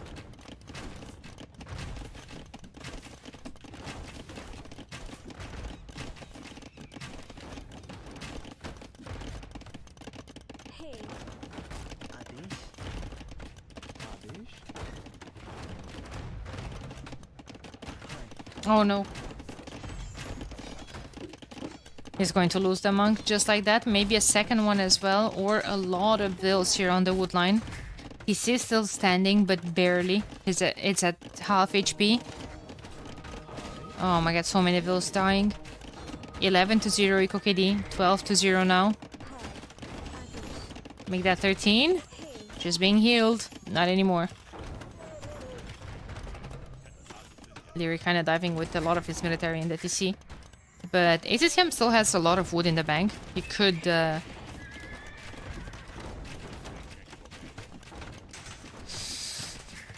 he could repair it further for a while more. See, another ram with 6,000 dealt damage. Leary knows. All the games be the same. Fight ASAP. Yeah. Yeah. It's an Empire Wars format. It's not a standard random map. So that is the purpose. That there is usually the format that Red Bull prefers.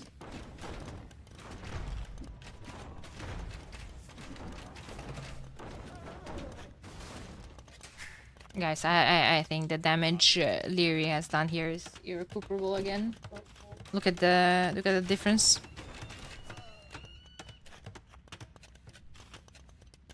In terms of pop, 95 to 54. And what? 3 elephant archers won't do it, I'm afraid. Redemption, no, redemption is not the way to go, because the thing with redemption is that your monks can't get close to the mangonels. There's too many crossbowmen.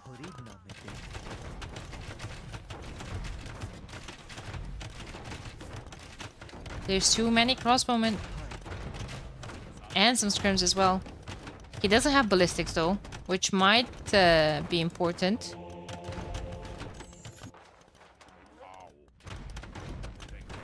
That TC is going down. Larry is just committing to this. He wants ACCM to garrison in the TC. It's GG, well played. 3-0. Okay, so apparently we were moving towards this result. My apologies. I'm so sorry about the mistake earlier. Nah, short game. Yeah, short game because I was sleeping, waiting for them to finish the interview. Didn't realize that they were playing. Holy.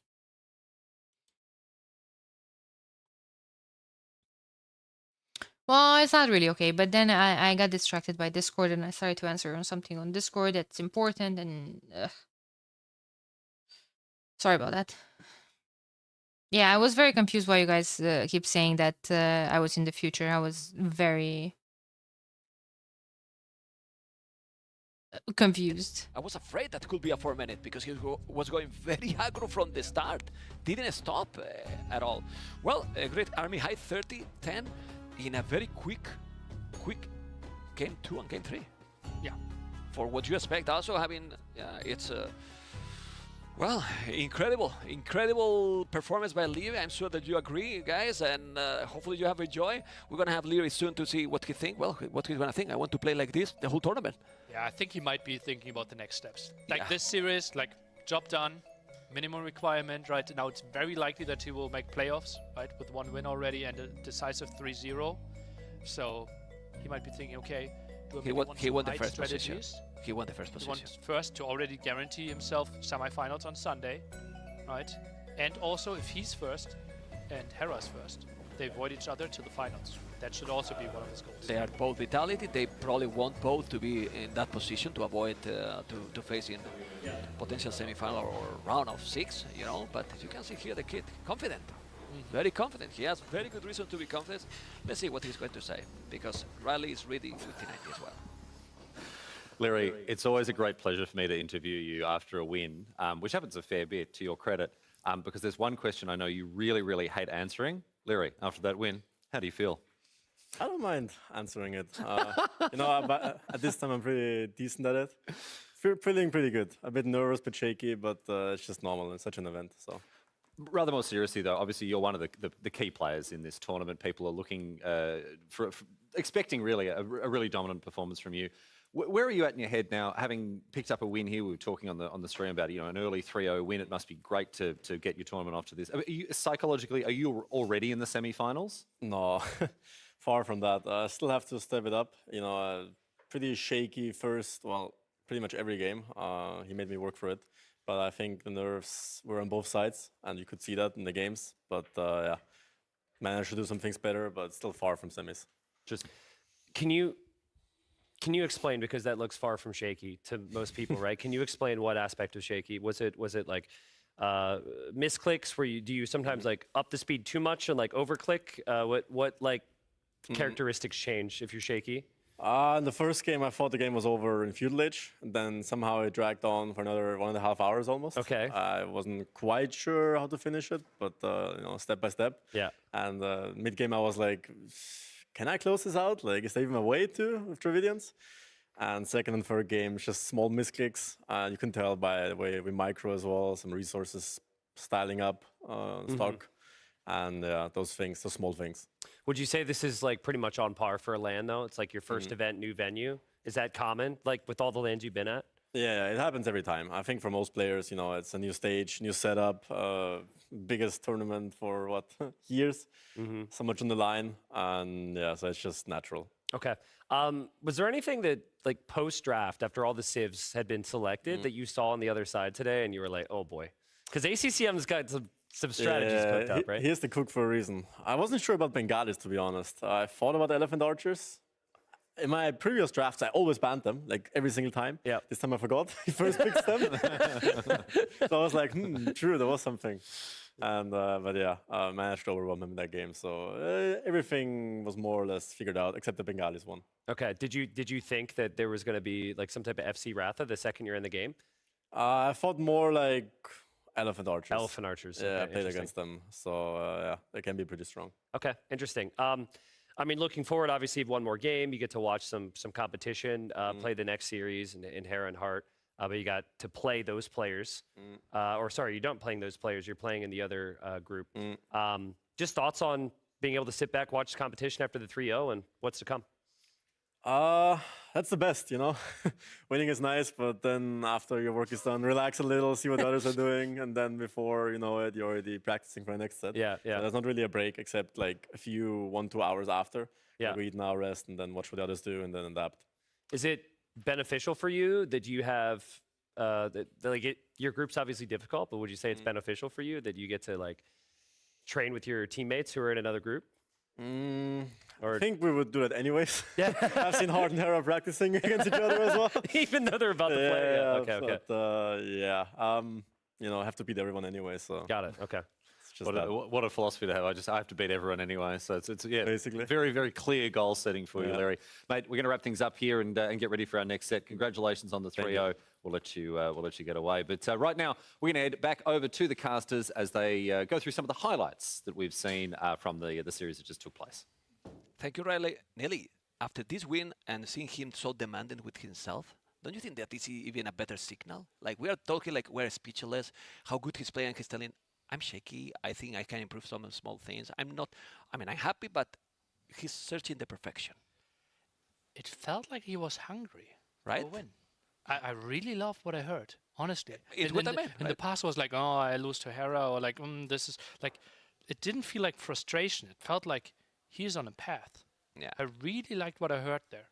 Yeah, it's what I felt as well. And I'm happy with it, because if you feel like, okay, 3-0, it's fine, I'm happy, but that's it. No, he want more. He want more. He want more. And he even give some details, And then when you are talking about, do you want to be in that group and so on, I don't care. I'm going to practice with everyone. I have to beat everyone. That's the way. Yeah. That's the way. I don't know if we are going to see now the highlights and we can analyze those games. But do we have so much to analyze? Because he was dominating. Incredible. But in this game, in game number 1, when he thought that he was winning, you don't win this game usually in Feudal. It's very rare. I can understand, but he felt like he won the water. He had the archers behind the wood line, right? There was so much going on for him. He basically had like a 10 economic unit lead, right? That is absolutely massive. So like we felt like his lead was crazy, but yeah, the last step to finish the game, he was looking for it. We couldn't find it either. Well, and in this one, well, the aggression from the Kumans was brutal. There was a moment that maybe the game could snowball in ACCM favor, but he handled the situation probably because of the botkin. Was that the key? Or maybe even Leo could handle. I think he lost the game before, but obviously Botkin made it tricky, right? That was the timing where a clear up might have been an option. This actually gave ACM the good chance to maybe come back into it. He got some distraction in there, some disruption in the economy. Archers weren't there, but yeah, not too much can do it at the top. You can enjoy how to micro against ballistics. This is not how the game should be played. Well, this is not only micro, it's also multitasking, because he's microing there, but then he's attacking with the Mangolers at home. He has more crossbows, he's dealing with that knight, trying to avoid that Mangoler is going down, sending a ram, so it's in multiple places. Yeah. And this game, I mean, that's the minute that we were talking. 4 minutes? Yeah. And now what?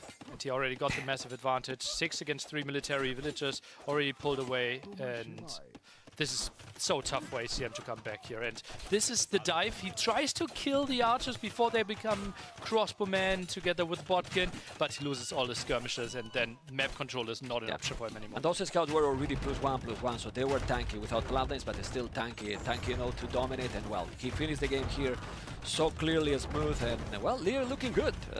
Nelly looking really, really good. We have seen Leo looking really good. Viper and Sebastian were looking good. Sebastian, I was talking with him as well, and he told me that he was happy after being 2-0 down, but obviously a bit, well, losing. So this group looks amazing. And ACCM, that is an insane player, now need to win at the least next series. At least 100%. Either against Sebastian or Viper, and then we might get into a weird like 3-way tie, and then games might decide, and then it's rough that he lost 3-0. Yeah, a 3-0 is very important that he gets some game here. So how you see then this group? With this performance, I see Leary being the top of this group. Yeah, probably Leary on top. I right now see Viper being second, and then Sebastian or ACCM. Right now I have to give Sebastian the upper hand, but let's see. Like ACM, he still has something to come up with. Do we know how they're going to face the winners tomorrow? Or? We will end the show today, and we'll give up you all the matchups. But for now, we will throw it over back to Riley, leading to our final set of the day. Yes, well, thank you, boys. Here in the cargo hold, our players are getting set up for the final match. In very much a headline act for the day, Tristan Hart versus Hera. But we'll come back to that, because let's take a second to talk about this incredible venue where this is being held. We've got a lot. This is just the beginning as well. We've got a lot of tricks up our sleeve this week, Tristan. But Red Bull Wololo, these events, they always are an absolute spectacle. Yeah, I mean, we've done quite a few of them now, and every time I'm surprised with a few things, whether it be a new hat or a new coat, beautiful red coat, a new color, you know, or a new venue. And obviously, things will be ever changing as we make our way to Royal Albert Hall. So it's been a great time in London. So speaking of the Royal Albert Hall as well, I need to remind you that there are a handful of tickets still available for the main event. If you were thinking about coming, the opportunity is still there. This is a massive, stately, iconic venue, and we're going to have a huge tournament finale there. So if you want to be part of it, you are still able to grab some last-minute tickets for the Royal Albert Hall. Because honestly, Tristan, as we've said, these events are always huge. They're absolutely massive. They have some of the most incredible and iconic scenes generated from them. And as I say, they're really just all about spectacle. As we saw at the last Red Bull Wololo, held in Spain. And we've actually got a brief recap of some of the highlights from that tournament from a few years ago. Ladies and gentlemen, we've waited a long time for this moment. It all comes down to this. We've got a crowd behind us, we've got a castle around us, and we've got competition ahead of us. From around the world, the greatest Age of Empires players assemble here to do battle for honor, glory, and the riches that come from a massive prize pool.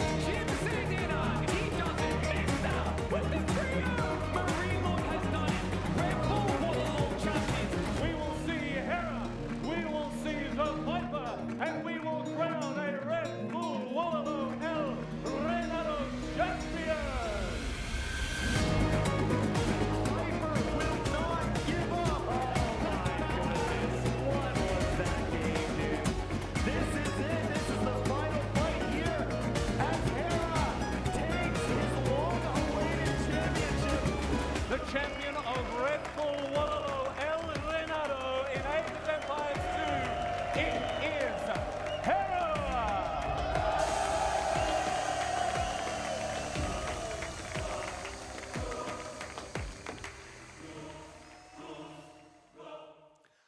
honestly, Tristan, I'm not exaggerating when I say some of the best memories that I've ever had have been generated by this tournament series. It's a long, it's a proud, it's a storied history that that Red Bull Wololo has, and I'm so stoked to be part of it. I'm sure you are as well. Yeah, same. I got chills rewatching it. You know, it takes you back a little bit. Each event's had different storylines. Each event's had a different venue. It's been special. And each event they find a way to raise the stakes even Yeah, further. I'm yeah, sure absolutely. at some point, if we keep going like this, Red Bull Wololo is going to be held on the moon at some point. I think I've said that in the past. Anyway, speaking of spectacle, right? Let's dial in now. Let's get serious as we get underway with our very much our headline act for today. It's Hart facing off against a player who is undisputably at the absolute height of his powers, undefeated at S-tier tournaments for I don't know how long. Hera. Set this match up for us a little bit, Tristan. What can we expect as the public enemy number one in Age of Empires 2 takes to the field? Well, I mean, you've got Hera. The expected is a high level of consistent play. If things go wrong, you have a feeling of there's going to be a rebound, right? Which is not always the case. The matchup here has not looked good for Hart. And I think a lot of that is because they know each other so well, right? Like Hera's best friends, Hart, Leary, you know, the two players that he's running into. And in Hart's case, I find that he has modeled a lot of his play after Hera. But I think for Hart, he's shown bright spots in all these games. You look at the score lines, and it might look good for Hera, but it's like, okay, that game was 50-50. That game was 60-40 for Hart. He's always there. I just think that when things go wrong in a game, it's so much easier to be the guy who has the history of winning, and that can sometimes tip the scales. So I think, obviously, Hera's the favorite, but I think in terms of level and execution and everything, and the meta, I think they're very close. Yeah. It's just always been the Hart one step behind. So. And I think Hart is in a position to pose a meaningful challenge here. You know, 100%. and we don't want to just say that this one isn't worth playing because it's a foregone conclusion. Yep. Not by any stretch, because Hart, we've seen enormous improvement. We've seen this, though this is his second Red Bull Wololo tournament, we've seen him make his name as a real competitor. And maybe this is a David versus Goliath situation, but, you know, we're still here with a match to play, and, you know, anything could happen. Well, and also, I feel like when I'm talking about Hera at times, we talk about running into Leary and you know, how they know each other so well and how that benefits Hera, who's already winning. Should benefit the underdog, actually, to have a teammate and know their tendencies and what they're going to do in situations. So I think that knowledge is there.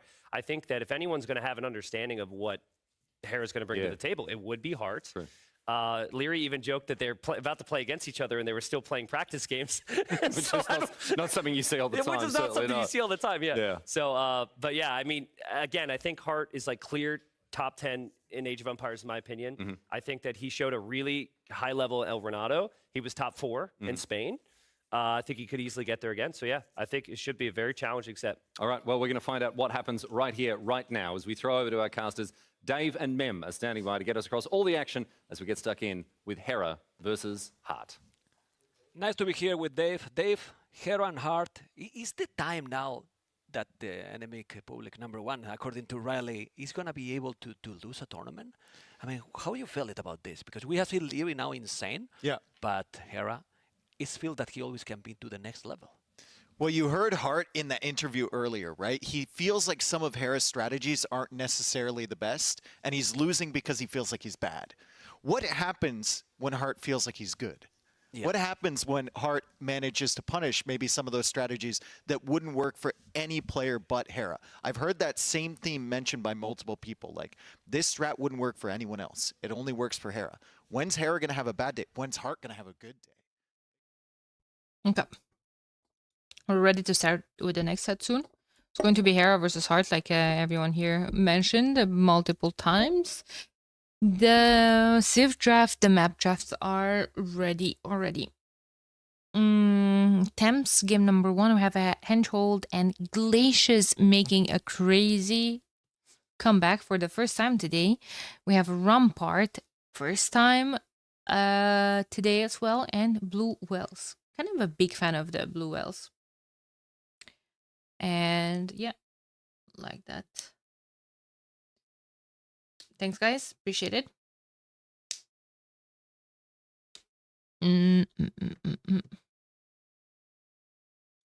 Hera with Roman's first pick. Surely has to be for Glacius. Hart? Okay, guys, maybe I'm overcooking. Could Heart go Kittens? I think Kittens are for a map that requires a lot of hulks. Could be actually for Stab Lancers as well.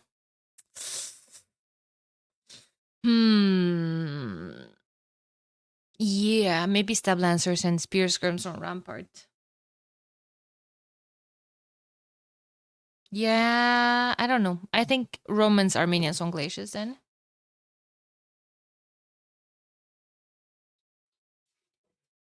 Yeah, probably. Thames has to be Persians versus what? Could be Malians, could be Mongols, could be Bengalis even. Sarah Hera said humans are F tier Arabia, but we're talking about Empire Wars, a completely different setting.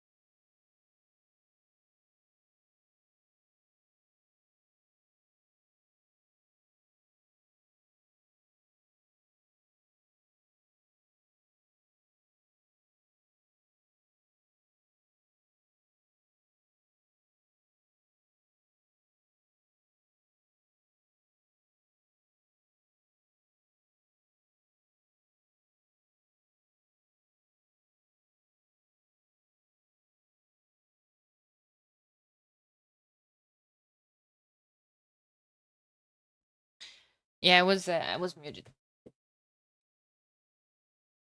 Muffin, cat, and lab and casting Red Bull and a glass of wormwood spirit. Perfect Wednesday. Pog.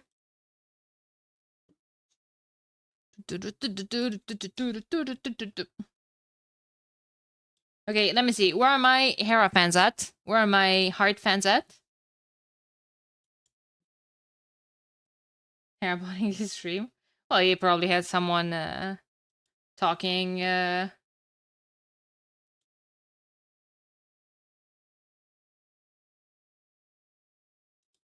mean, someone starting his stream and stopping them. They're all restreaming, yeah.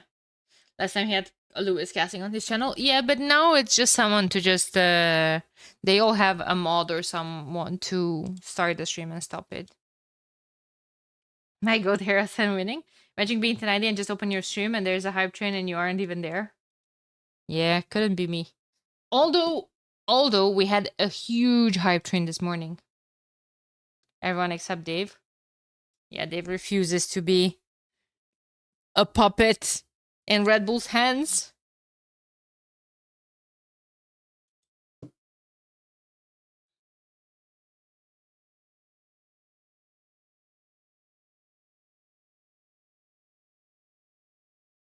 And just rehosting the Red Bull stream key. But no, if you start the stream with a different stream key, they would be streaming on the Red Bull channel. So they just all of them are streaming the Red Bull's channel, most likely. Yeah.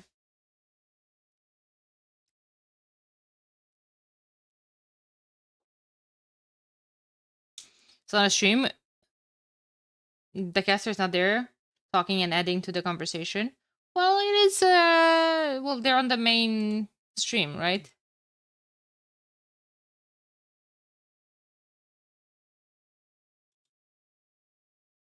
And for instance, there's like T90 has more viewers than the Red Bull channel.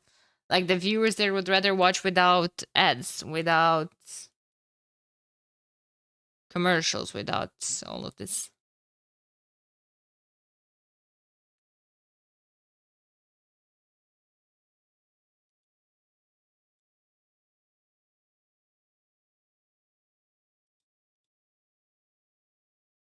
I'm glad you're giving us insight. Thank you.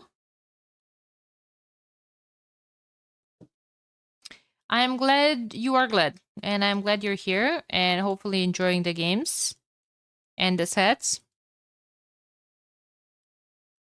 I don't know. I lost a bit from my initial energy from this morning. I'm feeling a bit bad. Like, I feel like I'm catching a cold. My feet are frozen. My throat is hurting. So yapping for 7 hours is not helping. So I'm hoping you guys are not very affected by that.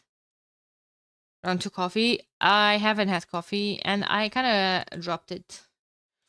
I prefer it this way. Coffee was doing more for my anxiety and for my stomach issues than good. Yeah, I had like 3 teas already. I don't think streamer is the hardest job, but yeah, there's a couple of things involved there. There's a couple of things. It's easy if you're a natural entertainer, which I'm not. Don't give us a call too. I'm not. I promise. Yeah, I did have a tea with honey.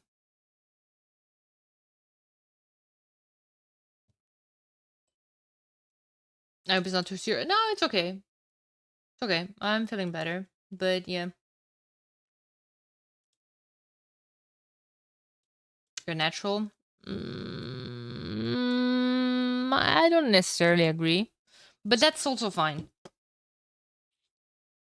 That's also fine. The issue is that there's also, like, on top of all of that, like, there's a bunch of things getting me down, and it's my fault that I'm paying attention to those other things that are getting me down. Like, my focus should only be the games. And I almost wanted to say the chat, but the chat has been giving me a bit of shit today as well. So maybe not the chat, but my focus should have been the games and to, like, block the distractions out. You know, I won't get you down. Helium. Nice.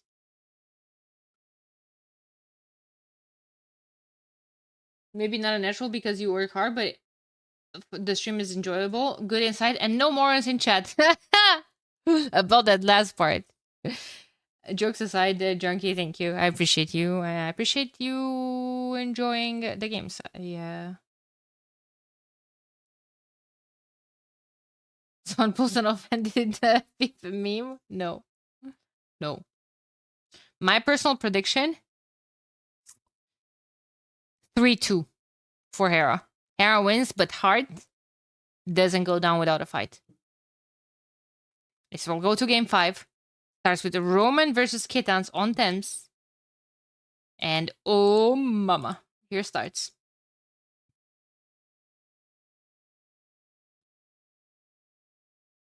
Even Hart's biggest fan doesn't believe in him. How sad. I mean, I'm giving you my realistic prediction, guys. I think Hart is a beast. I think Hart will stomp everybody else. This is the first day. He's nervous. He's playing versus Hart. He's going to take 2 games, which is going to be a great success. And then in the final, we'll win against Hera. Miss ACM versus Larry. 3-0 for Larry. Game number 1 started, and we have Hart playing in red as Kittans, Hera in the blue playing as the Romans, and let's see that Roman economy at work. We already have an archer range up and a stable as well. I see a couple of scouts on the field as well. Matlow, holy mother of 10 gifted subs. Now that I appreciate. Now that I appreciate. Do I leave this music on the background? Nah, I think his casting is better without music. We can fully focus on this. Thank you so much, Matt. I appreciate you being here. Throw a diamond. Throw a diamond to Matt. He's always here with the good vibes.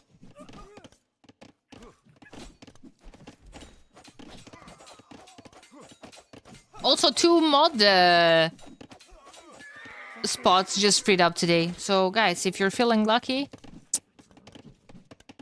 I'm officially accepting your applications.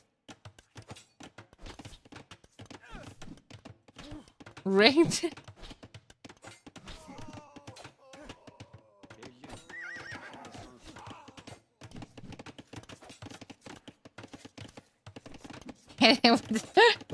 I love that emote, is so funny.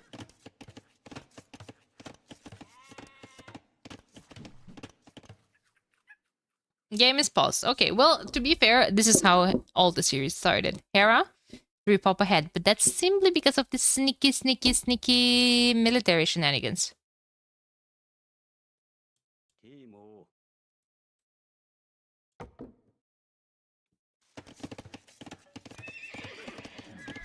Stable going up. Hera just cannot not pause. Well, I assume, especially in the first days, there's some issues there. They're playing on UPCs, maybe. I don't know. I don't know how they do it during the LAN events. Honestly, if late hype train. Okay, guys. Sometimes it's not sometimes. When I did this, when I moved here, I was using my husband's PC for the first couple of weeks until we put together my PC. And first of all, I think I went like 200 elo down in elo when I started to use his PC. And then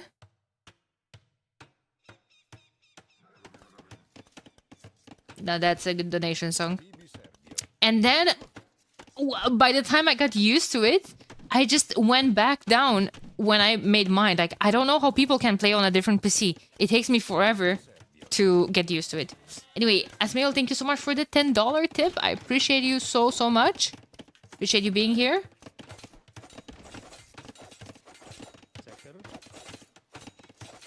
Alert was too quiet while we're casting.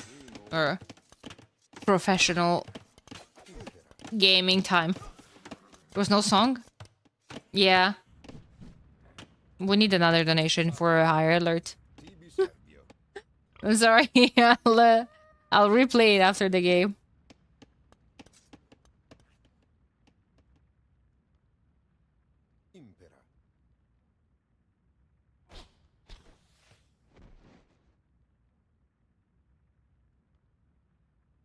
Two PCs in one household? Well, yes, his PC and I have my PC. What's up, non-tab? How's it going? Guys, this is an incredibly high amount of military on the field from Hera. And look at that Roman economy coming in handy. He's up to the next stage. Heart only clicked up now. He only clicked up now. Kitans produce all of those skirms 15% faster, so it's easier for them to add a counter. Speaking about counter, Heart is about to do a counter attack.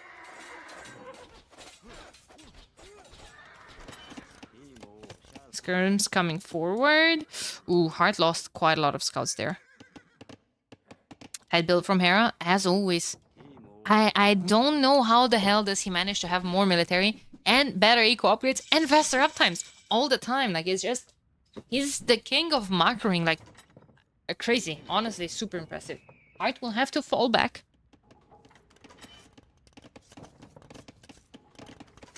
Why would any of them pick those civs? Why are they good here? Sorry for noob questions. There's no wrong questions.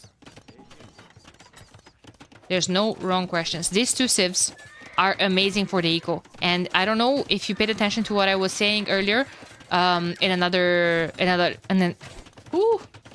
set, this map usually tends to go into a bit of a more boomy approach. Like, yes, there's going to be a big initial military investment, but look at Hera behind all of this. So he dove with all of that military inside. Yes, he's doing quite a lot of damage, but in the meantime, he's already thinking about expanding his economy.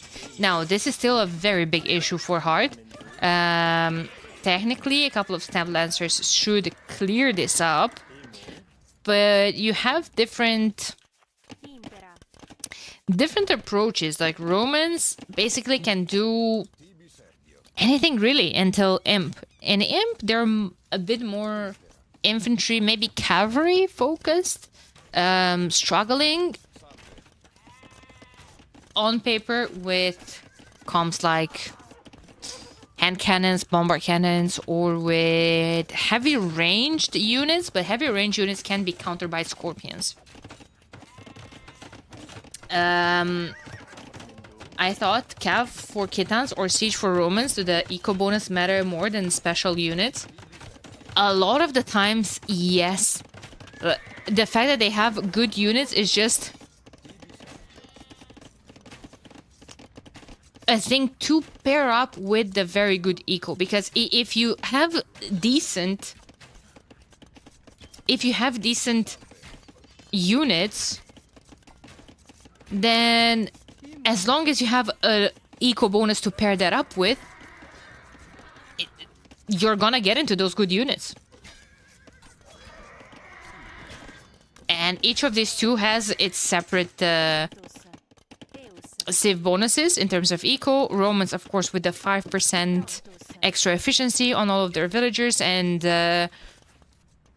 well, great farming pastures in this case for Kitans, and their discounts on their units as well.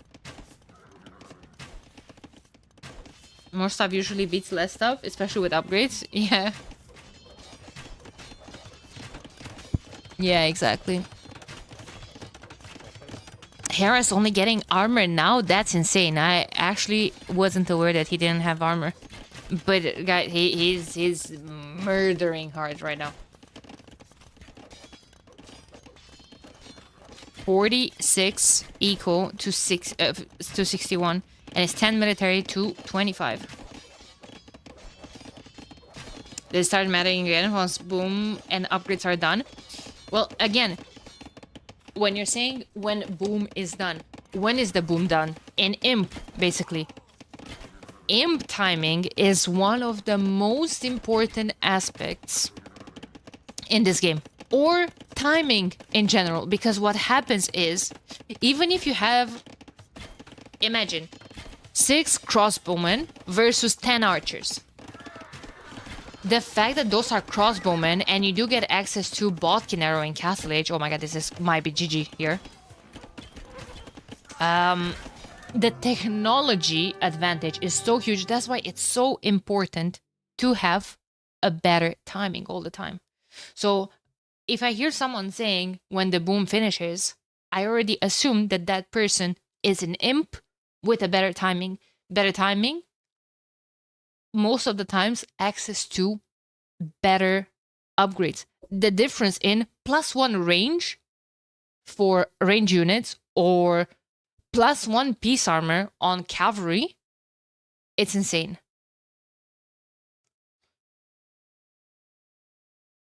$183 APM is psychopathic. Yeah. So they bank on early win rather than late advantage on aggressive maps where they can. Yes. It also does depend on the strategy as well. Usually, a player will have a strat set in mind. They probably practice this. They probably prepared for this map. Maybe Hera was preparing for something like full Castle Age, full Feudal Age. But you know, the opponent comes with a strat as well most of the time, and sometimes they can counter you. So you have to adapt. That's the funny thing about this game, and that's the aspect that personally I love the most. The adaptation factor, and you know, just being able to change your strategy if needed. How does the current setting matter then? I'm guessing it worsened it. Well, the Empire Wars. In Empire Wars, that's the thing, because of you starting already with an eco setup and everything. Most of the times it will be immediate aggression. Hera shows those humans. I need to see it. Romans winning against Kitans. Now, let's see. What do we have next?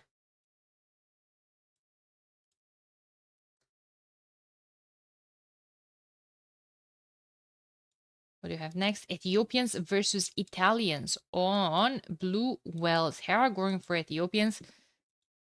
Not a certain bonus, especially not on water. They do get extra resources at the start. Just part of the Civ bonuses. And you know what? I'm curious to be hungry to speedrun this out. Also, they're keep in mind they're coming from the boot camp. They're rested, practice a lot. Like, this is honestly the boot camps before the actual tournaments. I feel like they're buffing Hera so much, in the sense that usually he has other things going on. Usually, yeah, there's like, if you remember Warlords last year, he had a freaking subathon. He was not sleeping during it. Sometimes there's tournaments during Ramadan. Sometimes he's just like showing up to a set straight up after 13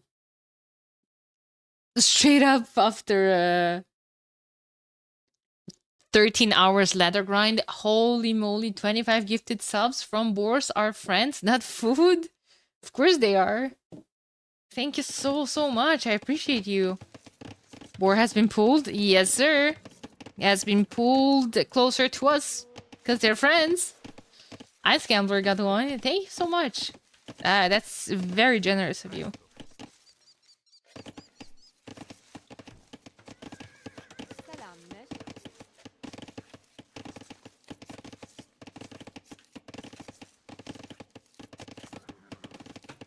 So it does feel like Hera is at ultimate freaking form right now.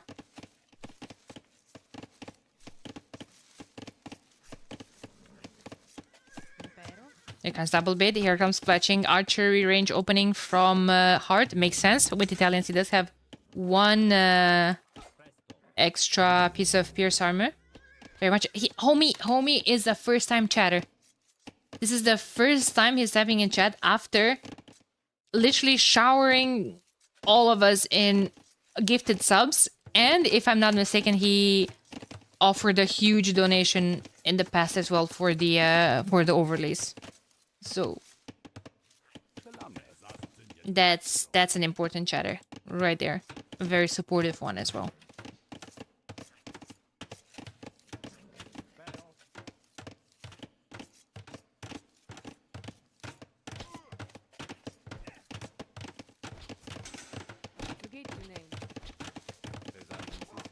Second range going up from Hera. Ethiopian archers versus Italian ones. Italian ones, like I said, extra pierce armor, but the Ethiopians ones are firing faster.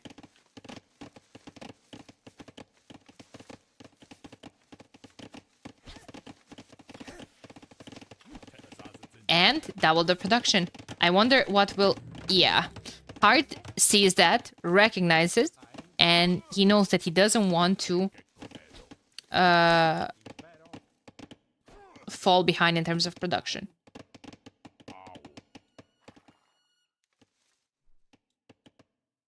So many efficient ships from Hart.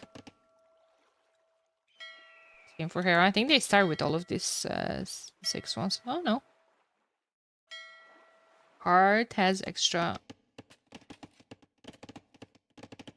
An extra one.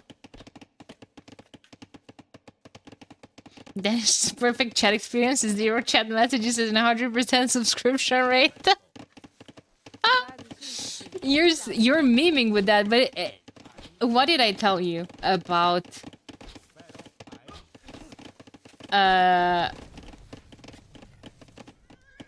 What did I tell you in the past about my take on chatting? I said that if I wouldn't have a chat or people to have fun with and stream these games and discuss all of that with, I would not be streaming.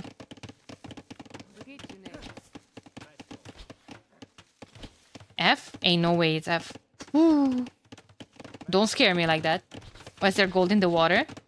So they encourage people to go buy for it. Chat is part of that. Absolutely. Absolutely.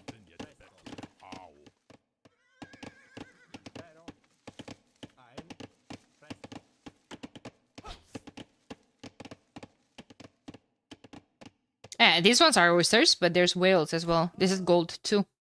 That's 1,000 gold per whale.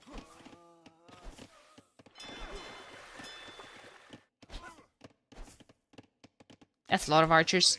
But heart is going up. But so is freaking Hera. You see, this is what I'm talking about. Usually, the player investing in more military is up.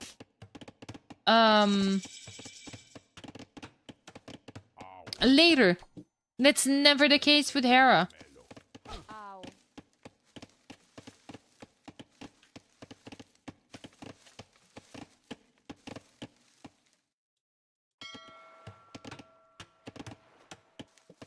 But you know what? You know what? You only need a hole here. You only need a hole to put things into a better perspective. Yeah, all your militaries forward. Nice, stable block there. Some more vills might do the trick here at this wood line. Just cause more panic. In Hera's base. Where are the upgrades? Here they are.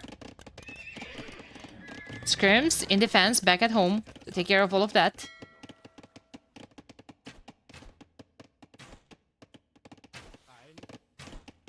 No, I meant for heart, Lexi. I assume he was getting quite depressed with how this game is going.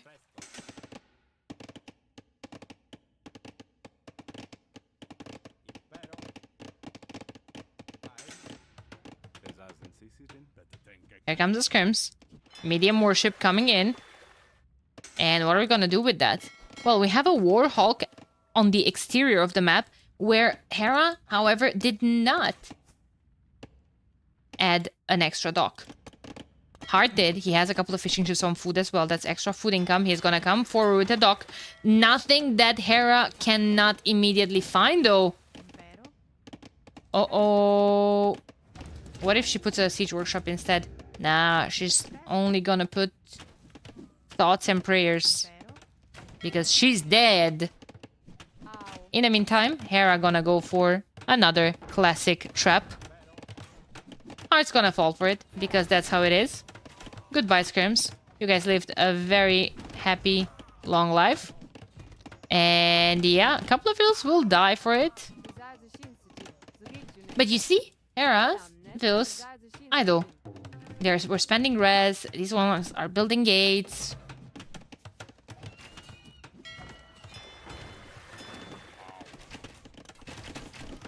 This is an issue. This is an issue. Does Hera have ballistics? No, he does not.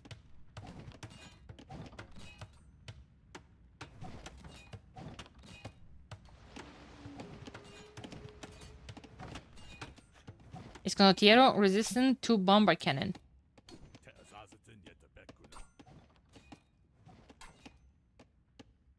Resistant. They do bonus damage. They're not resistance against.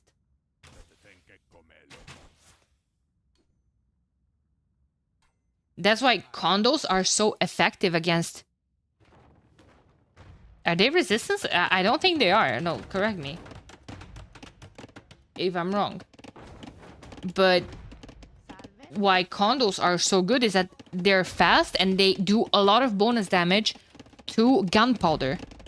They don't resist. Condor resist anti-infantry bonus damage. Yeah, so they resist the bonus damage from the hand cannons. but they still take a lot of damage from them. It's just that they're so freaking fast that if they lay their sword on you... No, HC is hand cannon, sorry. Refer to, like, one of the most common form of gunpowder.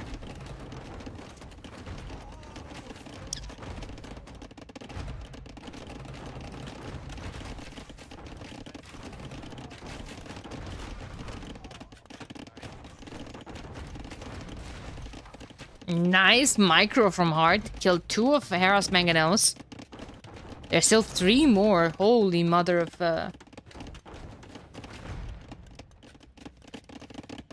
mangonels here. And Hart is still annoying with this.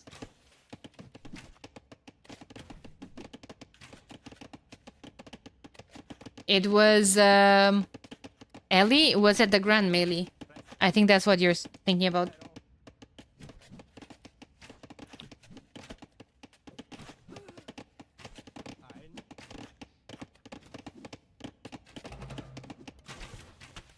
Yeah. And Noble Apartment Cup as well.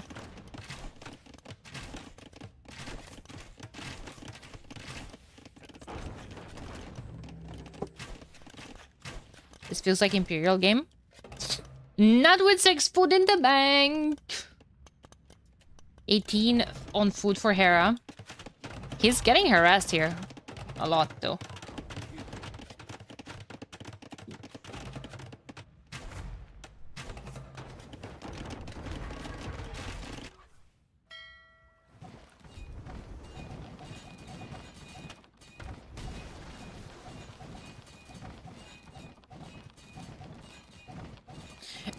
The reason why cavalry, just pure cavalry, is not seen that often is because the players can either just wall.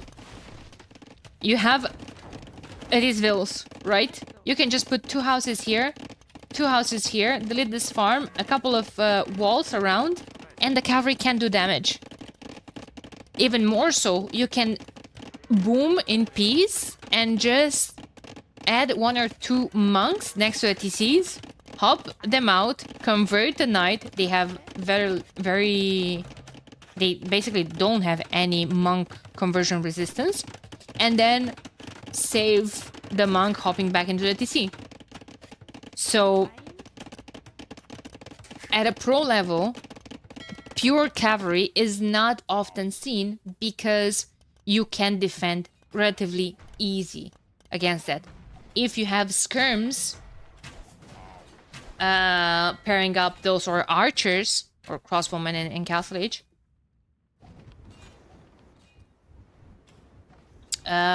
it's way easier to add a couple of monks. But usually on hybrid maps, it's very hard due to the low amount of food investment.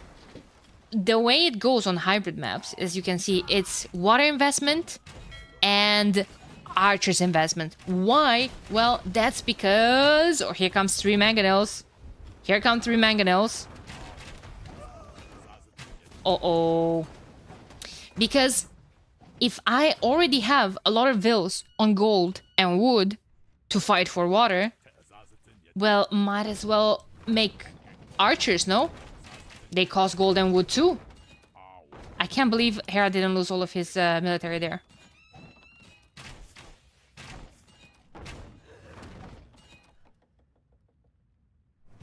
So what happens most of the times... Oh my god.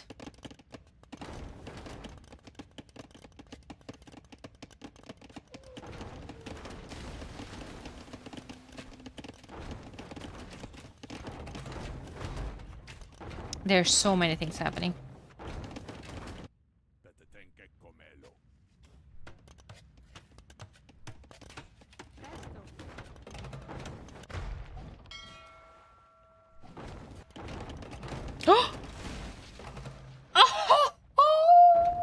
said, I can't believe we're not seeing any demos. Oh my god.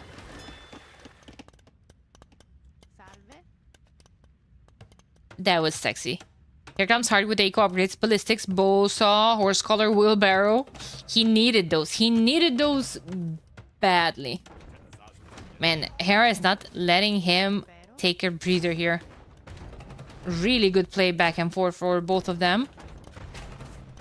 Repairing the mangonel. I liked seeing that, but those Ethiopian archers are no joke.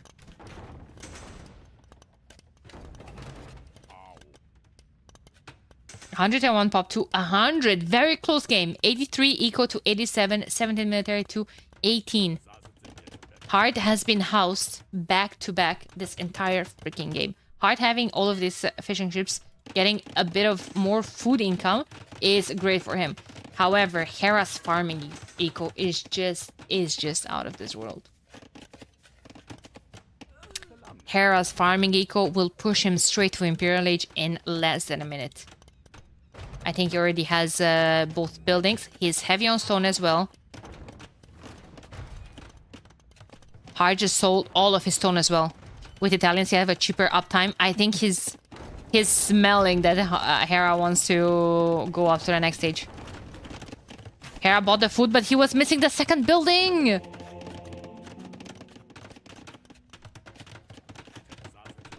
And Hard is trying to click up for his life and soul. Does he have the building? Another TC. He does have a workshop, but Uni's here. He's up.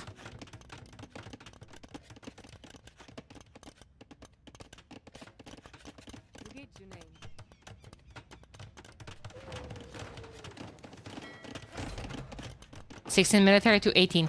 Both of them are up to the next stage. Who's better in the late game, guys? I think it's Ethiopians.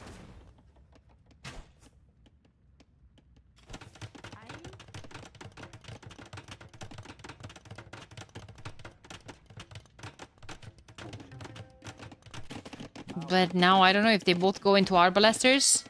Hera's controlling the 3 pawns though. Controlling 3 pawns is important because that's basically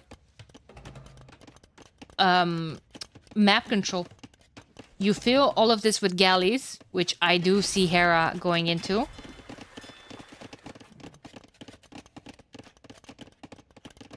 Because of the extra pierce armor, Dark Noob. I would assume that Ethiopians attacking faster, they managed to get more hits in, and the extra pierce armor won't be that significant. I guess not, then. Italians need to come back on water.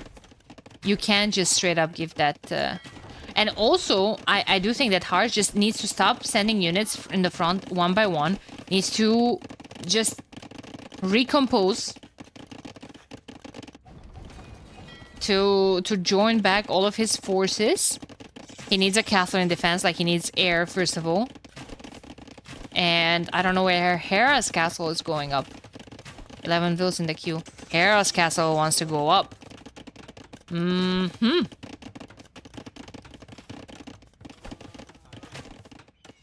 More ranges. I like that. Chemistry is late to appear for some reason.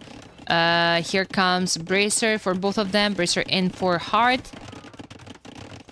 Nope, not yet for Hera. Elite Skirm's coming in for Hera. He's trying to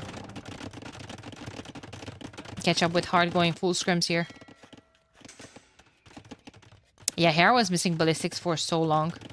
He thought that's more important. And you know what? It might not even be that big of a stretch. Chemistry's now clicked. Hard cannot afford it. Hard can't afford anything. Look at his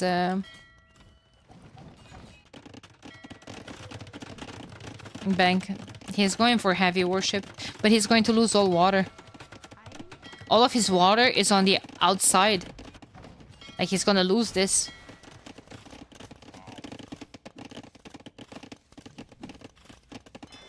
Oh boy, I don't know about this. We see Ethiopians for SARS? I don't think so. Just ARBs and bomber cannons and trebs. And he's gonna seal the deal. Hart desperately needed chemistry.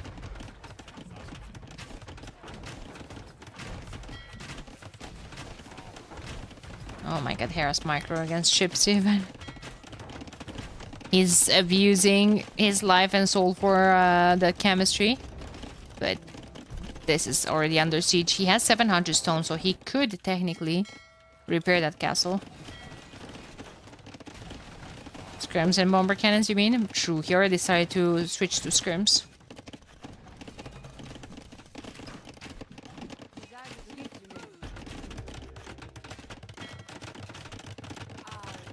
Yeah, moving on to stone. He needs more wood. Wood lines are not the greatest on this map. They're all over the place.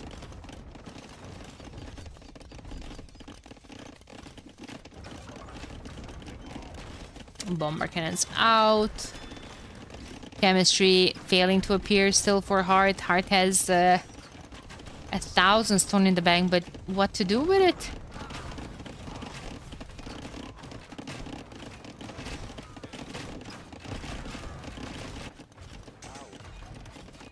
Oh, he's gonna lose so much actually. But is he in that tower? Yeah, that raid did not age well.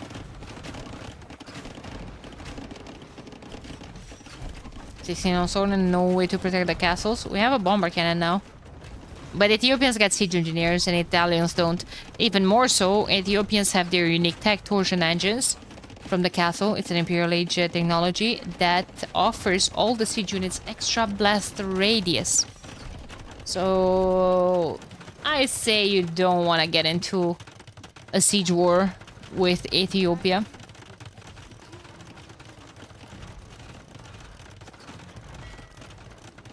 I say.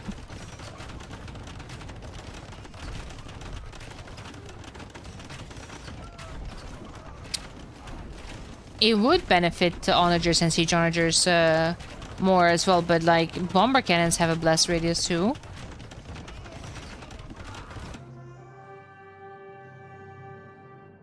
GG. Closer game this time, but man, Hera is just prepared. You know? He's just prepared.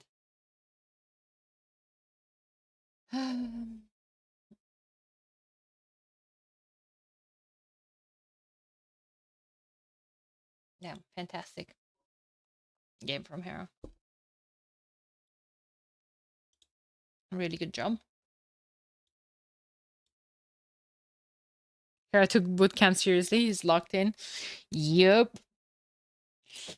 And I don't know, they probably all just practice against each other, but I know Hera has other practice partners as well. I'm not sure about Hart and Livy if they do. I don't know who if they practice out of that circle.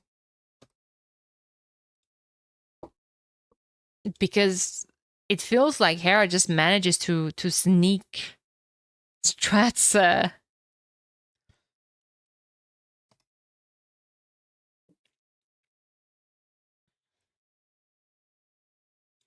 Civs, let's see. That was Italians losing to Ethiopians.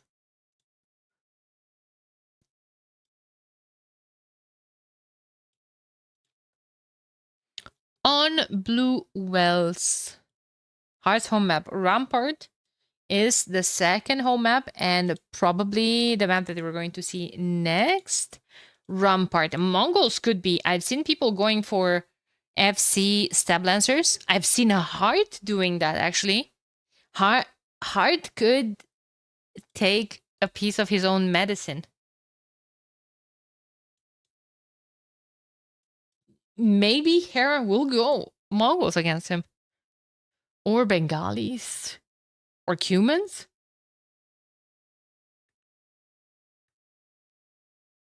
Well, that's about it. Those are kind of all the sips. Heart's gonna go what? Tatars because of the hills? Could be. It's Bengalis Franks. Franks? Goodness gracious.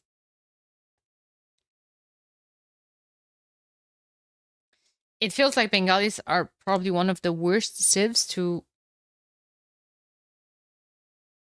match Franks from a Frank perspective. Like they have good counters. They have this is Henchhold. Man. It makes sense now with the Franks. I thought it's Rampart. My bad. That was gonna be Rampart. Hi. They have pikes. Trapped Ville.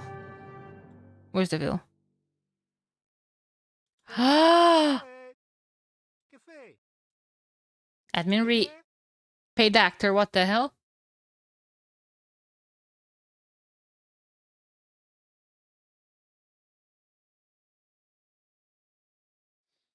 I'm glad I started watching good creators for this game. Oh, Junkie!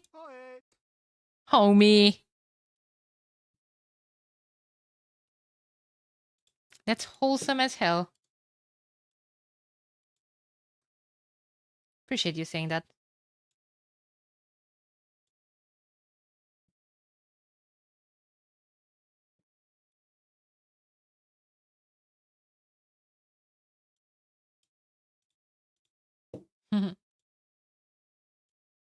AoE community is really goated. I promise you.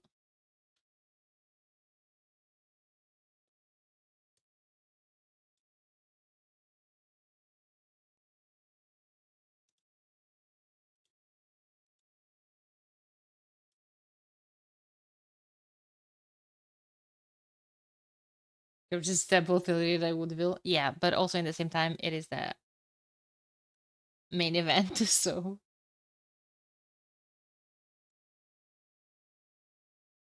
I think spreadsheets are a necessary evil until feudal age. Because I kept talking about how timing is important. Yes, the caster's timing, the M timing, they're all super, super important. But there's nothing worse than to be stuck in Dark Age, not being able to make a single military unit other than militia, which are kind of trash in Dark Age, against military units in feudal age. Honestly, that's where it all goes wrong. If you're too late to feudal age, the game will be eventually lost, in my opinion. If you're super, super behind, super late to the next stage. So, in my opinion, I'm not a big fan. Like I said, I would really like to see people adapting more. I personally like to play it that way, to adapt rather than, just monkey see, monkey do, a strict build order to follow. And then I am lost as soon as the slightest thing happened and I'm out of my build order. Then I'm lost. I don't know what to do. No, I hate that. I like games to adapt. I like that this is a strategy game after all. But you need an order for the first 20 vills. If you don't have that, then it's all for nothing. You can't even do a tower. Yeah, you basically can't defend.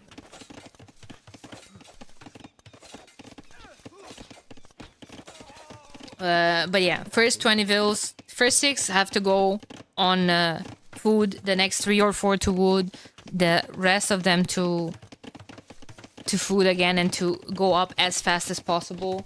And then yeah, you can swing in, you can adapt, you can open whatever you want.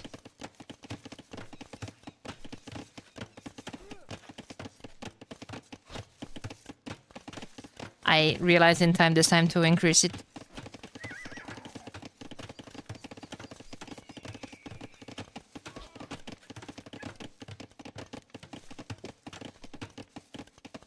Oh, homie. Thank you so much.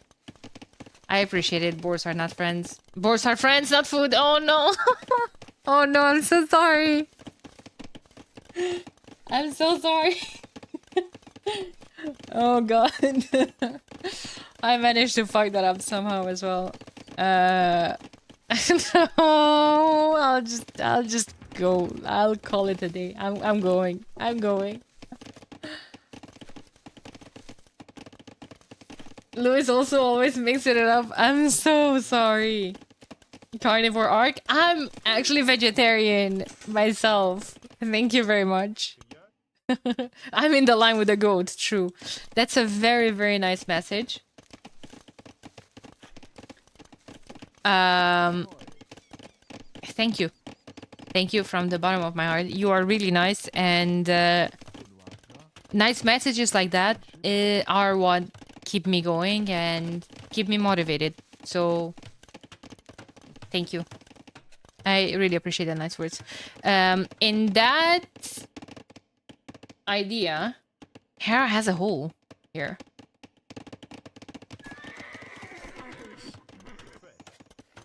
Not sure if that's something that Hart could sneak a Ruski.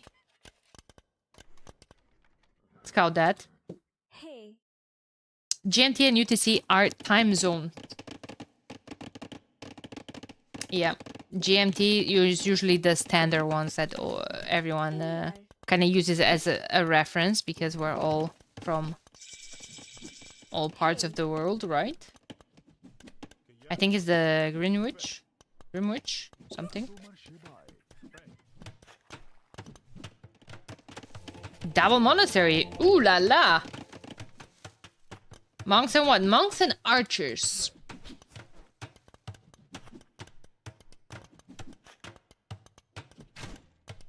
It's actually pronounced. You know what, Jim? Thank you. You know what, Jim? Thank you.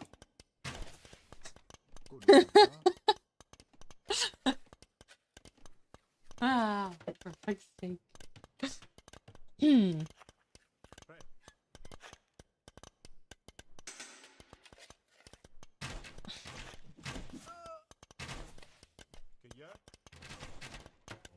Okay, Lycav incoming? Lycav and scrims?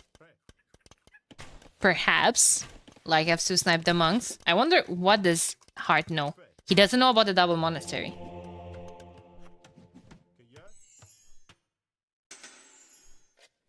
Scrim's coming in. Ooh, he knows about one scrim. One monk, sorry.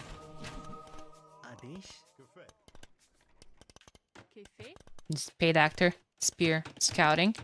Second TC coming up. Hera does not have one already. I think he was just selling his stone to try to go up as fast as possible.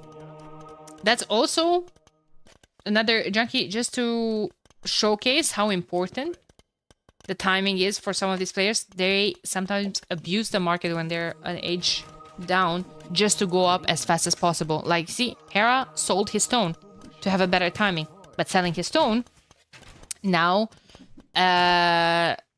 means that he cannot add extra TCs. Alright, already has a second one, and hopefully he will be able to get a better jump in terms of eco.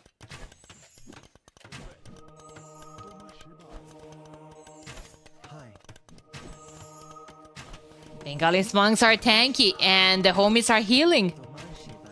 Oh boy. Oh my god. Man, Bengalis monks are just disgusting. Holy.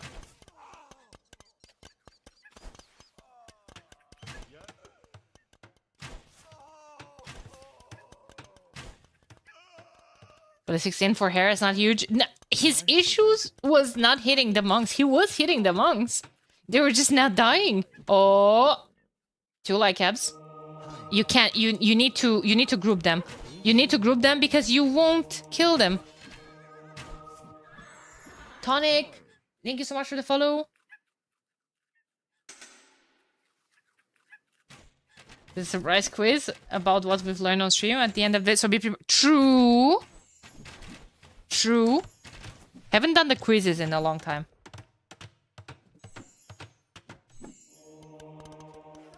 Look at this chunker.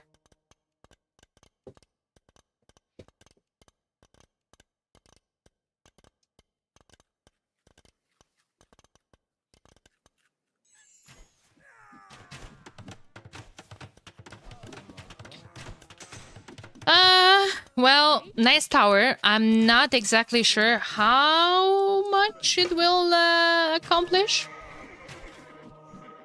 No, you can't change his mind. If you want to go for them, go for them. But you can't change your mind because he's gonna convert your ass.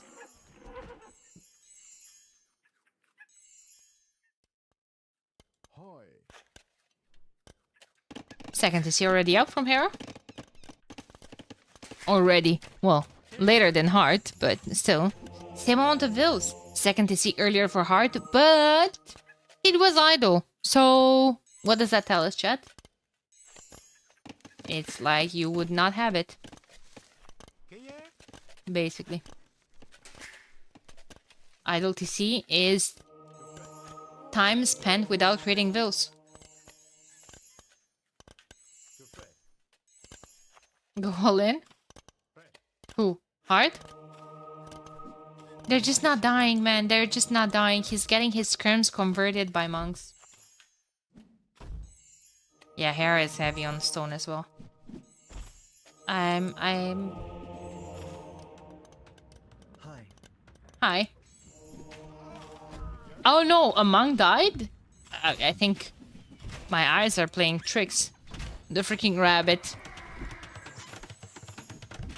Forgotten about in the middle of the battlefield.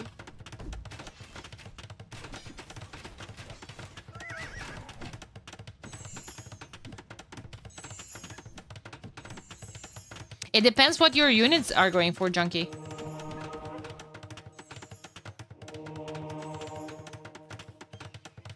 It depends. Like, if you are on cavalry, like, it's better to go for monks rather than uni and ballistics. Also, chemistry is imp tech. Only Bohemians have it in Castle Age. Those will come forward. This castle could be maybe here. I don't mind that, actually. They're right there. Could be here maybe to get more production buildings. Yeah, he no way. He's like, get out of my game. Oh, guys. Guys. I was talking how it could be a tile further or to the left or to the right, and Hera just straight up deletes it and freaking put it in Heart's nose.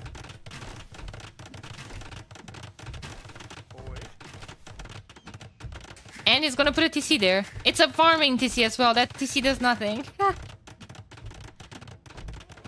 Hera's like, chop chop. I have the freaking tower to visit tonight. Oh, homie.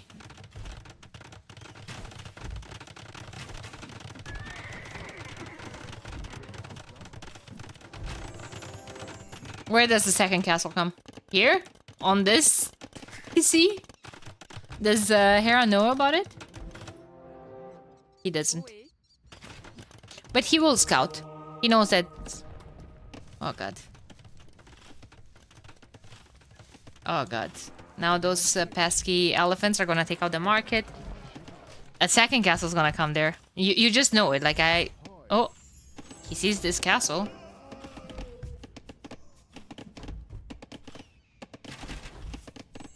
Why is Hart in that team if he's not even getting an off game for free? Brother. Brother, what is that comment? Apologize before I'm mauled. Someone saying true brothers and sisters. Wait a second. Wait a second.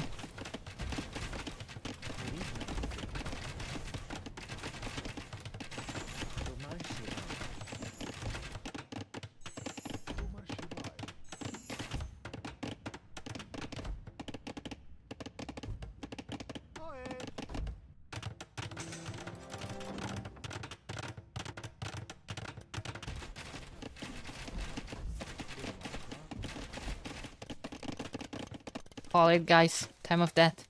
There's so much exposed eco here. Oh no, you were the scrim raid. Heart is a top 5 player. It's so easy to look like you're a freaking noob. Hera, when you're playing versus Hera, it's just so easy.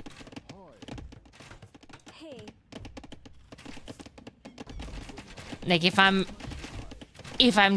just joined the scene and I'm opening Red Bull's channel and I see this, I think, why is the blue player noob bashing the red one?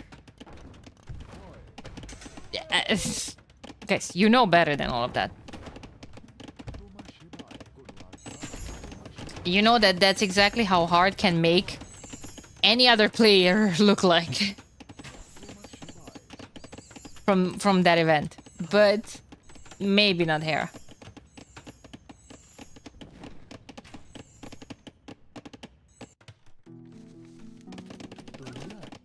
Oh, I mocked the Skirm's attack, but Hera could make a couple of Lykevs. Why? Chat, quiz time. Why could Hera make a couple of Lykevs? Only a couple. Oh my god, never mind, he has monks. Just deletes all of them. He deletes all of them, and by the time one of them was dying, he was like, okay, quick, before I die, I want to convert to the other religion. Lykev kills Skirms easy? No. Well, yes, but that's not why I'm saying. What's special about this Lykev? The Bengalis one in particular. Chop chop. Quiz time. Quiz time.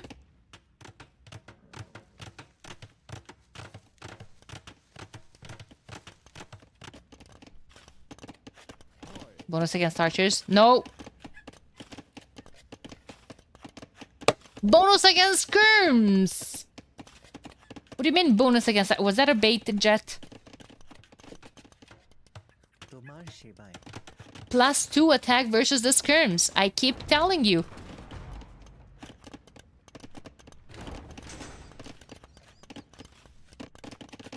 Ooh. Well, this is gonna be a juicy raid, but will it matter? Will it matter?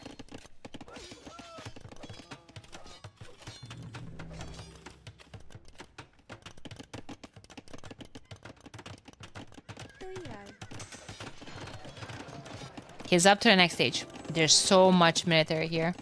Heart is about to click up as well. Heart is actually ahead in bills. Chat. Wait a damn minute. Oh boy. Wait a second. Sloppy times here. Sloppy times.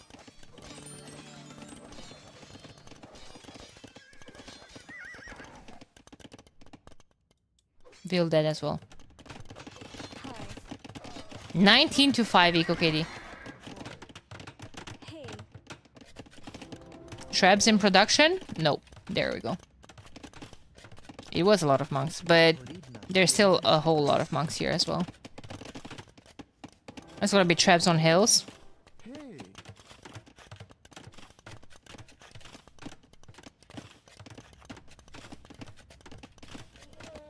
Chemistry. Castle in defense against the raids. I really don't mind that. We have Imp from Heart as well. He is thinking about going full Knights, Paladinos, everything. But yeah, monks are going to be an issue. They have block printing now and illumination. They can start converting from a longer distance. Does he have Theocracy? No, he's missing Theocracy. Yeah, but with illumination they will regain faith faster, right? Yeah.